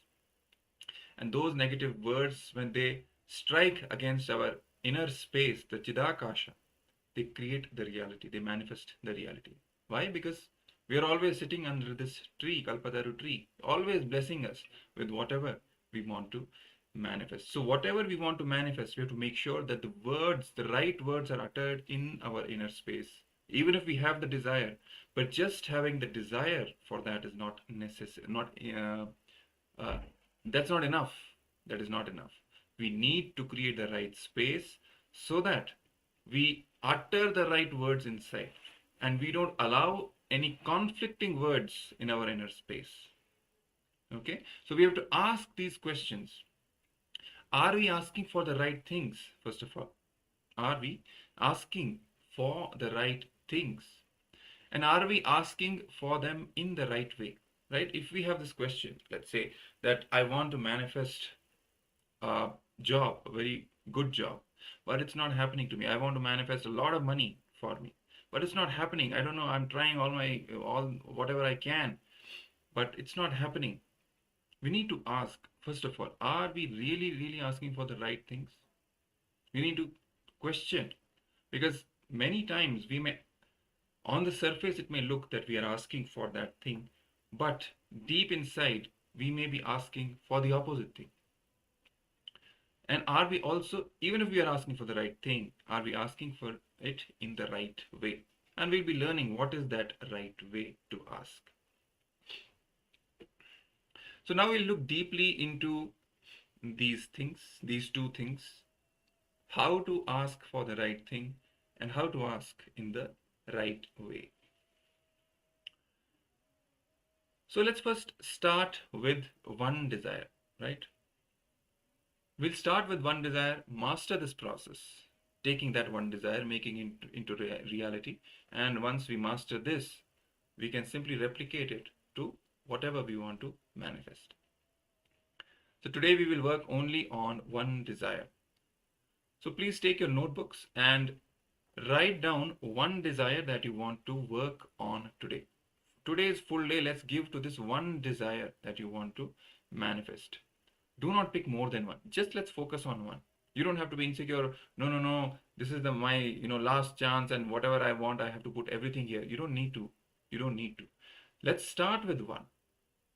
Once we master that, it is like you have now the key to open any lock. It's like the master key. So with this, you can manifest whatever it is that you want to manifest.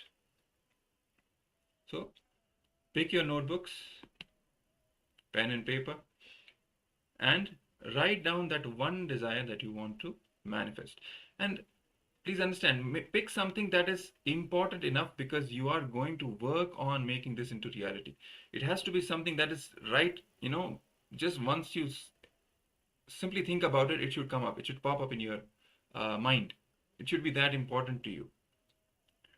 Later on, you can, going on, ask Swamiji to make this desire into, you're going to ask Swamiji to make this desire into reality during the darshan. So pick something that is important to you. Later on, you should not think, oh, I wish I had picked something different. No. So right now itself, give a couple of minutes, think, and pick something that is very, very important to you. Also pick something that you have been working towards, something that has been difficult or been a struggle for you to achieve, right? Something which you have been, for example, the example that I gave, right? Somebody wants to manifest wealth. They've been trying whatever they can, they've been doing, but they've still not been able to manifest. So that the desire and that, the eagerness that I have been, it's just not happening. I want to manifest it, and I've been trying to manifest it for some time. That kind of desire you have to pick. It can also be something you want, but you doubt your ability to get, or you have come to believe that it may not happen for you. There may be something that you wish to have, but either you have fallen into doubt that, I doubt whether I can even have it, or complete denial about it, that no, this is not going to happen for me.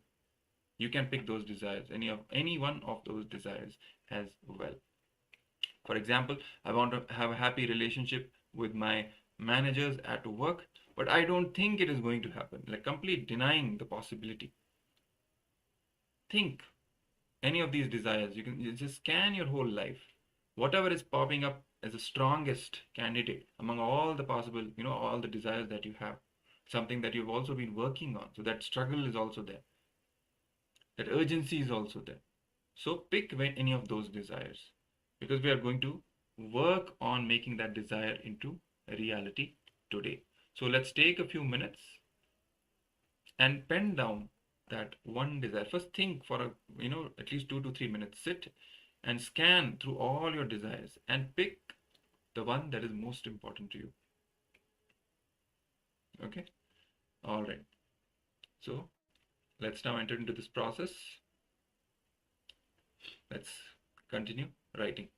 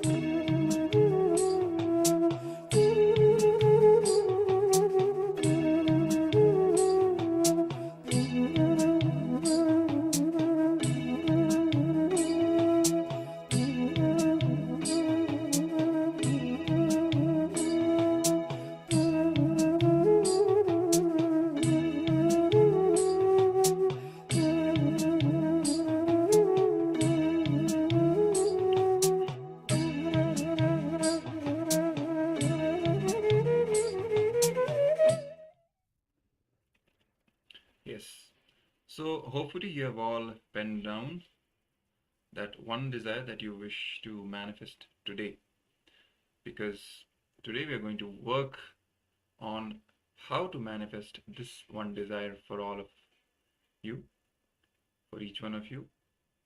We'll be going through the entire process and then getting initiated from Swamiji himself, who will be blessing us to manifest this desire into reality. And then after that, what is the final step in manifesting after taking Swamiji's blessing? Okay, so if you have not completed it, you can let us know, or you can continue while we move to the next segment. It's going to be the revelation by the Supreme Pontiff of Hinduism on this Kalpataru process and how to manifest the reality. So before that, we'll be having a short revelation on listening, on and how to really prepare ourselves to receive the right cognition, to receive the powerful cognition from Swamiji. Listening is important. Authentically listening to Swamiji is enough. We don't even have to sit and take notes or try to remember, nothing. Just if we put our authentic listening to whatever Swamiji is revealing, that is the way for us to receive the powerful cognitions. So we'll be having a short video on that as well, on what is listening, what is authentic listening, how to listen, and then after that we'll be continuing with the Kalpataru process. Okay, so let's all sit straight with our head, neck and spine in a straight line, ready to receive the powerful cognitions from the Supreme Pontiff of Hinduism.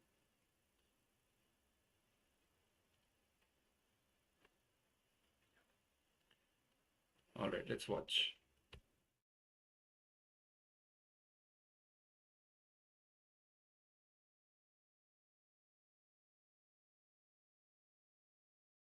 Please be very clear, there is a big difference between these three. Recollect, repeat, remember. The other two are intellectual. Remembrance is something being there. You will remember the essence. What I said. You will be remembering me. You will be remembering my being. Not a single word. If you follow, if you live, if you memorize these words, they are not going to help you for long. Either today or tomorrow they have to be forgotten. They will be forgotten. But if you remember, if you carry energy, if you carry meaning in your being, that will continuously, permanently transform your life.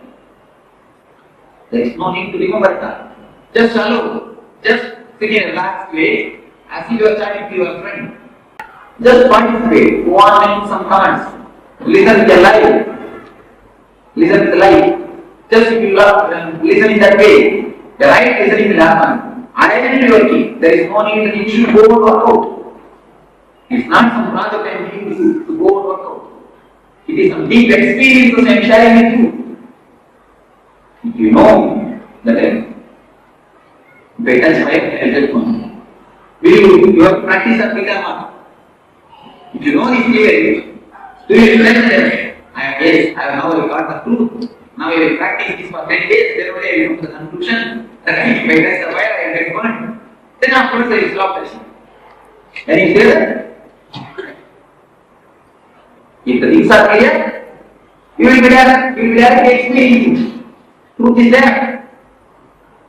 Only when you listen from a direct person, you don't need any practice. That's enough. The Shravana is enough. The Chandogya Upanishad beautifully is. The master is telling to say, Svedagedu. Tattvamasi Svedagedu, Tattvamasi. Tattvamasi Svedagedu, Tattvamasi. 9 times he says Tattvamasi. You are that. The listening is enough. Yes, you got the experience. It can spiritually elevated.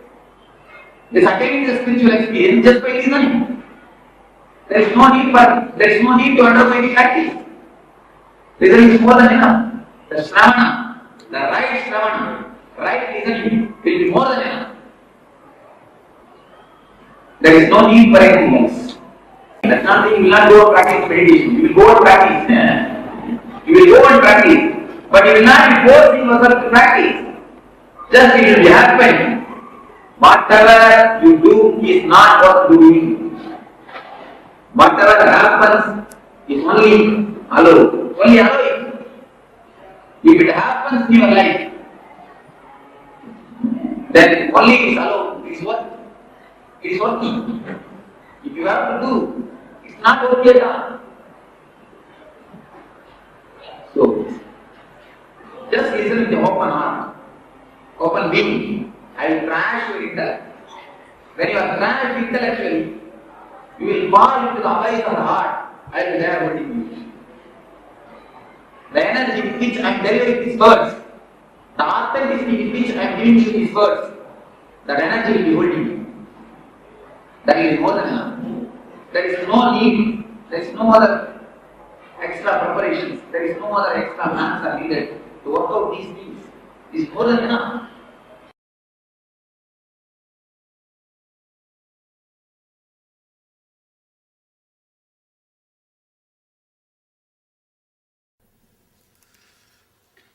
Swamiji is a seeker. If a seeker has a tremendous pull towards his goal, as you said, he or she would sacrifice anything beyond imagination to achieve his or her goal. But if there are obstacles, strong obstacle in his way, the seeker gets helpless. How would you pull him out? You said trust whatever I say. Swamiji, please explain. Out of you, I'm not able to understand what he...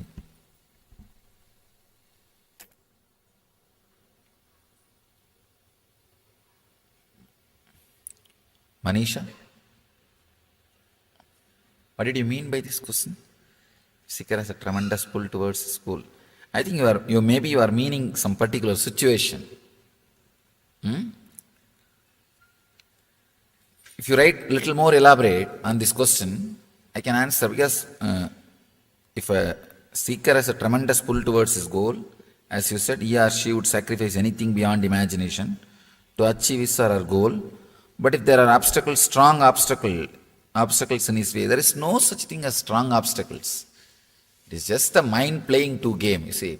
One time mind says this one, and other time mind says this one, and please be seated. People come and complain to me. Swamiji, in all spiritual organizations, so much politics is there. In your organization also politics is there. What to do? I tell them, to create politics you don't need two people. One person is enough. Morning you will be in one mood, evening you will be in another one mood. So politics between himself. See, what he does morning, evening will be contradicting. So to create politics, you don't need two person. One person is enough. So anywhere single individual is there, politics will be there. So already moon politics started. Already in moon, politics has started. So understand, to do politics, you don't need two person. It's the internal politics. So even this question is related to that only. Morning your mind says something is important in your life, and evening your mind says something else is important. That is what you call obstacles. There is no such thing as obstacles. There is no such thing as obstacles. It is your priority. That's all. And your emotional strength to fulfill your priority. Emotional readiness to live your priority. That's all is the... Otherwise there is no obstacle. Obstacle word is just... There are so many words, meaningless, but commonly given meaning because of our hypocrisy. Same with the gap between the efficiency and victory, achievement. There is no gap. Because of our hypocrisy, we don't want to believe we don't have efficiency. We know we have not achieved the result, but we don't want to believe we are the responsible for it. So we always say, no, for my efficiency, for my skills, I should have been somewhere. God has punished me. All these are usual statements we use to hide our inefficiency.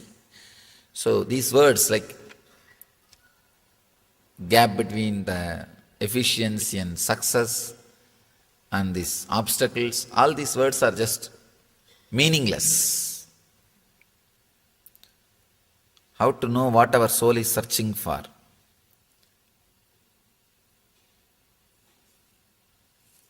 Please understand, anything you seek, maybe I can give this simple technique, you will really experience and find out what you are seeking for. For example, if you are working now to achieve some desire, why are you working? To achieve something, not just to get your food and stay. Most of you don't have to work just for food and stay. You are working active, still alive for something else. See, when that happens to you, when you achieve that, how your mind is behaving, how your mind is suddenly shifting. Just experience 2-3 times what you want. When you experience what happens inside you, suddenly you will see you are not seeking what you are seeking. You are not seeking what you think you are seeking. If you think you are seeking just relationships or money or some comfort or anything, when you achieve that, just see how you feel. Suddenly you will see. Just 2-3 times, be aware when you experience what you wanted. You will understand what you are really seeking for. All of us, whether you want or not, whether you understand or not, directly or indirectly, seeking a feeling of fulfillment, which you lost when you started feeling individual identity. By the age of 10 or 11, usually the person starts feeling an individual identity. From that time only, you start feeling that unfulfillment. From that moment, we are seeking only that back.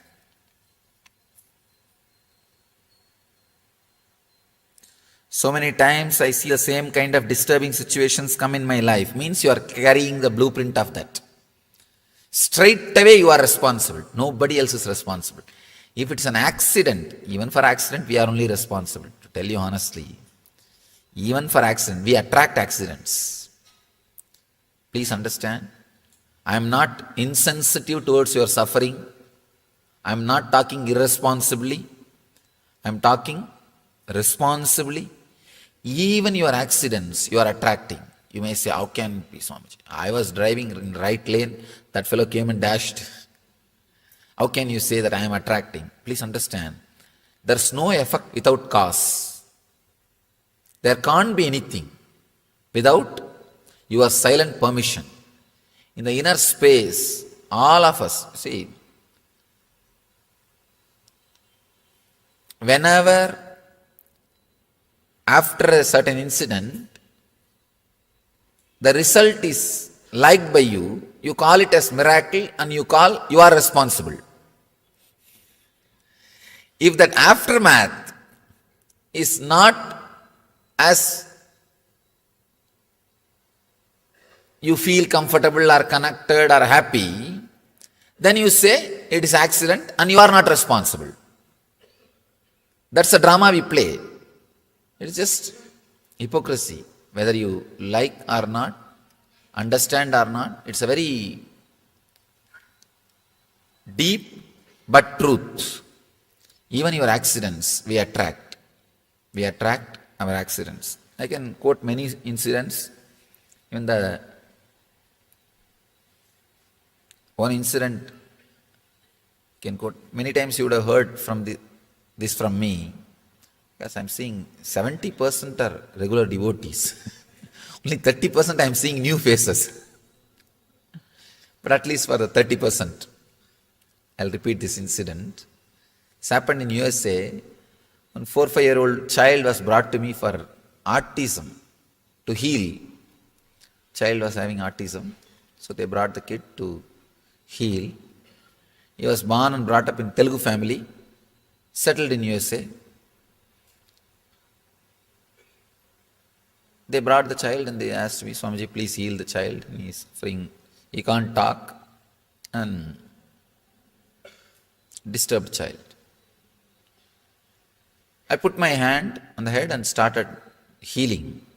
The moment the energy started entering his system, he started speaking straight away in Tamil, not even in Telugu. They say, impossible, Swamiji. The whole family says, none of us know Tamil. Neither our relatives or none of us know Tamil. And he is very clearly speaking. First of all, he can't speak.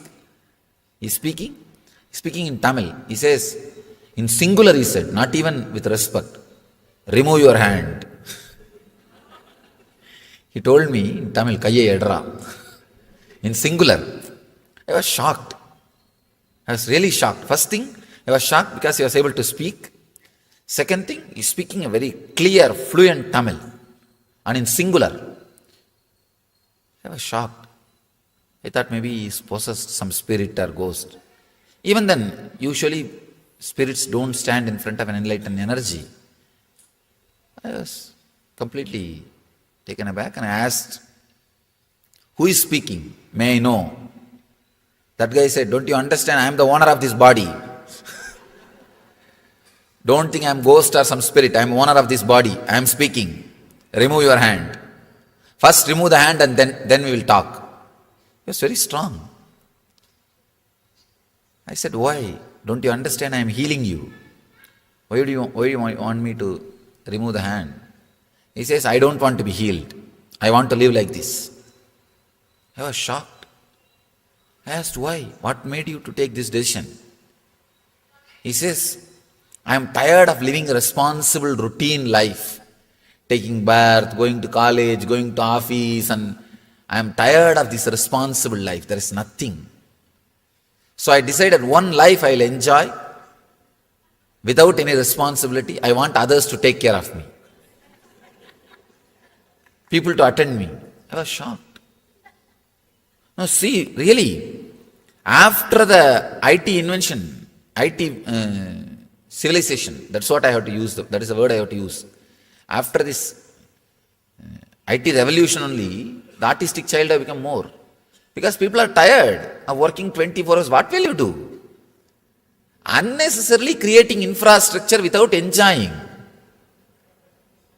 Now, I am not saying reduce GDP. No. I am saying learn how to live also. You will actually be more productive, more creative, and you will be enjoying also. I have seen these countries too much oriented towards working. Those countries are suffering tremendously with depression and this kind of kids. Because souls are becoming tired of working. They say two lifetime we worked as a IT software professional, now let me become artistic child. No, really, I don't want to work anymore. These kids are taking this kind of decision. Anyhow, if you understand little deep mystic truths, you may understand what I am saying. But the incident itself is truth. Please understand. The incident, I am reporting as it happened, without mixing anything, without adding or reducing. I may be giving my commentary, my interpretation, but incident itself happened as it is. Let me finish the incident. Then I asked him, all right, you wanted to rest and live a irresponsible life. Okay. But what about your parents? They are good people. They are suffering. Why did you take birth to them? They are very good people. He says, I took birth to this couple because they are very good people. They will take care of me. Somebody else may put me in some residential school or somewhere else. They may put me in some residential houses, homes, to be taken care. I know these people are good people. That's why took birth in their family. Actually, usually, whatever you read intellectually, here as an intellectual truth, sometimes some incident will make that as a reality, experience. Some incident suddenly will make the truth as a click in your life. Something will click. You know, God, what that Swami said or what that book says is true. You will experience. Same way, I have read many places. You are authority of your life. You make decisions. All these things I have read. When you take birth, you choose your parents. All those things I have read in many Upanishads and books. To tell you honestly, I don't believe whatever I read. I may tell others to believe, but I don't believe. I don't believe. But when this happened, it was such a strong click for me. I know. Now I know. Experientially. Now whatever I am saying, you may not believe, but my experience, I have seen. When I remove the hand, again that fellow is dumb. He is not able to speak. Not only he is not speaking Tamil, he can't speak a single word. If I put the hand again on his head and ask any question, he answers. It's my experience. Shocking, mystical, but truth is very clear. When he speaks, very clearly he is uttering the words. Only thing he is uttering in a singular abusive language. Because he is very tired. Retired, he wants just retirement. Tired, want to retire, irritated, stressed, but doesn't know how to retire eternally. How to retire. So, instead of, for example, if I want to leave this space, I can just get up and walk. Instead trying to commit suicide. Unnecessary. That's what that child has done. That's what the child has done. If he wants to rest, he can just relax by reducing the engrams, samskaras. But he doesn't know the technique. So he reduces the expression part. He reduces the possibilities of expression. Like taking birth as a physically or mentally handicapped child. Please understand, if you are also piling up stress and unable to handle the life in a balanced way, there is every chance you will take this kind of decisions. So don't wait to meditate. Don't wait to get rid of the stress. Don't wait to get rid of the emotional pains. Don't wait to heal yourself. It is time. Now I am not threatening you. I am not threatening. I am just sharing my experience. Anyhow, this incident taught me a great truth. Even if it is an accident, we are responsible. Many times, when people ask me, Swamiji, you say it's our karma, we are responsible. But how about kids having cancer? 5-6-year-old kids having cancer, having diseases. How can they be responsible? What sin they have committed? Now I know the answer. Now I know the answer. That incident, it was a real strong click. Very strong click. Whether you want or not, understand or not, we are responsible. We attract. Anything in our life we attract, we are responsible for it. So, as you say, so many times I see the same kind of disturbing situations to come in my life. We are responsible. Change the blueprint. It may take little time and energy, but you have to. It's just like if you become overweight, if you put on weight, you work for 6 months to reduce and bring it to balance. Same way, you accumulated too much of samskara, too much of engrams. So work for 6 months, take it as a project. That's all. But the problem is weight everybody can see. So you feel compelled to reduce. The engrams nobody can see. So you think, oh, I am okay. I am comfortable. It's okay. That's the only problem. But take it as a project. That's the only way. Seeker has a tremendous pull towards school. I think you are meaning some particular situation.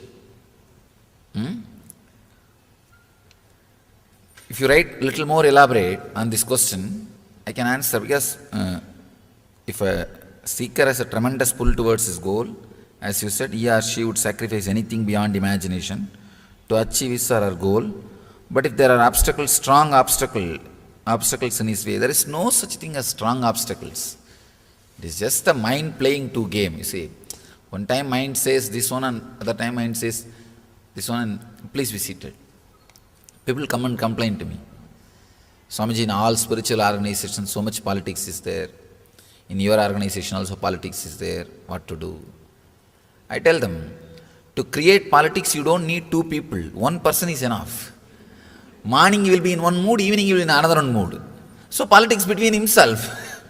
See, what he does morning, evening will be contradicting.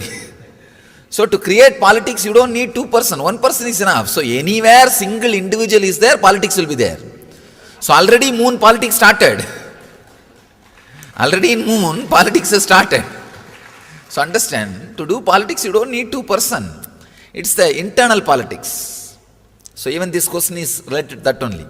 Morning your mind says something is important in your life, and evening your mind says something else is important. That is what you call obstacles. There is no such thing as obstacles. There is no such thing as obstacles. It is your priority. That's all. And your emotional strength to fulfill your priority. Emotional readiness to live your priority. That's all is the.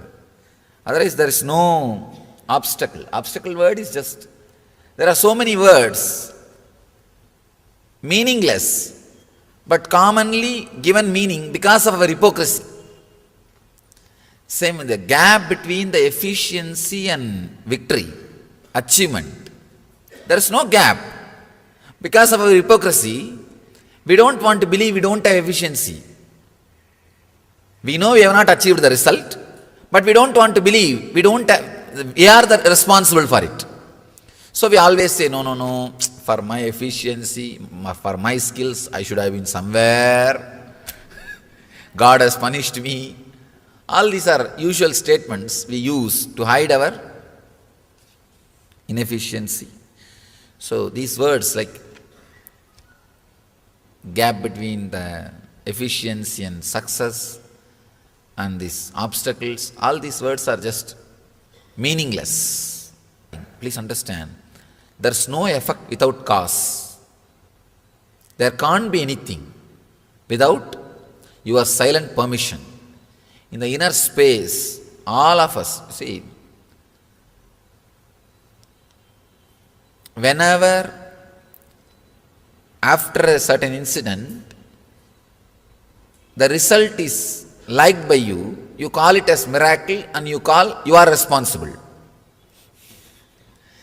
If that aftermath is not as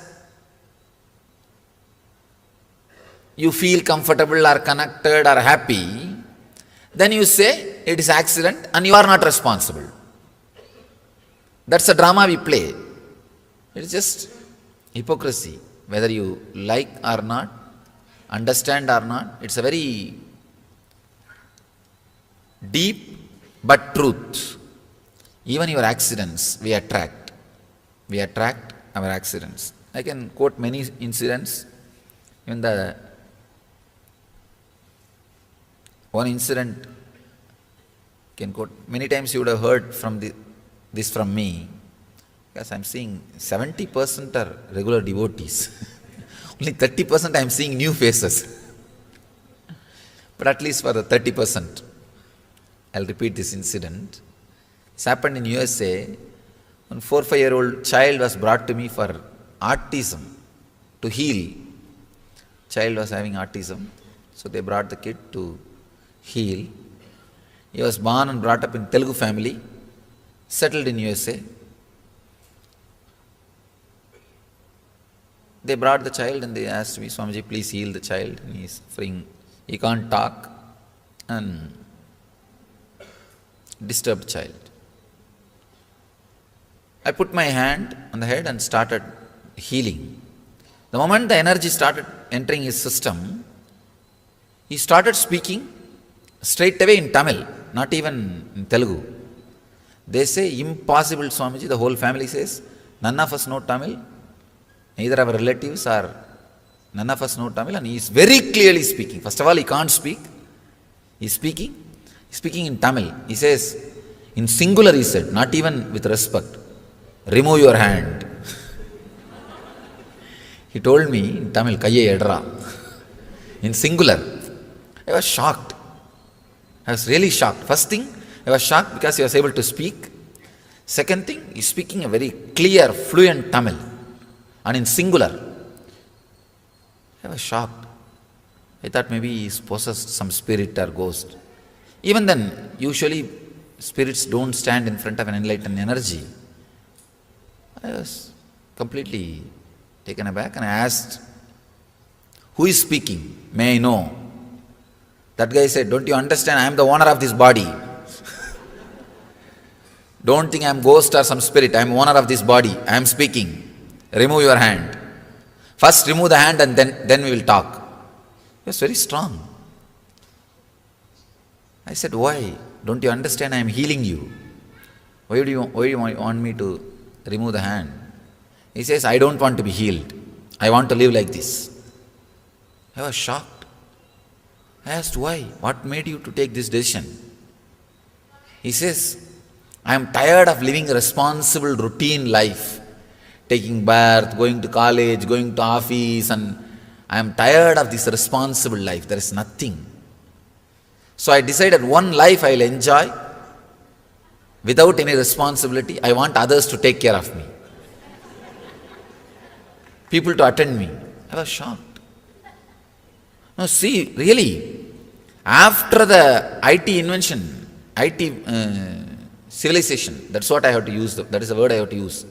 After this IT revolution only, the artistic child have become more. Because people are tired of working 24 hours. What will you do? Unnecessarily creating infrastructure without enjoying. No, I am not saying reduce GDP. No. I am saying learn how to live also. You will actually be more productive, more creative, and you will be enjoying also. I have seen these countries too much oriented towards working. Those countries are suffering tremendously with depression and this kind of kids. Because souls are becoming tired of working. They say two lifetime we worked as a IT software professional, now let me become artistic child. No, really, I don't want to work anymore. These kids are taking this kind of decision. Anyhow, if you understand little deep mystic truths, you may understand what I am saying. But the incident itself is truth. Please understand.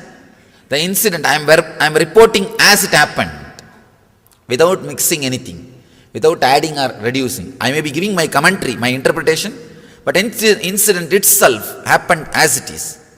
Let me finish the incident. Then I said, and then I asked him, all right, you wanted to rest and live a irresponsible life. Okay. But what about your parents? They are good people. They are suffering. Why did you take birth to them? They are very good people. He says, I took birth to this couple because they are very good people. They will take care of me. Somebody else may put me in some residential school or somewhere else. They may put me in some residential houses, homes, to be taken care. I know these people are good people. That's why took birth in their family. Actually, usually, whatever you read intellectually, here as an intellectual truth, sometimes some incident will make that as a reality, experience. Some incident suddenly will make the truth as a click in your life. Something will click. You know, God, what that Swami said or what that book says is true. You will experience. Same way, I have read many places. You are authority of your life. You make decisions. All these things I have read. When you take birth, you choose your parents. All those things I have read in many Upanishads and books. To tell you honestly, I don't believe whatever I read. I may tell others to believe, but I don't believe. I don't believe. But when this happened, it was such a strong click for me. I know. Now I know.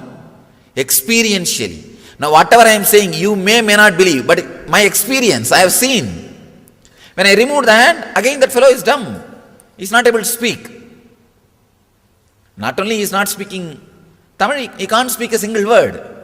If I put the hand again on his head and ask any question, he answers. It's my experience. Shocking, mystical, but truth is very clear. When he speaks, very clearly he is uttering the words. Only thing he is uttering in a singular abusive language. Because he is very tired. Retired, he wants just retirement. Tired, want to retire, irritated, stressed, but doesn't know how to retire eternally. How to retire. So, instead of, for example, if I want to leave this space, I can just get up and walk. Instead, trying to commit suicide. Unnecessary. That's what that child has done. That's what the child has done. If he wants to rest, he can just relax by reducing the engrams, samskaras. But he doesn't know the technique. So he reduces the expression part. He reduces the possibilities of expression, like taking birth as a physically or mentally handicapped child. Please understand, if you are also piling up stress and unable to handle the life in a balanced way, there is every chance you will take this kind of decisions. So don't wait to meditate. Don't wait to get rid of the stress. Don't wait to get rid of the emotional pains. Don't wait to heal yourself. It is time. Now I am not threatening you. I am not threatening. I am just sharing my experience. Anyhow, this incident taught me a great truth. Even if it is an accident, we are responsible. Many times when people ask me, Swamiji, you say it's our karma, we are responsible. But how about kids having cancer? 5-6-year-old kids having cancer, having diseases. How can they be responsible? What sin they have committed? Now I know the answer. Now I know the answer. That incident, it was a real strong click. Very strong click. Whether you want or not, understand or not, we are responsible. We attract. Anything in our life we attract, we are responsible for it. So, as you say, so many times I see the same kind of disturbing situations to come in my life. We are responsible. Change the blueprint. It may take little time and energy, but you have to. It's just like if you become overweight, if you put on weight, you work for 6 months to reduce and bring it to balance. Same way, you accumulated too much of samskara, too much of engrams. So work for 6 months, take it as a project. That's all. But the problem is weight everybody can see. So you feel compelled to reduce. The engrams nobody can see. So you think, oh, I am okay. I am comfortable. It's okay. That's the only problem.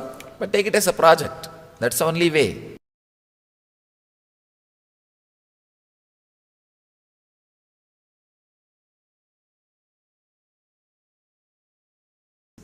Let me introduce the word kalpadaru.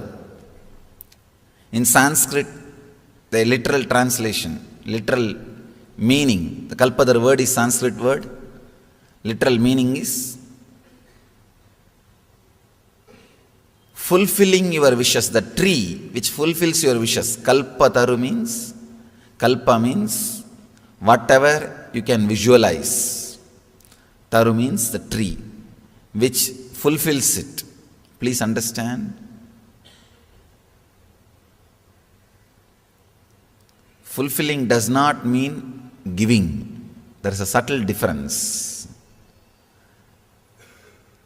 Many times, giving does not gives you fulfillment. If your desire is given, what you asked is given, the fulfillment doesn't happen. What for you asked, if that is provided, only then fulfillment happens. There is a subtle difference between what you ask and what for you ask. Many times, we achieve what we ask, but what for we ask is never achieved. I have seen people going through the depression of success. They achieve what they want, house, car, bank balance, relationship. They achieve all that. But what for they want to achieve, that they are not able to achieve. Because whenever you wish for something, you always have a feeling, if I achieve this, I'll be settled. If I achieve this, I'll be settled. But after achieving that object, suddenly you realize you are not settled. You are not fulfilled. That's what I call depression of success.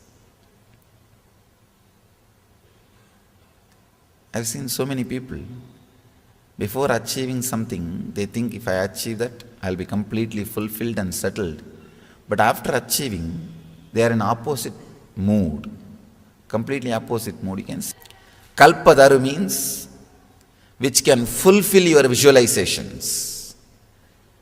Sometime it may give what you want, sometime it may take you beyond what you want. Fulfillment. In each one of us, that energy, the fulfillment is there. These are all, please understand, I am not repeating the same old things which you heard or read in books. When I am saying, I am responsible for it. But now, when I say, this fulfillment is inside you, I am responsible for my words. You can ask me. I am responsible for what I am talking. So please understand, I am not repeating from any book. I am not repeating from any theory. Whatever you listen from me, I am responsible for it. You can very clearly understand, I am responsible for what I am talking. The fulfillment is inside you. It is there. And we have experienced. Even now, rarely we experience. One big problem is, human beings when they walk, they leave their footprint. The birds don't leave their footprint. Same way, suffering leaves samskara, engram, memory in you. But fulfillment, which you experience in your life, rarely doesn't leave footprint, doesn't leave any memory inside you. That is why you don't remember the moments when you experienced fulfillment. But you can always recall the moments which you experienced suffering. The painful moments you can always recall and remember, recollect, cherish. That's what we are doing whole day. Whole day we are doing that only. Constantly we bring our past back. Actually, if you have any problem directly, any pain, suffering, we are very comfortable with the present moment. We think, oh, life is going as it should be. If nothing is there, if everything goes well, we feel empty and lonely. First thing, oh, if everything is going smooth today, tomorrow it is going to be a very bad day. That's our mind.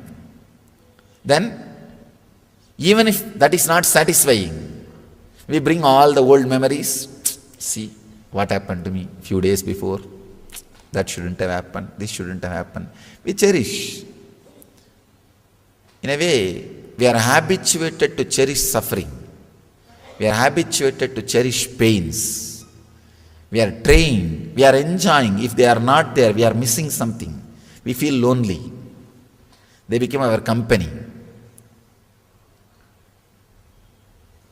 Fulfillment does not leave imprint, does not leave engram in us.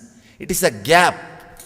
First truth, whatever you may seek, you are behind fulfillment, directly or indirectly. Second thing, this is an important truth. Through objects, the fulfillment is never achieved. This is the second truth. All of you know.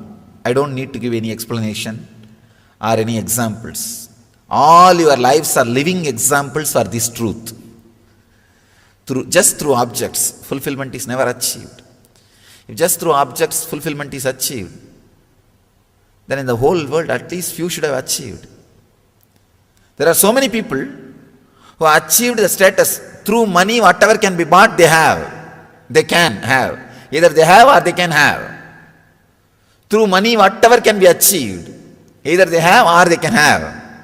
At least that kind of people should have achieved fulfillment. It's not there.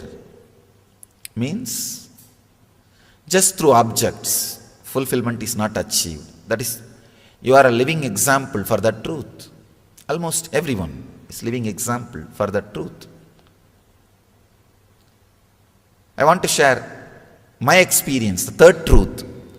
When you travel towards fulfillment directly, when you seek fulfillment directly, please understand, it may look little illogical, but I am sharing the straight truth, my experience with you. When you seek the fulfillment directly, suddenly the energy which is overflowing in you, all the objects which you are seeking starts traveling towards you. That is what I say. That's why I say bliss attracts fortune. The tremendous energy overflowing in you, suddenly all the objects towards which you are traveling starts traveling towards you. You start attracting different energy towards your life. See, usually if you are depressed, if you are filled with sympathy, self-pity, suddenly you will see you will be attracting the people who are abusing you, who are disturbing you, disrespecting you. You will be attracting situations, everything very abusive, very disrespectful. You are carrying the blueprint of your life. Whatever blueprint you carry, you reproduce it, you expand it and express it in the outer world. If the blueprint changes, if you are different, if your quality of awareness differs, your whole life has to change. Anyhow, today we'll internalize these truths experientially by meditating. Seeking completely changes your consciousness. When you start seeking, yoga and kshema happens to you. In Gita, Krishna says, yoga kshemam vahamyaham. That is what he means. When the energy travel, the direction of your energies travel, when it changes, yoga and kshema starts happening in you. Yoga means achieving all the objects which you are seeking. Kshema means staying with them, or those objects staying with you. Both starts happening inside you when the seeking happens. That is what Krishna means. Yoga kshemam vahamyaham sarvadharman parityajya mamyega saranam vracha aham tva sarvabhavepyo moksha ikshami masuchaha. He says in the 18th chapter. When you drop all the way of living and completely surrender and relax, you will see you are completely liberated. Ordinarily it looks too egoistic. How can a man who walked on the earth can liberate? Of course, now you won't feel hurt because he's not in the physical body. But if somebody who's in the physical body says, this is too much. Anyhow, another one sloka is Ananyas chintayanto mamyechana pariyuvasate desham nityavayuktanam yogakshemam vahamyaham. Understand, when I repeat these two statements, I am responsible for it. I may be repeating, but I am responsible for both statements. When he says, Ananyas chintayanto mamyechana pariyuvasate desham nityavayuktanam yogakshemam vahamyaham, by relaxing from everything else, if you are centered on me, when he says Krishna on me, it's not just 6-foot form, seeking. A deep seeking of higher consciousness. When you turn towards higher consciousness, the seeking, yoga kshemam vahamyaham, he says, your needs, fulfillment is taken care by me. Please understand, it's truth. I have seen this truth, not only in my life, thousands and thousands of my devotees and disciples' life who are seekers. When they turn towards seeking, the whole energy of the life becomes different. So these are the few truths I wanted you to remember. First thing, whatever you are seeking in your life, if you think wealth or love or relationship or anything you may seek, you are seeking fulfillment. Maybe indirectly, but you are seeking fulfillment. Second thing, through objects, fulfillment is not achieved. Third thing, when you seek the fulfillment directly, objects run behind you. World and the objects are just like the shadow. If you are running behind, you will never be able to catch it. If you are taking care of your responsibility, it will be there running behind you. So change the direction. You will see world is behind you. Just understand and internalize these few truths. We'll enter into the meditation technique to internalize these concepts, to awaken the seeking. Please understand, anything you seek, maybe I can give this simple technique, you will really experience and find out what you are seeking for. For example, if you are working now to achieve some desire, why are you working? To achieve something, not just to get your food and stay. Most of you don't have to work just for food and stay. You are working active, still alive for something else. See, when that happens to you, when you achieve that, how your mind is behaving, how your mind is suddenly shifting. Just experience 2-3 times what you want. When you experience what happens inside you, suddenly you will see you are not seeking what you are seeking. You are not seeking what you think you are seeking. If you think you are seeking just relationships or money or some comfort or anything, when you achieve that, just see how you feel. Suddenly you will see. Just 2-3 times, be aware when you experience what you wanted. You will understand what you are really seeking for. All of us, whether you want or not, whether you understand or not, directly or indirectly, seeking a feeling of fulfillment, which you lost when you started feeling individual identity. By the age of 10 or 11, usually the person starts feeling an individual identity. From that time only, you start feeling that unfulfillment. From that moment, we are seeking only that back.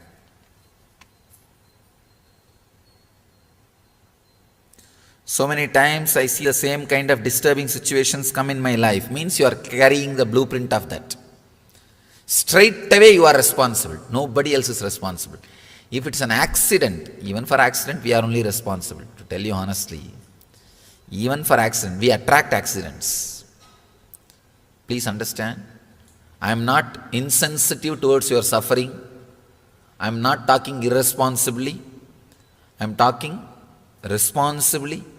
Even your accidents you are attracting. You may say, how can it be, Swamiji? I was driving in the right lane, that fellow came and dashed. How can you say that I am attracting? So, as you say, so many times I see the same kind of disturbing situations to come in my life. We are responsible. Change the blueprint. It may take little time and energy, but you have to. It's just like if you become overweight, if you put on weight, you work for 6 months to reduce and bring it to balance.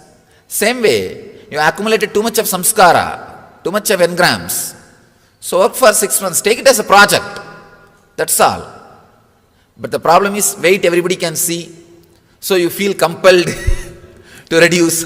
The engrams nobody can see, so you think, oh, I am okay, I am comfortable, it's okay. That's the only problem. But take it as a project. That's the only way.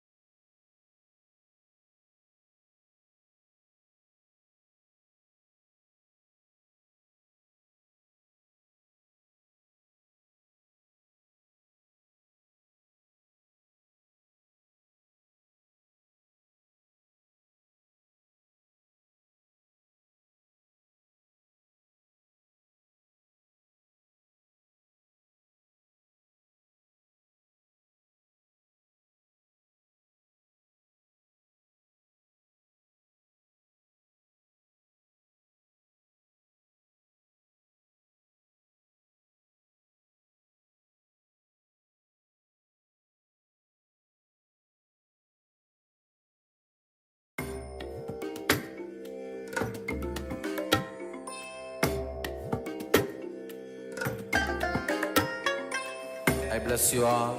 Let you all open all your 3 eyes and manifest the powers of Mahasada Shiva. Om Nitya Nityanand परमशिवोऽहम् ॐ नित्यानन्द परमशिवोऽहम् ॐ नित्यानन्द परमशिवोऽहम् ॐ नित्यानन्द परमशिवोऽहम् ॐ Nityanand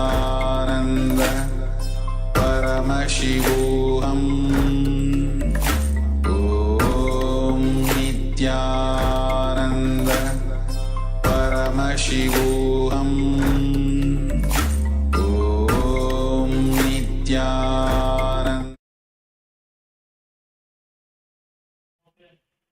Yes. So after this wonderful revelation by the Supreme Pontiff of Hinduism on the Kalpataru process, how to manifest the reality, giving an introduction to the process of Kalpataru. So let's now actually delve into the process itself. We'll be explaining step by step what the process really is, what are the various steps involved in the process, so you get a glimpse of what we're going to do, and after that we're actually going to go through these steps, completion processes, on how to really manifest the desire. But before that, we'll try to explain the entire process in a nutshell, so you get a glimpse of what is it that we're going to do. Yes, so let us first look at the first step, which is creating the space. So the importance of creating the space. In this first step in the Kalpataru process is creating the space for what you want.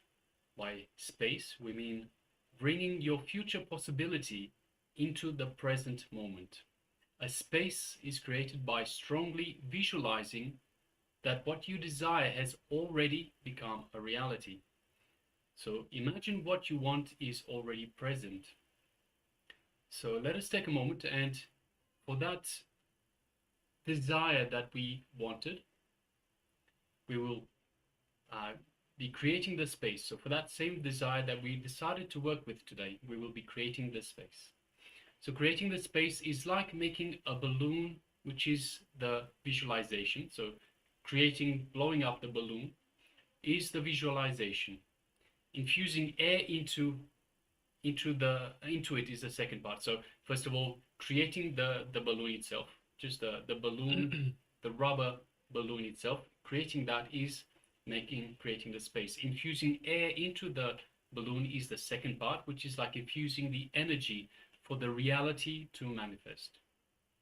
So if you are creating a space for health, for example, just see it as already a reality. You are already healthy. You are living healthily.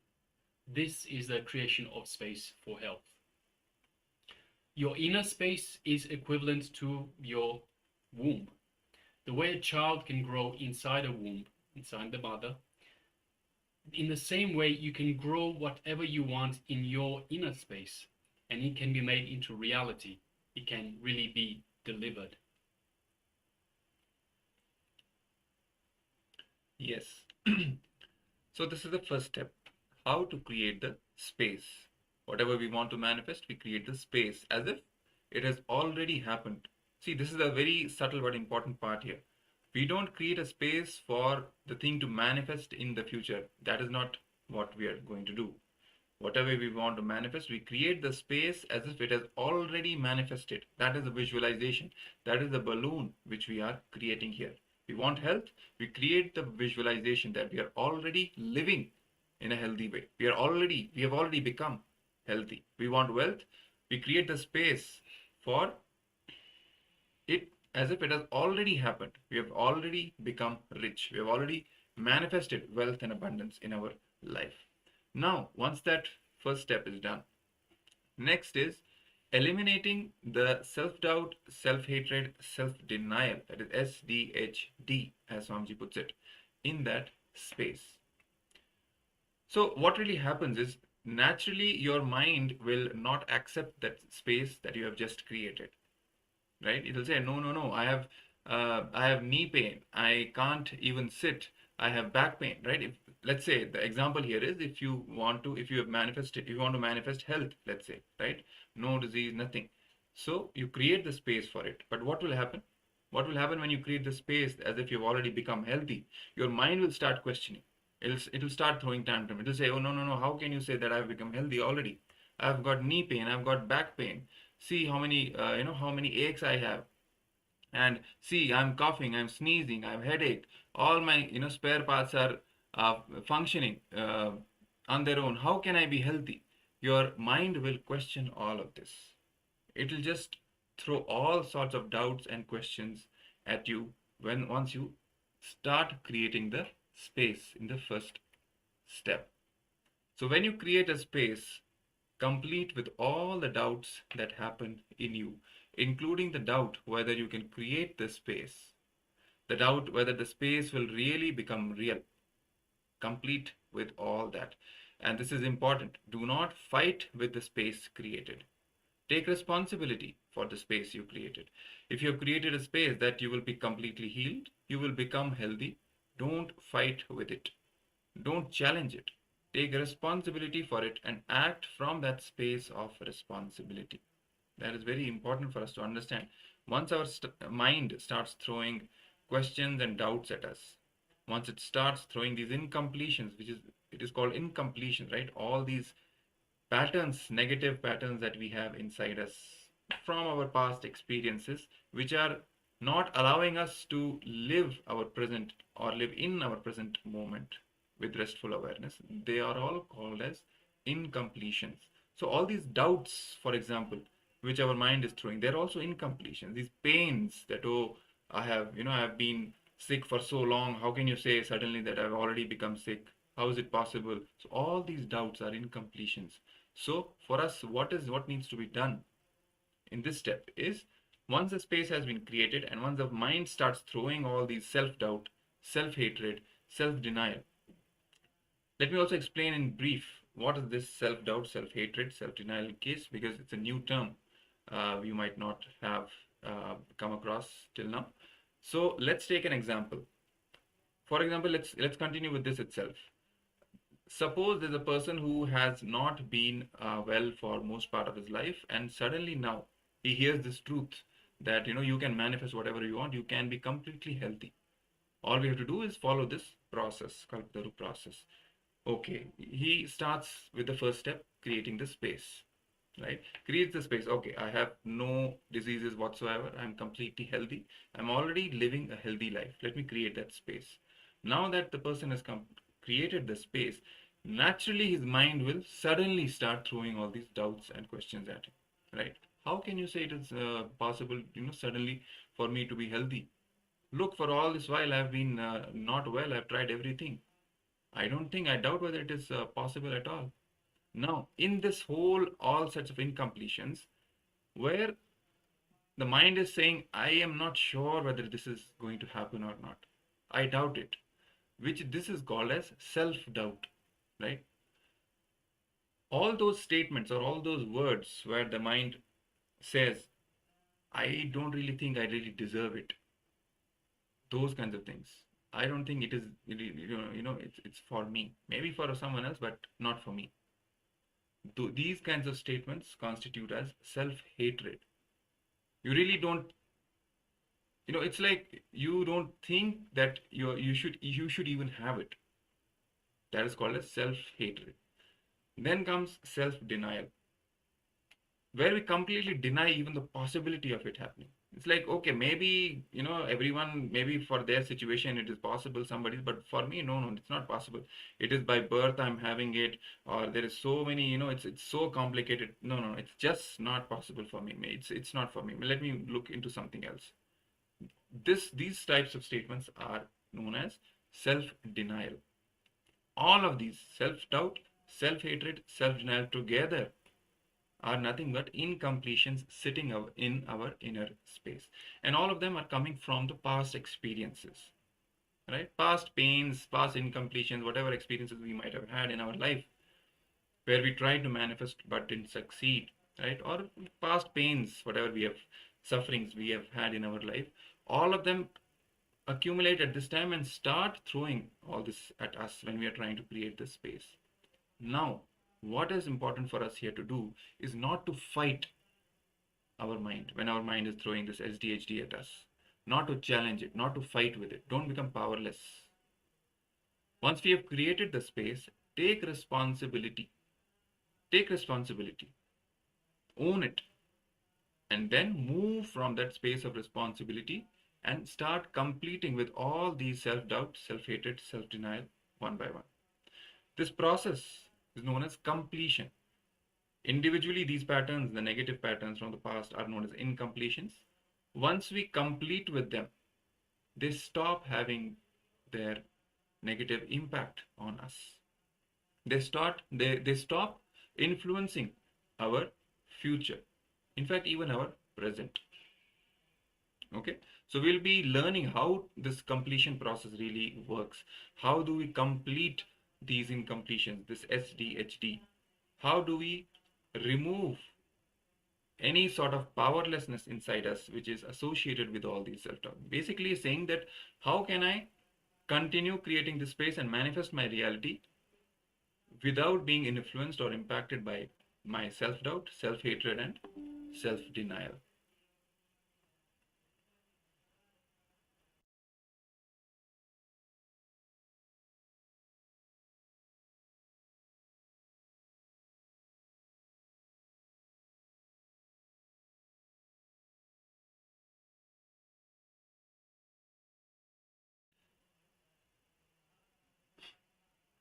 Okay, so this is the second step. Once we create the space, and then when our mind starts throwing the SDHD at us, when we face our incompletions from the past, our SDHD, self-doubt, self-hatred, self-denial, then we complete with the SDHD.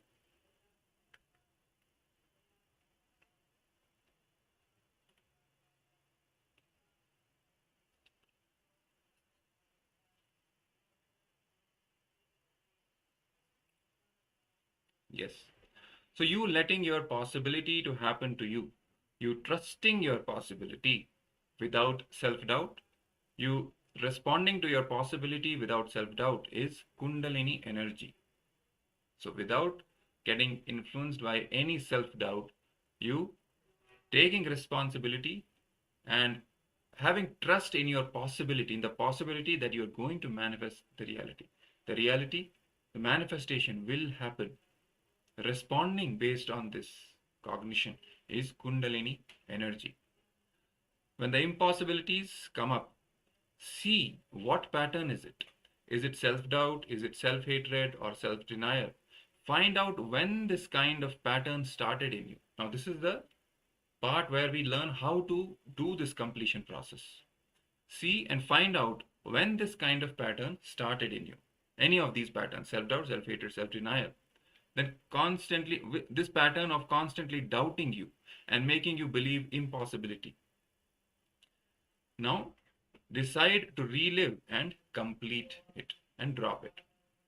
That's how we complete that particular pattern.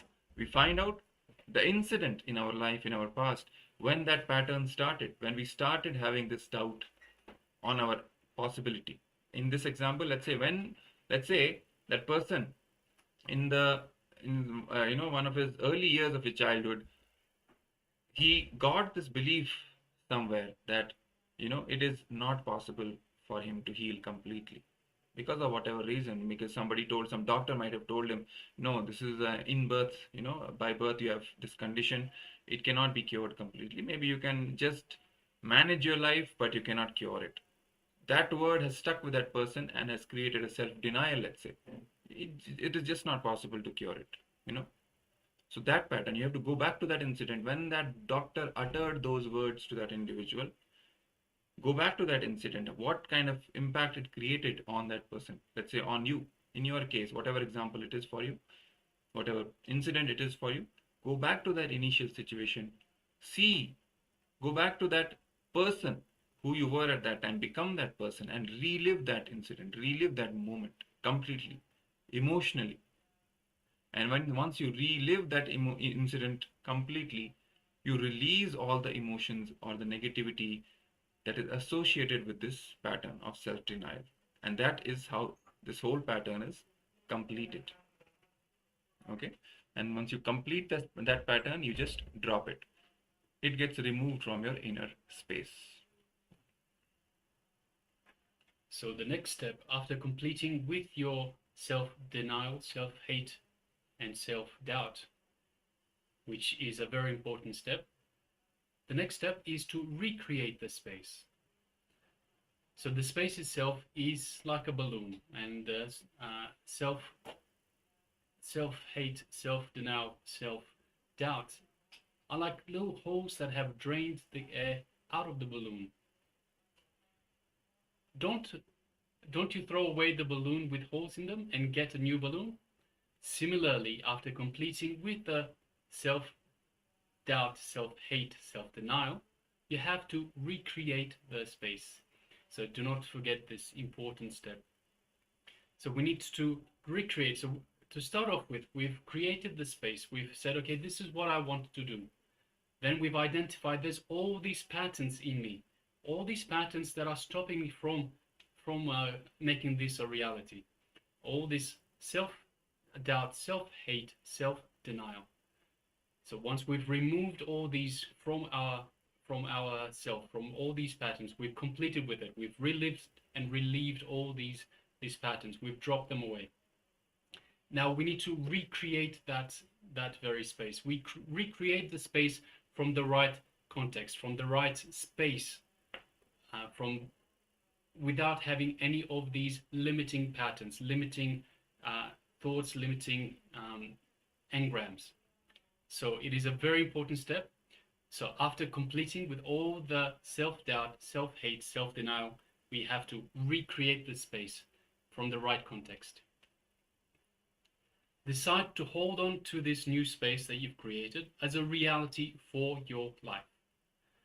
You can align all your thoughts, all your actions, all your feelings, and your entire life to this reality. You will see simply the space you created will just radiate itself and become reality in your life. So once you create the space, you recreate the space from the right cognitions without any limiting patterns, then align all your thoughts, all your actions, all your feelings, align your entire life to this reality, and it will just simply happen. It will simply radiate, and it will simply become a reality of your life. Especially so when the Master, when the Supreme Pontiff of Hinduism himself blesses, his integrity, his authenticity, and his responsibility is like Ganga entering into a well. So if you have a small, just to give a small example, if you have a small dirty well, you can doubt if you can be complete. But when Ganga enters into your well, it is cleaned inside out. It is cleaned in all directions. So similarly, when the Master blesses, it is like that, like the Ganga entering into your well. It is simply going to happen. So the next step is the Kalpataru Darshan. So have the Darshan of the Supreme Pontiff of Hinduism. So this is where the Supreme Pontiff of Hinduism, the incarnation, plays his part in the process. In this step, which we just mentioned, Swamiji gives you the blessings, expresses your desire verbally. This does two things. First of all, through his presence alone, just by a single look, just by looking at you, the Supreme Pontiff of Hinduism, Swamiji will awaken your Kundalini energy. This is what is called Jnana Dīkṣā, initiation through seeing. At times, the Supreme Pontiff of Hinduism may conduct a meditation to awaken your Kundalini, but through Jnana Dīkṣā, through a simple look, just one look is initiating you, is awakening you, your very Kundalini energy. Second of all,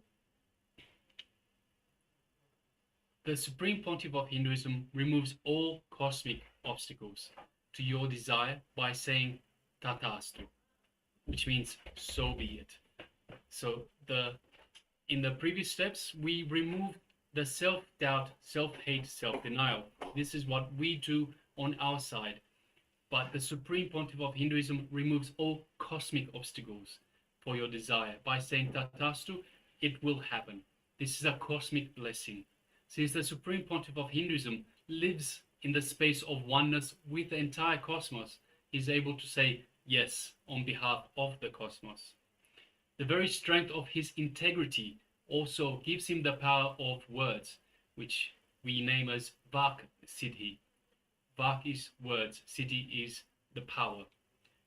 So just his very integrity gives him the power of words, the Vak Siddhi. And when he says yes to something, the entire cosmos says yes to something, to that very something. The cosmic forces simply move to remove all obstacles in its way, and it will happen. Yes. So now, after we receive the darshan and the initiation by the Supreme Pontiff of Hinduism, now after this, what is the next step? Take responsibility and act. See, first step, we created the space. Second, now that all SDHD came up, we completed with all that STHD, right? That whole completion process, relieving all the SDHD, completing with it and dropping it. That was step 2. Step 3, we recreated the space, right? Recreated the space for the manifestation. Then after that, we received the initiation from the Supreme Pontiff of Hinduism, infusing his energy in our inner space, removing all the cosmic obstacles. Now, once we have received the initiation, what is the thing for us to do? What do we have to do after that? Do we just sit back and relax? Okay, now Swamiji has blessed us and there's nothing for us to do now. Space has been created, he has blessed, that's it. Is that so? No. Next step is the most important now. Take responsibility and act. So from the space of possibility that has been created, along with the Kundalini energy that was released by the Supreme Pontiff of Hinduism, now take responsibility for your desire and act. Action is what is important. With integrity, authenticity, and responsibility, align your thoughts, words, and actions to this new reality you have created the space for. So let's say I have created the space for richness, for wealth, for abundance. Now is the time for me to act in alignment with this space.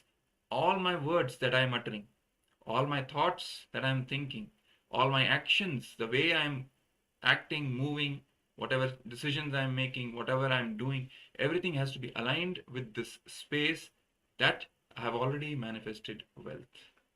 I have to talk the way as if I'm already rich. I have to start talking that way. I cannot talk that I will become rich. No, because the space that we have created is that I've already manifested richness. So I have to start talking using the same words that I'm already wealthy, I'm already rich. Let's live life this way now, right? All my thoughts have to be aligned this way. All my actions have to be aligned in this way.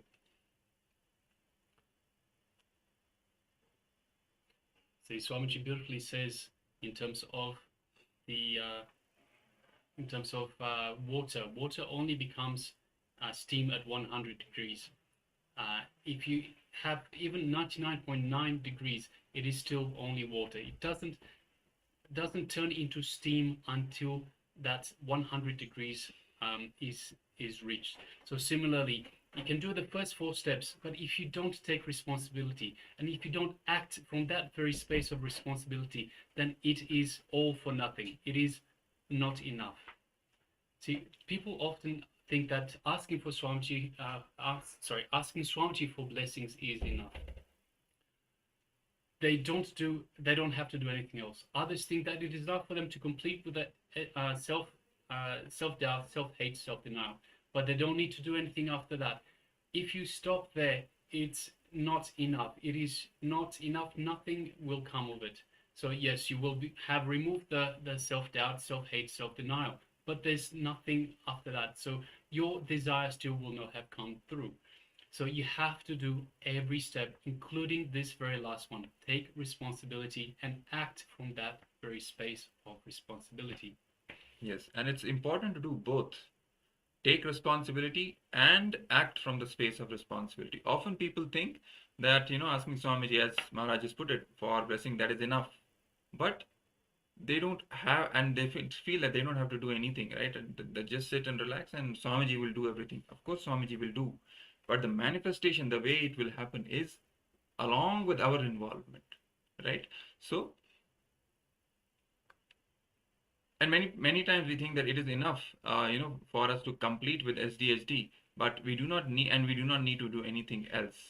But we should not stop there, right? All the steps have to be finished. And in the end, after receiving Swamiji's blessing, taking responsibility for whatever desire. Let's say today we have all penned down that one desire that we all are going to manifest, right? So we'll be creating the space for as if we have already manifested the desire. Next, then we will be completing with all the SDHD and recreating the space for that desire to manifest. Then taking Swamiji's blessings during the darshan, his initiation, and after that taking responsibility and then acting from that space of responsibility for manifesting our reality. So this is the whole Kalpataru process. So we've explained it to you in more like a bird's eye view. Now we are going to actually do the completion process, creating the space, going through step by step, and eventually we'll be having the darshan of Swamiji, who will be initiating us into the Kalpataru process. Okay. All right. Now we're going to take a very short break, and a new set of acharyas will be joining you in just a couple of moments. So thank you very much. We'll see you shortly. Yes, Nityanandam. Nityanandam.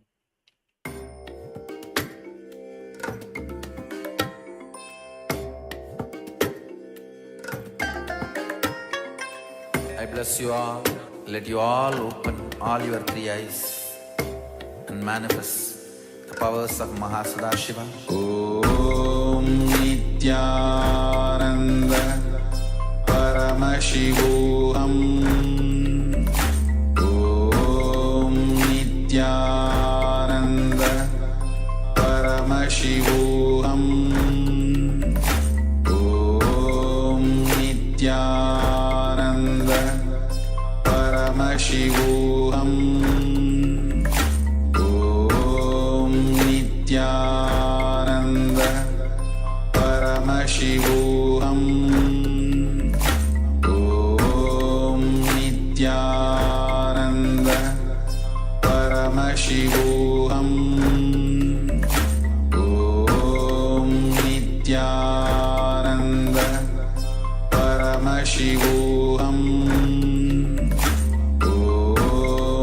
Nityananda Paramashivoham. Om Nityananda Paramashivoham. Om Nityananda Paramashivoham. Om Nityananda Paramashivoham.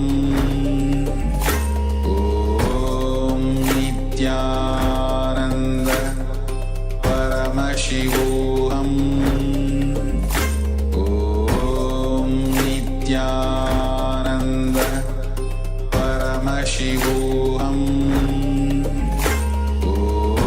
Om Nityananda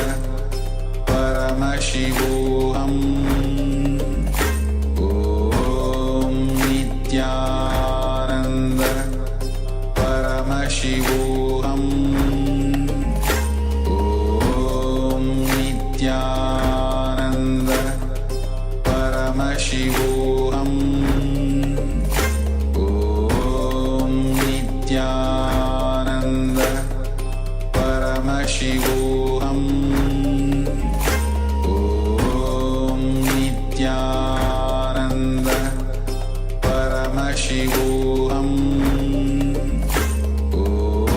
Om Nityananda Paramashivoham. Om Nityananda Paramashivoham. Om Nityananda Paramashivoham. Om Nityananda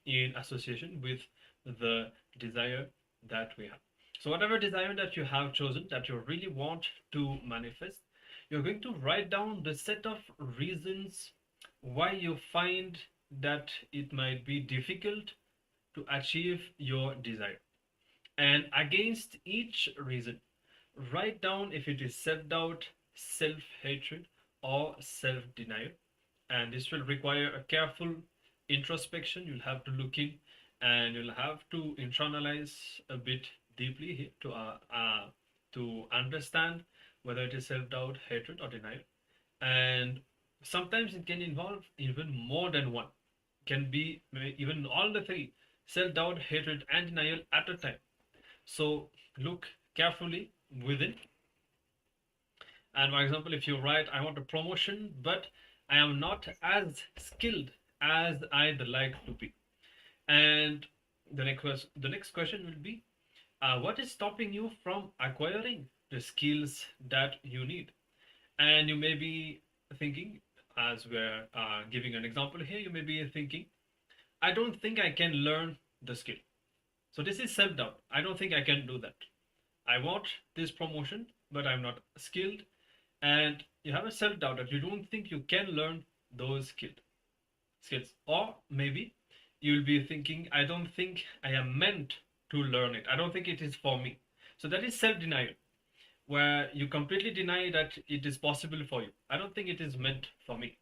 And since you are tying your ability to do something with how you see the functioning of the world. So you understand the self-doubt, the self-denial, or you can even have the self-hatred, where you really feel that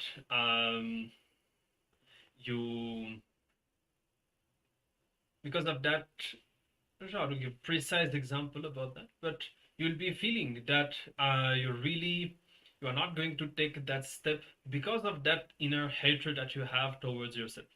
So you can look in and analyze, and depending on whether it is self-doubt, hatred, or denial, then go deep and write down what is the belief, the inner image, or the different images that the inner image, outer image, and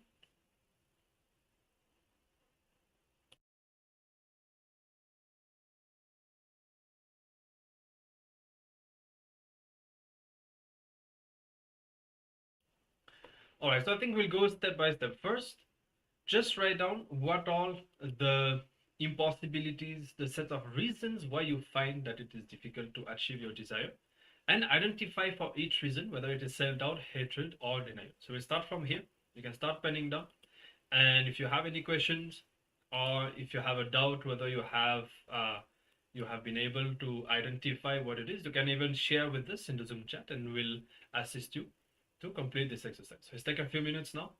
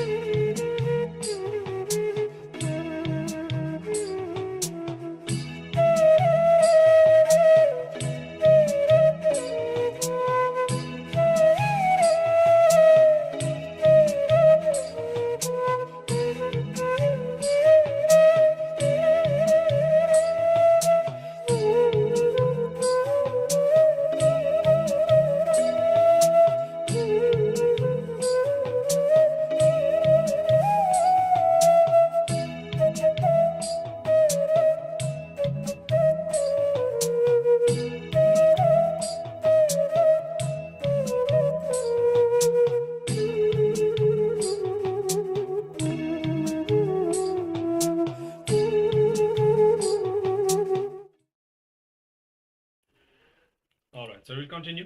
If you need a bit more time to write down the reasons why you feel it is difficult or even impossible for you to achieve that, you can continue to do so as we move forward. But we also need to get into the next step, and you will be when that incident happened. So, for example, if the impossibility that you have about manifesting your desire, look back into your past and try to find when is the earliest incident when you experienced that. Okay, so for example, if you have, let's say, a fear of public speaking, maybe when you were age 5, you were speaking and your parents or someone made a comment.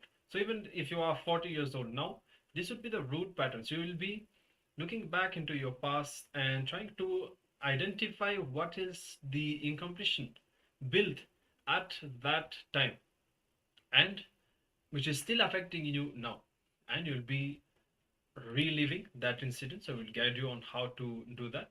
Now, when you find that source incompletion, the incident that you went through in the past, when that incident happened, how did you perceive yourself, the situation, or others? Okay, these three different life images, the inner image that you have, the others image, and perception that you have about the situation. And do you see how that perception has stayed with you? Is that perception true, or is there a chance that this perception is wrong? Are any of the situations repeated again and again? So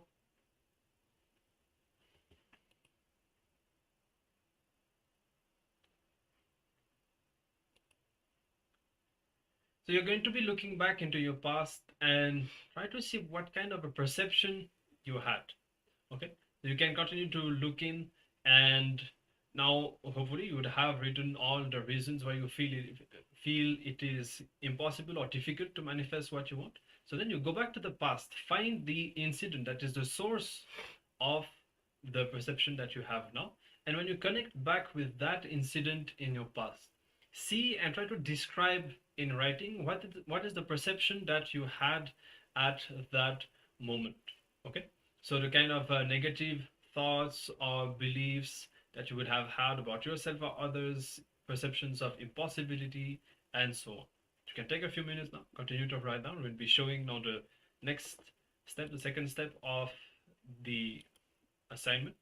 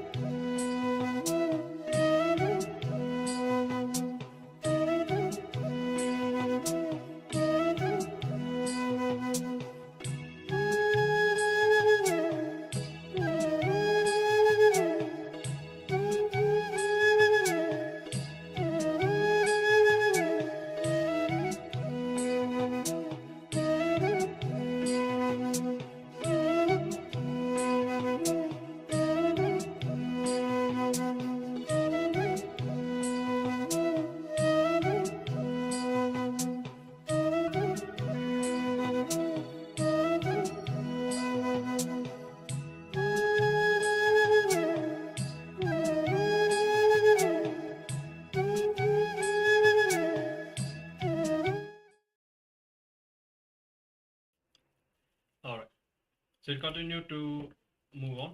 And so at first you would have described the present situation, and then you would have identified at least one situation in the past where possibly the earliest that you can remember, where you first built this incompletion, perception of impossibility, and so on. And now continuing in the same line, you're going to, for each situation, you're going to make two columns, and in one column you'll be writing what is the binding cognition or the limiting belief that you have. For example, how we were saying before, you want a promotion but you don't have the skills, but you have a self-doubt about acquiring those skills. So maybe there was an incident in your past where you felt judged at school because of a comment that the teacher made, and so you would have come to the understanding that, oh, I don't understand anything, for example. So that would be a binding cognition. So like that, when you trace the incident back and describe it, you will come to the point where you can also identify the binding cognition, the limiting belief that you have. And so in one column you'll be writing what is this binding cognition, and in the other column you need to write what is the new cognition that you want to have. So it could be for example, in the example that we have given, so the binding cognition is that you feel you're not able to understand anything. Now here you could write that I am Paramashiva, and you just have the confidence that you are able to cognize or understand absolutely anything in the universe. So that's one possible cognition that you could write, and it could be even more simple. It doesn't whatever clicks for you, whatever words are able to shift the space inside you. So you can use your own word to write it. If you feel like, you can even share with us and we'll give our feedback. Essentially, now you need to shift the cognition from the limiting cognition to a powerful cognition that is going to empower you to manifest what you want. Okay, so we'll be showing the assignment again, and let's continue in this exercise. And after that, we'll move into the completion process, where you can relive and you can complete with all of the emotions and that very binding cognition that you have experienced or created in the past.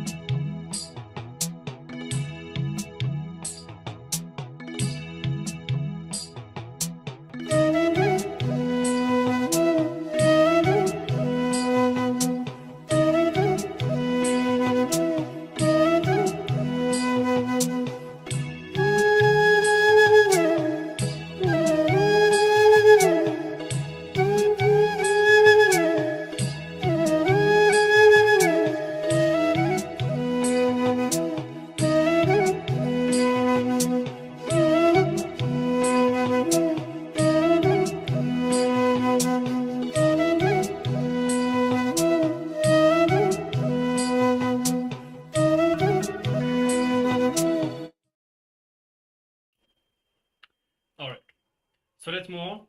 And now we'll be starting the completion process. So whatever incident that you have identified from the past and that you have described, you're going to relive that situation. So what you need to do, you'll be closing your eyes and connecting with the situation. And the difference between remembering and reliving is that when you remember, you are sitting now in the present as the person that you are and thinking, recollecting the past. But reliving means completely forgetting the present, going back into the past and becoming that person again, re-experiencing the whole situation, all the emotions, powerlessness, whatever it is, going through the whole thing again, becoming that person again. If you are a 5-year-old child, become that 5-year-old child again. Whatever anger, fear, powerlessness, whatever you felt at that time, you're going to go through it again. Because when you do that, all of these suppressed emotions will leave your system, and the impact of that past situation on your present will be removed, nullified, and so you will be free and you will not be affected by that powerlessness anymore. So go through it and sincerely relive the whole situation and do the completion. Again, if you have any questions or doubt, feel free to ask in the Zoom chat, and let's continue the exercise.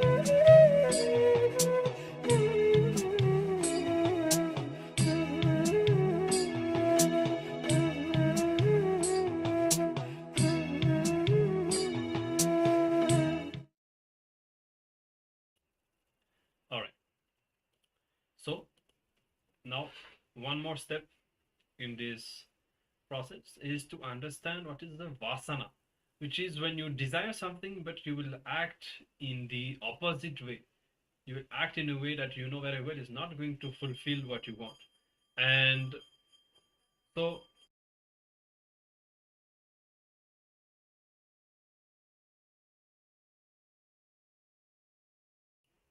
yes, and in whatever you have written now, you would have already described and relived.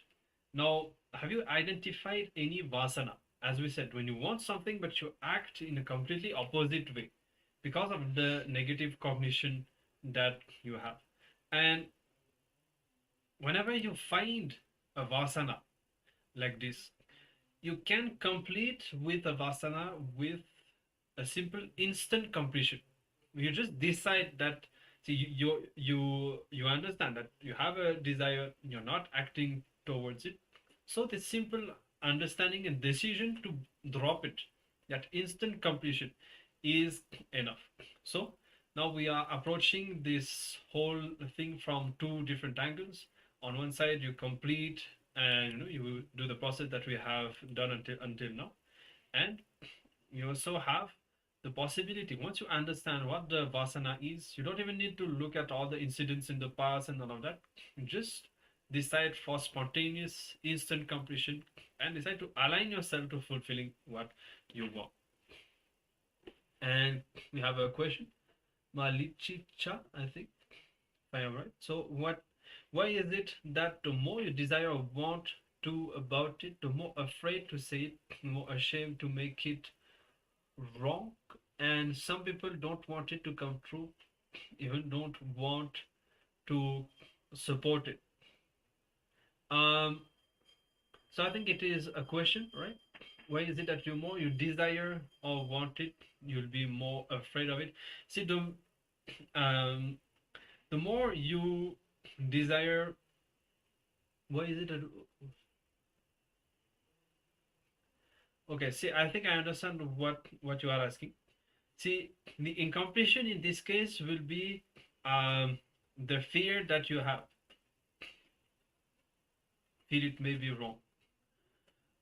Okay, see, maybe I can say this. Try to make it in a more clear way. Like maybe you can write what is the desire that you have, what is the incompletion that you have. For example, I'm understanding from what you write that you have a desire and you'll have a certain fear, and then there will be the pattern, the incompletion of feeling ashamed, and then you also have the perception that other people don't want it. So even in what you are writing, like there is the desire and the incompletion that are stopping you from manifesting, from fulfilling that desire.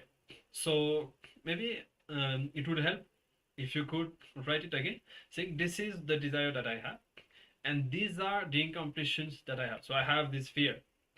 I have this feeling of shame, or that it may be wrong. I have this fear that people will not support it.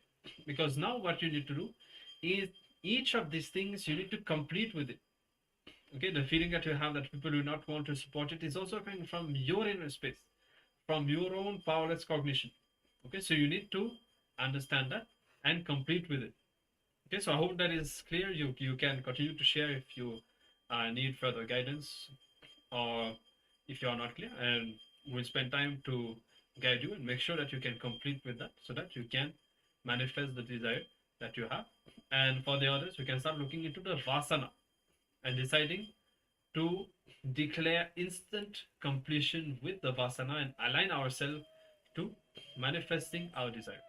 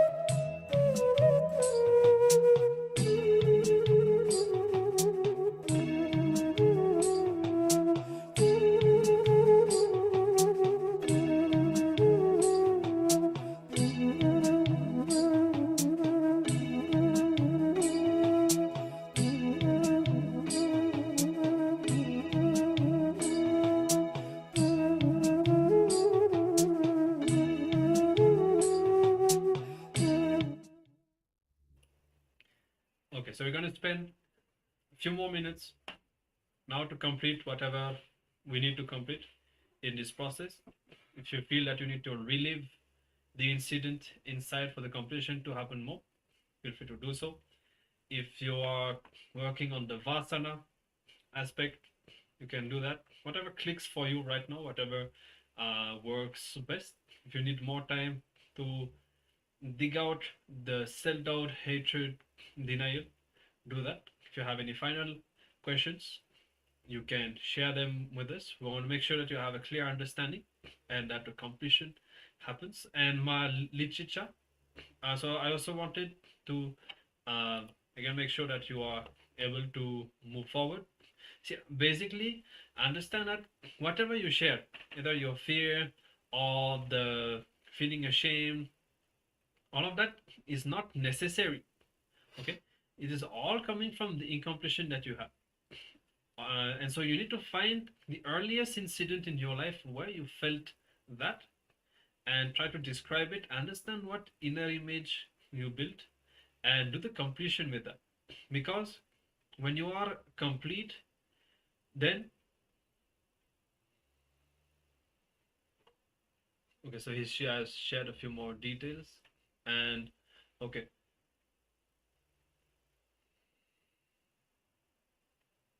so again, see, whatever the situation may be, whatever the feeling of impossibility that you have inside, it is only your perception. And even if you feel that it is true, the powerlessness that you feel, the impossibility that you feel inside, that is the incompletion that you have from the past, the powerless cognition that you have from the past. Because when you are complete, you will feel empowered to manifest what you want. So you need to look back into your past and identify, understand why you have this perception now. Understand why you have started to feel like that. Now, what is the impossibility that you have? So that you only have to find it. You have to look into your past, understand what is the situation that you went through in the past, and do the completion with that. Okay, so you can continue to share if you have few more questions or anything for the others. Hopes that is clear. Let's continue. Let's make the completion happen, and then we'll move on into the next sessions.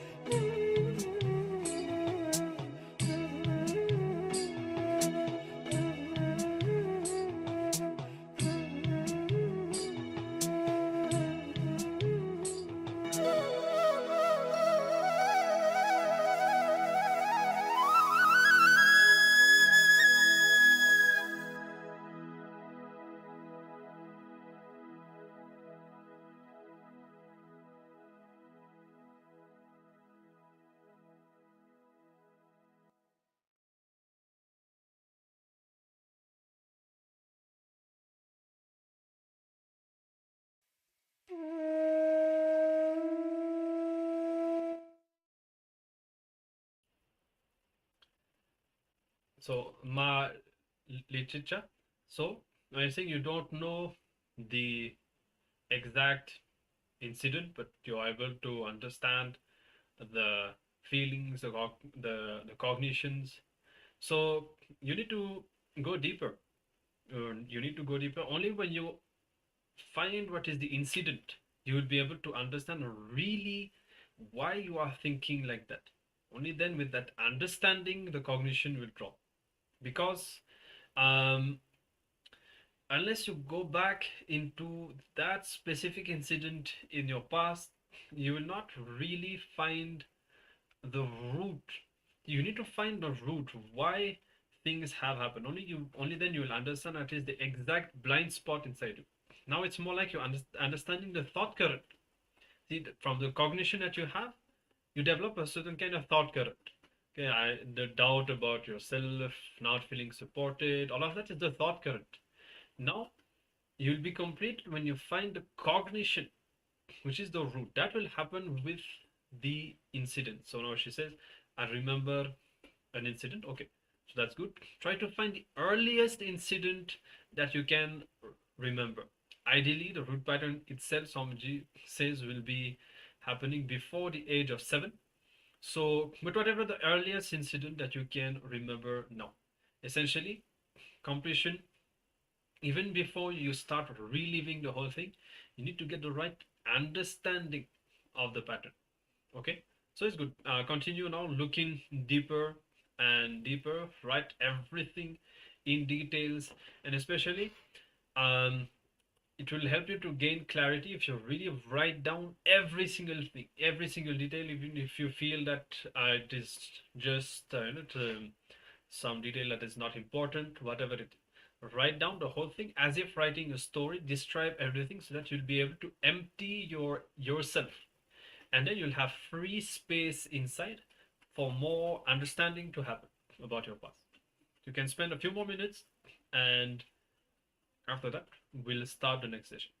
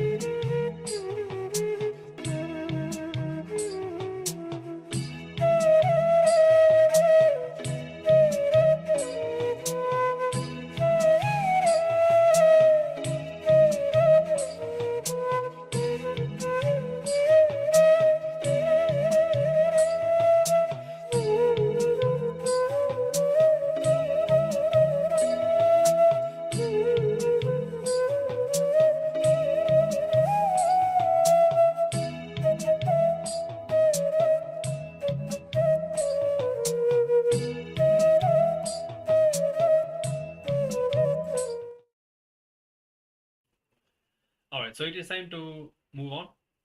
And if you feel that you need a bit more time, you can continue to look in and to pen down to do the completion.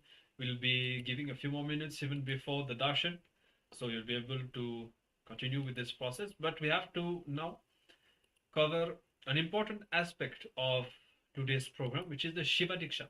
It's the initiation that all of you will have the opportunity to receive from Swamiji during today's darshan.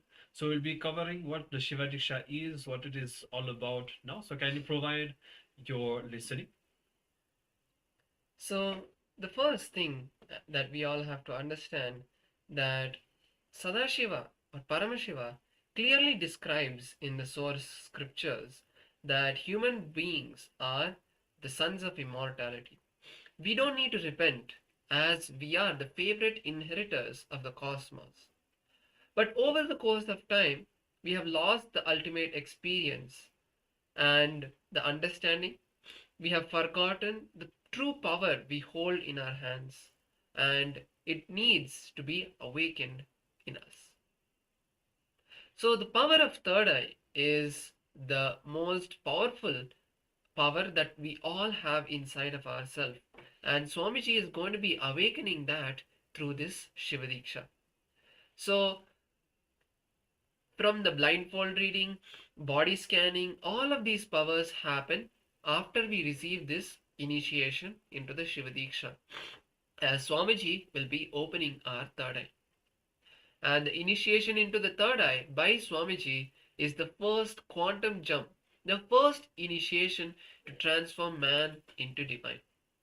So let's look at the origin of the Dīkṣās and how it has started.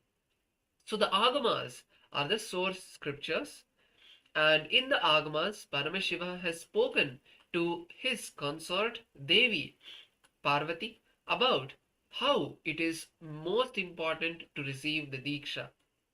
So Paramashiva says that bless us with explanation on Dīkṣā, initiation process for those who are seeking to lead a spiritual life.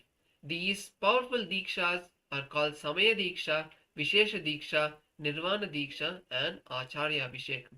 So we'll be looking into more about what these each Dīkṣās are, but today we are going to be receiving the first Dīkṣā, which is Samaya Dīkṣā. So Paramashiva describes that the Samaya Dīkṣā or the Shiva Dīkṣā level 1 is the first step for all Hindus to receive enlightenment.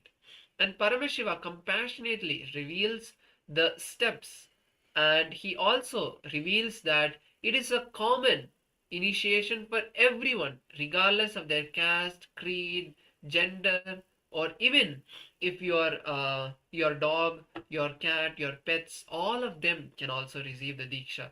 It is the first step to give them the ability to receive enlightenment.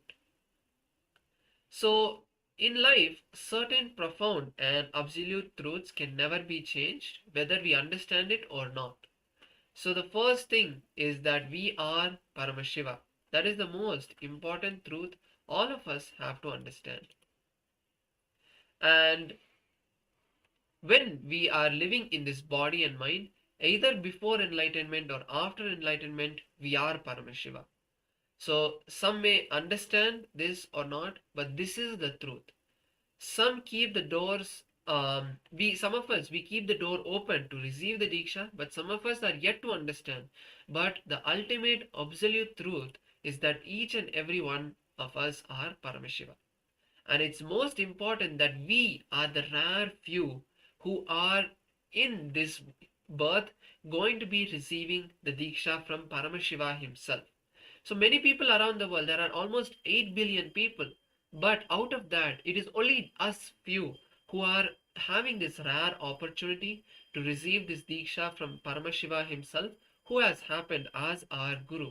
So understand how fortunate each and every one of us are. So when a Samayi means the person initiated into the Samaya Dīkṣā follows the prescribed lifestyle that Paramashiva and the Guru has instructed with integrity, the possibility of manifesting powers of Paramashiva happens inside of us. So the next thing is that the Samaya Dīkṣā is not just an initiation into the lifestyle of Hinduism, but it is also the awakening of our DNA. The first inspiration, the first awakening that we experience of Kundalini happens when we get this Dīkṣā. So when Swamiji is initiating us, we achieve the rights to experience Paramashiva, and our DNA is awakened. And even scientifically, we have proven how the DNA has awakened in the participants who have received the Samaya Dīkṣā. So when we receive the initiation from a person who is not enlightened, after the initiation we need to do a lot of penance to experience the fruits of this initiation. But with Swamiji, he is Paramashiva himself. So we don't need to do any penance or austerities to receive the benefit.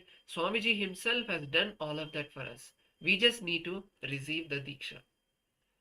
So when we receive this Diksha from Paramashiva himself, he bolts this mantra into our bioenergy. So that whenever we are doing any action, whether it's working, sleeping, talking, or any activity, that mantra is constantly just radiating inside of us.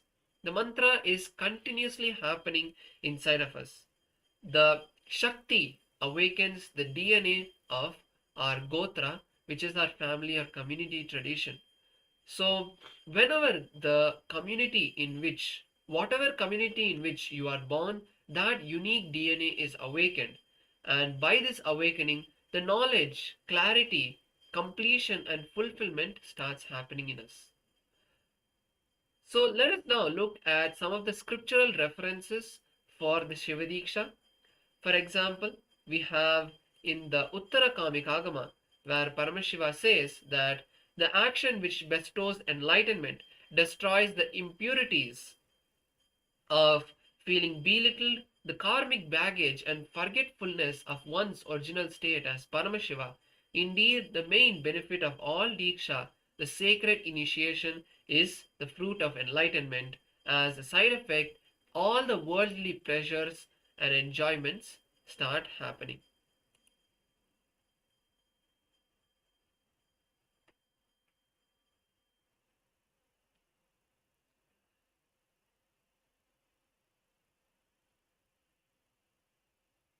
So now let us understand what does Shiva Dīkṣā level 1 mean.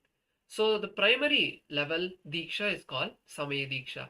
Maya means the individual identity of I and mind, and Samaya means the transformation of the identity from I and mind to the divine of Shiva. So Samaya Dīkṣā is the first level of Paramashiva's initiation, and through this initiation the bondages that bind our individual self from experiencing its ultimate self, Paramadvaita or Paramashivatva, is completely destroyed. All the binds are destroyed, and through that loving grace of the Guru we experience it. So also during this Samaya Dīkṣā we'll be receiving the Gayatri Dīkṣā. The Gayatri Dīkṣā is a beautiful and necessary ritual. It sets the right context for us to begin our journey with Paramashiva. The initiation is a ritualistic process instructed by the Vedas. It initiates us into the daily recital of the Gayatri Mantra. Swamiji himself will be teaching all of you the Gayatri Mantra. So you will learn this Gayatri Mantra from Swamiji himself and also receive the initiation.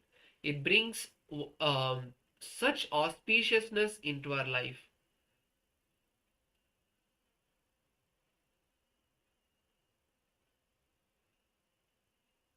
So now let us understand the do's and don'ts of the Samaya Dīkṣā. So there are a few things that the disciples, all of us, should avoid once we take the Dīkṣā in order to maintain the integrity. So the first is that abusing Paramashiva. Do not abuse Paramashiva in any way, or do not abuse the words of Paramashiva in any way.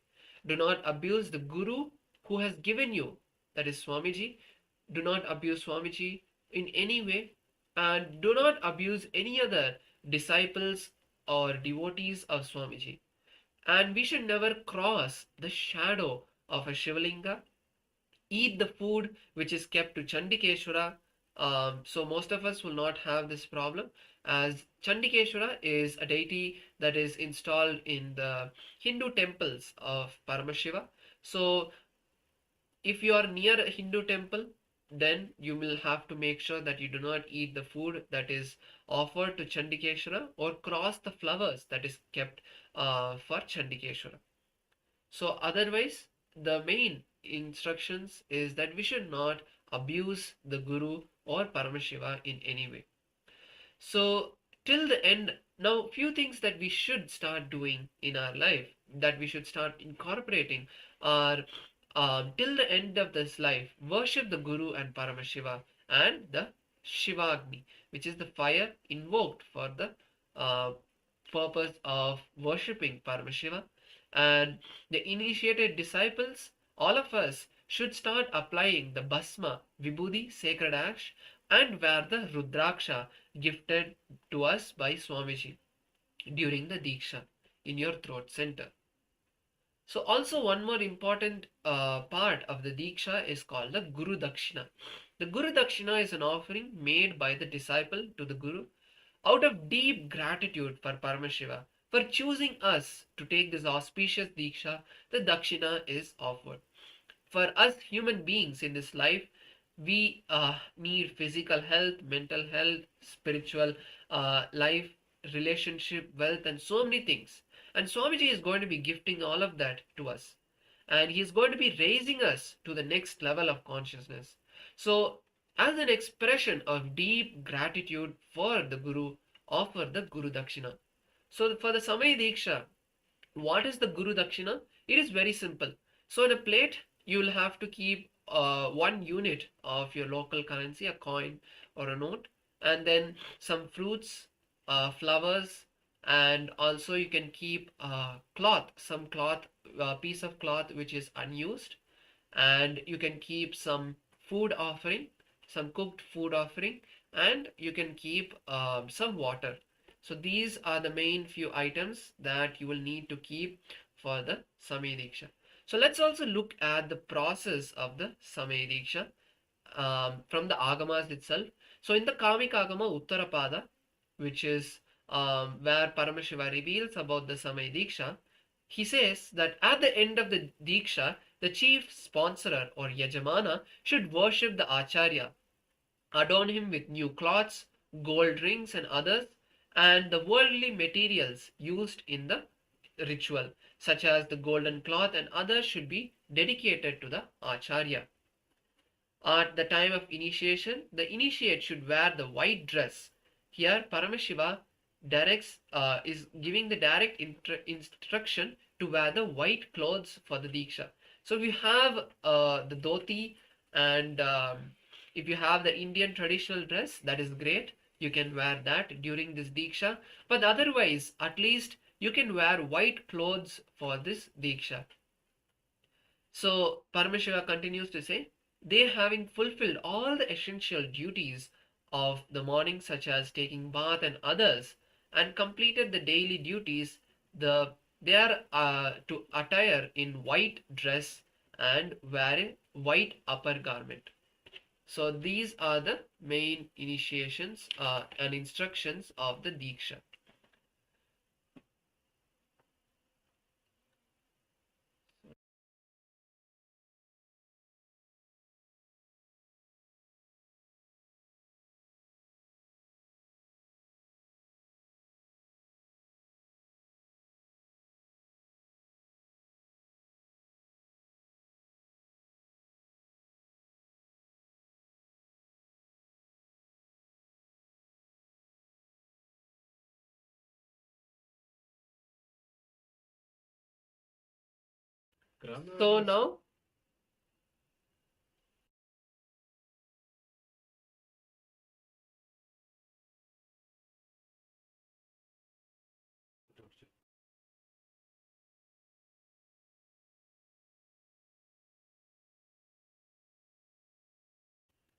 So now let us understand how to receive the Shiva Dīkṣā.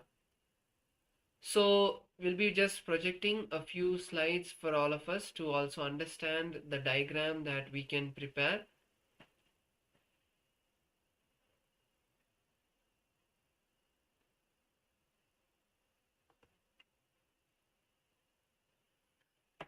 So here Paramashiva is first telling that in the Samaya Dīkṣā, the participants are to offer the flowers to the Sadashiva Mandala and receive the Shiva Dīkṣā. So you'll also be receiving a spiritual name for the each linga. So you can see the Shiva lingas that are there: yellow color, black color, white color, red color, and in the center, which is the Ishana linga. So wherever you offer the flower, so that is the name that you'll receive. So all of you can make a kind of a miniature version of this. You don't need to make it so advanced or elaborate, but you can just, in a white cloth, make a small Shivalingas, 4 Shivalingas, and in the center a circle. So you'll need the color to make the rice in the particular colors: the yellow, black, white, and red. So for each of these colors, if you have maybe turmeric to make it yellow, for the black color you can use the charcoal, or you can use some black powder. For white you can use you don't need to do anything, and for the red you can use the kumkum. So we'll also show you how you should stand and what is the direction. So if you see, this is just a rough diagram of how the ritual will be happening.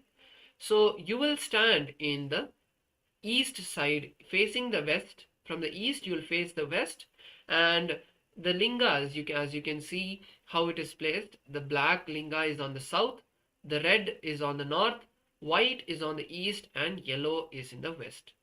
So this is how you will be standing on the east side and offering on the mandala that is drawn. So you can just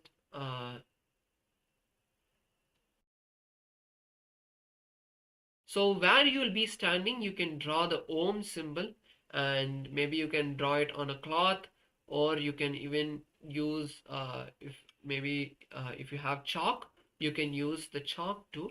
So this is a little bit more understanding of what linga is on which direction, and which of these lingas are representations of which.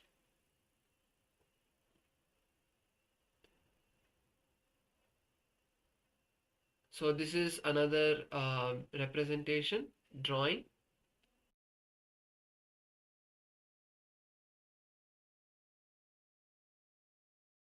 So if you need more guidance, or you want to refer back to these, surely you can just go to the YouTube live stream and just scroll back to this point. But as we'll have to also cover a few more topics and powerful cognitions before we move into today's darshan, we'll have to move on. But all of you can refer back to the YouTube live stream to have more information and detail about the entire drawing.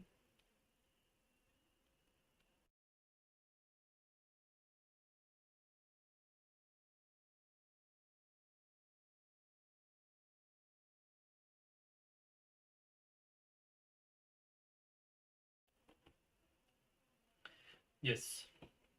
So if you have any questions or doubts regarding the Samaya Dīkṣā, please feel free to ask.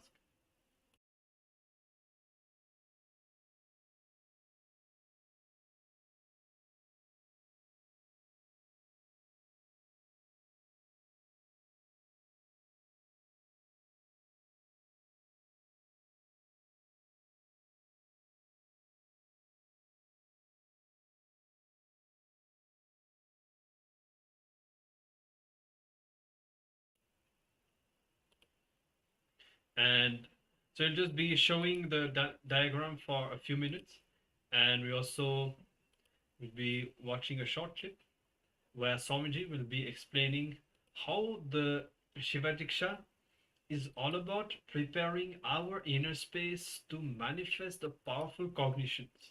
And literally this Shiva Dīkṣā help us to reprogram our inner space and upgrade the whole inner software that we have. So right now, maybe the inner software that we have, the inner space that we have, will be operating based on certain powerless cognitions and so on. with the Samaya Dīkṣā, with this initiation, Swamiji will literally reprogram our inner space to function based on powerful cognitions. And so now we'll be listening directly from Swamiji, a short clip on this initiation of the Samaya Dīkṣā. So kindly provide your listening. And also in the meantime, we'll be sharing the link for all of you to sign up, to register for today's initiation. So let's now enter into the video. So can you provide your listening, and let's listen directly from Swamiji about the Samaya Dīkṣā.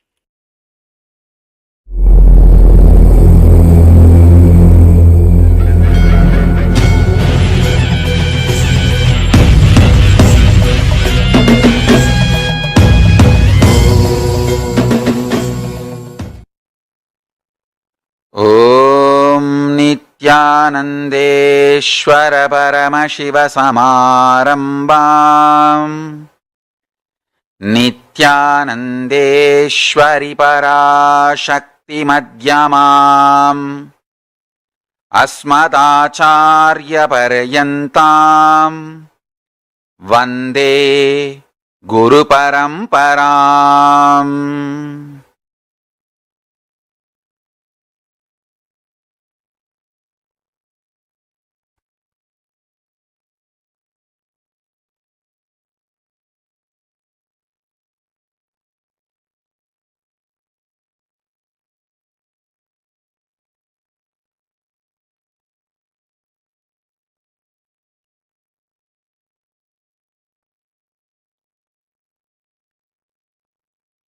I welcome all the devotees, disciples, visitors, viewers, Sarvanyapita Yajamans, Kartas, Srimahans, Mahans, Kotaris, Tanedar, Kayakalpa Yoga participants, Nityananda Yogam participants, Nityananda Hindu University students, Kailasa Hindu University students, Nityananda E-Gurukul students, and Atmalinga Mandala process participants who are here for receiving Vishesha Dīkṣā, Samaya Dīkṣā, and to attend the Atmalinga Mandala process all over the world in more than 170 campuses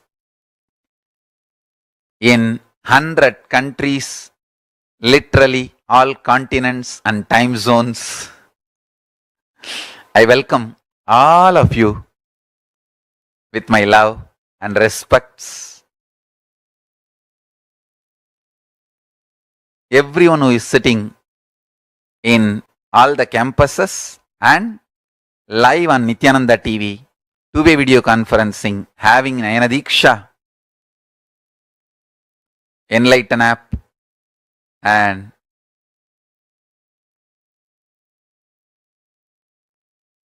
Hinduism Now TV, Twitter, through every way, I welcome every one of you with my love and respects.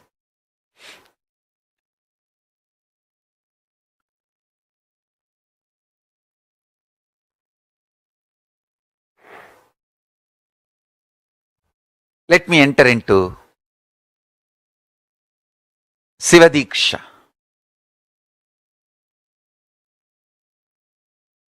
Understand, I'll give you just few important understandings. Just internalize these few important understandings.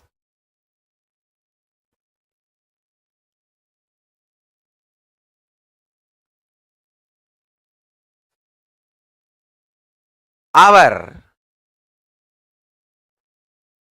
inner software, you call it mind, you call it intelligence, you call it any name you use. In Sanskrit, we use the word mana, chitta, buddhi, ahankar.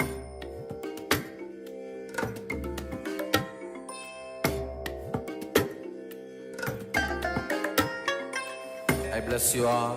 Let you all open all your three eyes and manifest the powers of Mahasudashiva. Om Nityananda Paramashivoham. Om Nityananda.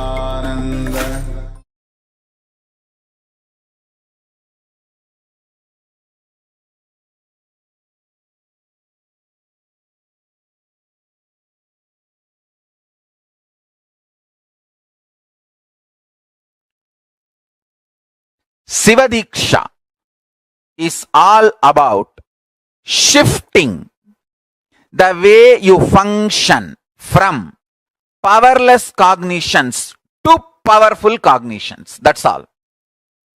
Shiva Dīkṣā is the way to shift you from functioning from powerless cognition space to powerful cognition space. Listen carefully. Understand life. Listen carefully and understand life.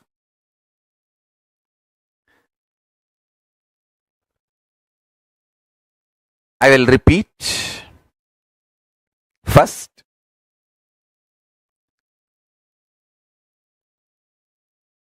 your inner space is like a software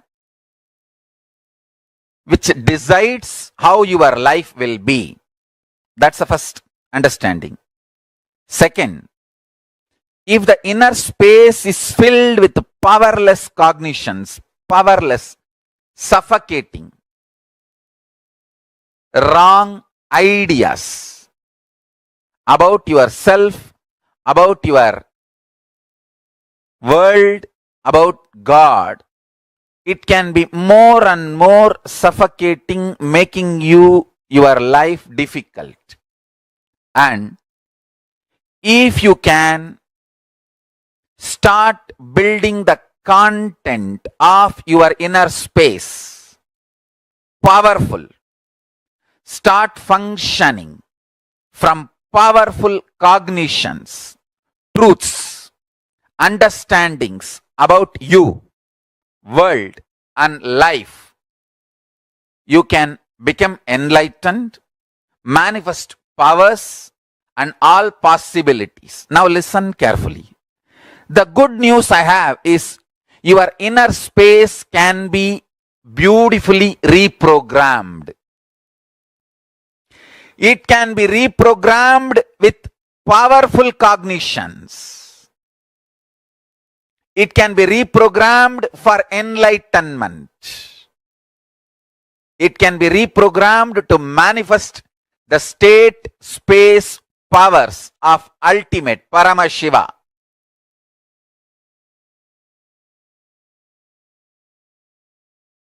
I am describing the whole sacred secret as it is. Maybe at some time catch up with the signs I am revealing.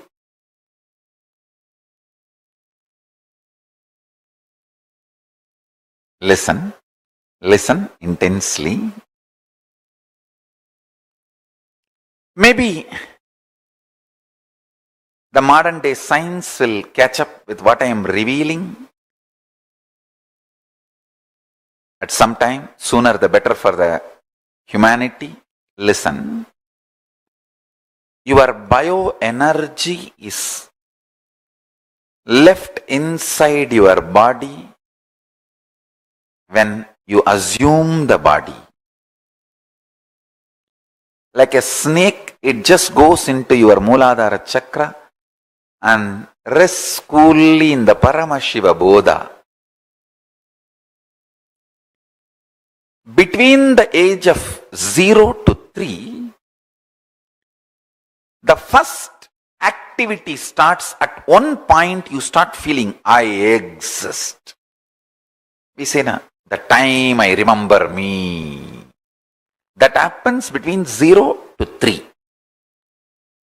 The earlier it happens, better for you. The earlier it happens, the being is higher conscious. People who never miss that prajna, I exist, are incarnations. They miss just for a few days or few weeks, but within 1 or 2 months get that I exist, are yoga prashtas. I have so many yoga prashtas in my Gurukul. When you assume the body, the kundalini is left in your body. The kundalini is bioenergy. Then within the 0, from the time of your birth to the age of 3, within the 3 years, that identity, I exist, wakes up in you. That is the Shikamani, Nagamani, develops on the forehead of your bioenergy kundalini. Visualize your bioenergy as snake, and that idea you exist, that prajna, is the Nagamani. The golden diamond develops on your bioenergy snake's third eye, on that forehead. Now, when that starts, that is when your life starts. The perception of your life, the experience files of your life, good, bad, right, wrong, the binary logic or the Nyaya Vaiseshika logic, whatever you evolve as your existence or the lessons of your existence starts happening from that time your prajna starts feeling its existence. Prajna means you start feeling I exist, me, I am conscious. Now, that I exist starts developing upadhis. I am male, I am female, I am good, or whatever. I am good in something, I am. So this upadhis, the identities, ideas, patterns starts getting evolved in and around you. Listen.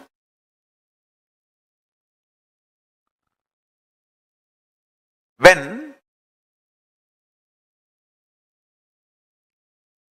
you get the prajna matured, that happens by the age of 7.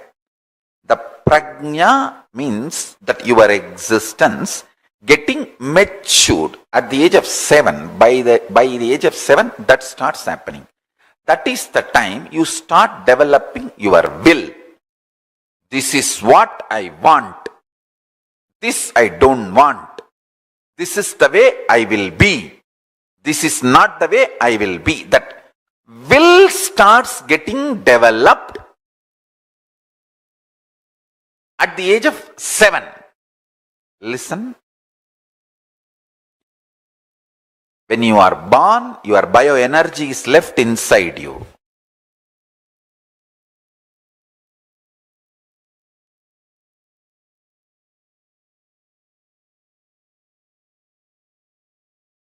Hinduism, because Hinduism is built on intelligence. It is built on intelligence. Our first initiation into Hinduism for any child is not based on some beliefs. The Hindu baptizing methodology is not based on any beliefs. It just teaches you how to awaken your consciousness, intelligence. The first baptizing, Hindu baptizing initiation statement is Bhur Bhuva Suvaha Tat Saviturvarenyam Bargo devasya dhimahi diyo yo na prachodayat. I meditate on the highest intelligence which awakens my intelligence. I cognize the highest tejas which awakens my intelligence.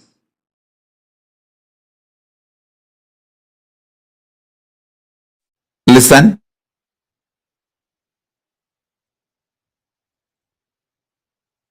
I am going to give you 4 mantras.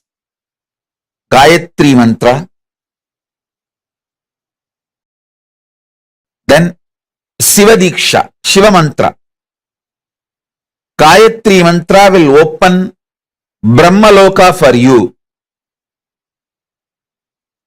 It will give you access to Parabrahman. Samaya Dīkṣā, Shiva Dīkṣā mantra will give you access to Paramashiva. And I will be giving you Mahavagya, which will give access to me directly. It means which will give access to all gods and all the lokas. So listen. You can use these keys anytime you want. Please listen. I am extremely responsible person. Whether it is some simple headache and physical problem or grave dangers and crisis, health crisis or business crisis or life crisis or accident, any crisis, use these mantras. I guarantee you I'll be there with you. I am the cosmic 911. I'll be there immediately to attend, protect, take care, do everything you need.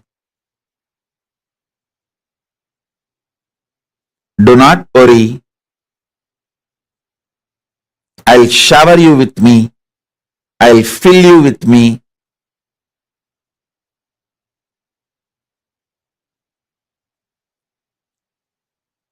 I will manifest me through you.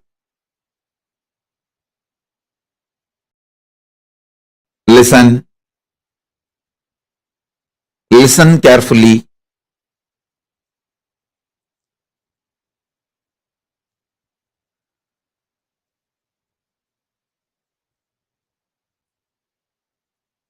When you use these mantras, you will understand why these great gifts have come to you so easily. When you choose me, you have proven your commitment strength. You passed the test.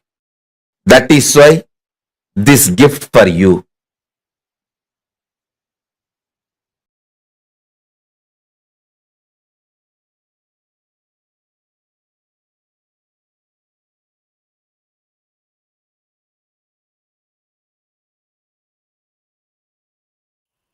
Yes. So as you understand, a very powerful initiation, a very powerful opportunity for all of us. All these mantras will open the doors of all the lokas to all of us and the doors of all the spiritual experiences. So definitely go ahead and sign up. We have posted the link to register in the Zoom chat. And we won't waste time. We're jumping right into our next session because today's program is a bit packed and we have the darshan starting very soon. So now we'll be learning about the science of third eye awakening. As immediately after the darshan, we'll be having our first power manifestation of this Paramashivoham. Let's learn a bit about the third eye awakening that Swamiji initiates all of us in.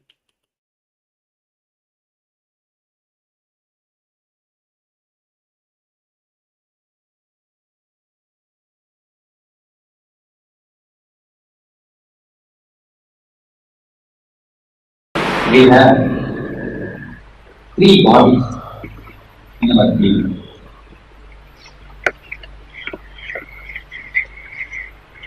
We all think, we all live, we all move with only one body. That is physical body. Jambal Sarira, which we use in the vehicle state. We have one more body, which we use in Swapna, in brain state.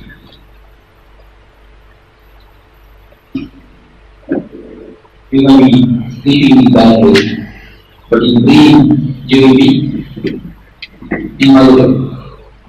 You may be going to Bombay. Actually, your physical body is in Bombay, it is in Bangalore. But if you feel that you are not to Bombay, what is happening? At that time also you assume your body. You are losing some body. Without body you won't be able to do any activity. The body which you use in your dreams is subtle body, Sukshma Sarira. We call it Swapna Sarira. And the third body which can't be used but which exists. In these three, you have in complete Shiva Dīkṣā, you are one body. These three bodies meet and merge in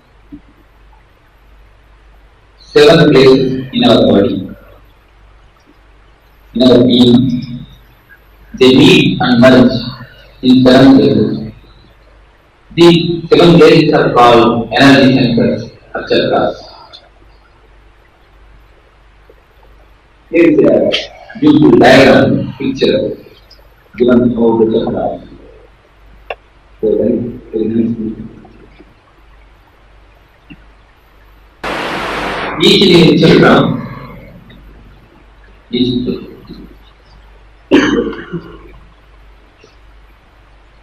locked and unlocked because of some emotions, conditions.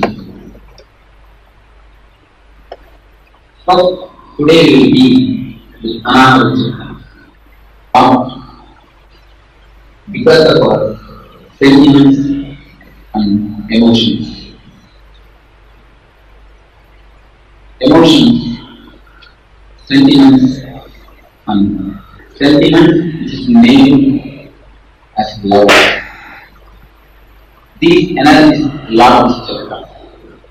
And doubt is also a doubt is also playing a major role on this chakra. This another chakra is laughter. Basically, all our energy has gone to head. Continuously, we are centered in the head. Nothing except head works in our being. Just close the eyes and remember your name. You will not remember any other portion except head. Your whole energy is just being sucked for anything and everything. You are nothing but head, acting just in the head. Calculating everything, making everything into an interaction. In society, doubt is needed. Doubt is a basic thing. Without doubt, you cannot live. Belief or faith have no feeling. Doubt has become so much. The being has so much filled with doubt. For everything, each and every moment, you are filled with doubts. Of course, in society it is needed. You have to doubt, otherwise you will be taken for granted, taken for a ride. But here, when you turn in, the scale doubt will not help. It's not going to help. So you need to use a new dimension, a new being, a new language of art. Here, doubt is not going to help you. Drop your head. If you are completely centered in your head, your manavada cannot open. I am not giving you the idea of faith and belief as a morality. I am not saying that it is a believe in me, I will save you in the heaven. No. I am giving this idea of faith or belief as a technique. It is a basic need for us now. If you want to take anything higher, these three chakras are basic chakras. The Mooladhara is situated near where your spinal cord ends. The Swadhisthana is little bit above and below navel. Swadhisthana is little above the Mooladhara and below the navel center. And exactly in navel, near navel, the Manipura chakra is situated. See, the ancient Tantra system says elaborate about these chakras. And today modern biologists say there are corresponding glands situated in the body where we say Anya. Biologists say the pituitary glands is there. Corresponding to each chakra, nearly there is a glands. The glands gives energy through these chakras. When if we know about these chakra science, if we can use the science of these chakras, we will be able to use the aircraft into aircraft as an aircraft. Yesterday I told you the story about aircraft. After the Second World War, the German soldiers are left to open aircraft near a tribal area. When the tribals saw that mechanism, they thought it would be a bullock cart. They started using it as a bullock cart to transport the materials. After a few weeks or months, someone little bit intelligent man came and saw and thought it may not be a bullock cart because there are so many gear systems. For bullock cart there is no need for so many gear systems. He thought it would be a tractor and he started using it as a tractor. After few months, he saw this man and saw that and he instructed them how to start and use it as an aircraft. Then they started using it as an aircraft. This is the same thing which happens in our life also. If we don't know the gears and mechanisms of these chakras, we will be using our body as a tractor or bullock cart. At the most we use only as a bullock cart. We don't really use as a tractor. If we know the mechanisms, if we know how to use these gears of our tractor, we can fly with this aircraft. The science of flying, that is the science about chakras. If you know the science of chakras, you can use this body, you can use the energy in much higher scale, in much higher way. Not in the lower forms in which we are using at present. If these chakras get opened, your energy will be used in a higher place. It will be transformed into a higher energy. So how to open this? What is the science of these chakras? To open these chakras, two methods are followed. One is meditation. Another one is maturity. What I call by the word maturity, we can use the word jnana, wisdom. But what is called as jnana, wisdom, I call it as a maturity. Jnana word is too much attached with seriousness. When we listen the word, we immediately feel that it is not for the Grihasthas. That's why I am not using the word jnana, I am using the word maturity. So now we will come to the first chakra. First chakra is Muladhara. As I told you, there are two ways to open these chakras. One is meditation, another one is maturity. Maturity means just understand in which way these chakras are locked. Get the key and open the chakras.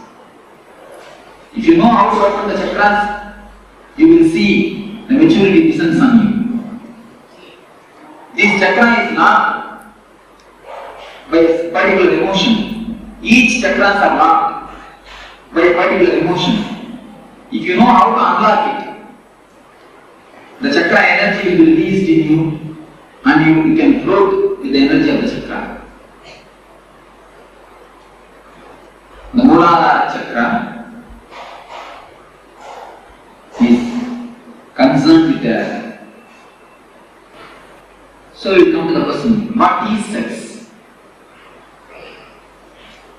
Today, biology proves all men are 51% men, 49% women. All women are 51% women, 49% men. Just 1% this way or that way. 1% only, this way or that way. But when we start growing, society doesn't allow the women part of us to express. When we do the meditation, many times I observe, men always cry, women try to laugh. Why the reason you know? The feminine part of us has been suppressed. The masculine part of the women has been suppressed by the society continuously.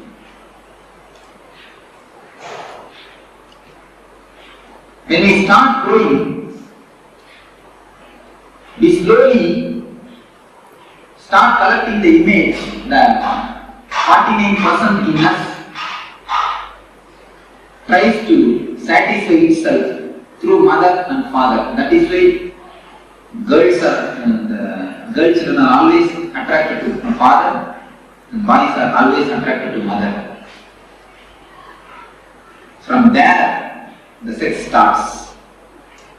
The science starts. We start slowly collecting the images, prints. All men try to fulfill their image with mother. All women try to fulfill their man image with father. The art is suppressed by the society. When it is suppressed, we try to fulfill it with the father and with the mother, having some loving relationship. Then after a few years of growth, we start collecting the images from many people, from the outsiders, how a real woman should be, especially from media. How a real man should be. We start collecting the images and start preserving it in our system.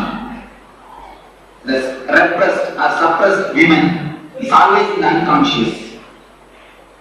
It's a deep science actually, what is happening in the mind. When we go after a certain age, you will start collecting images from many actors, actresses, many stories, especially from the TV serials.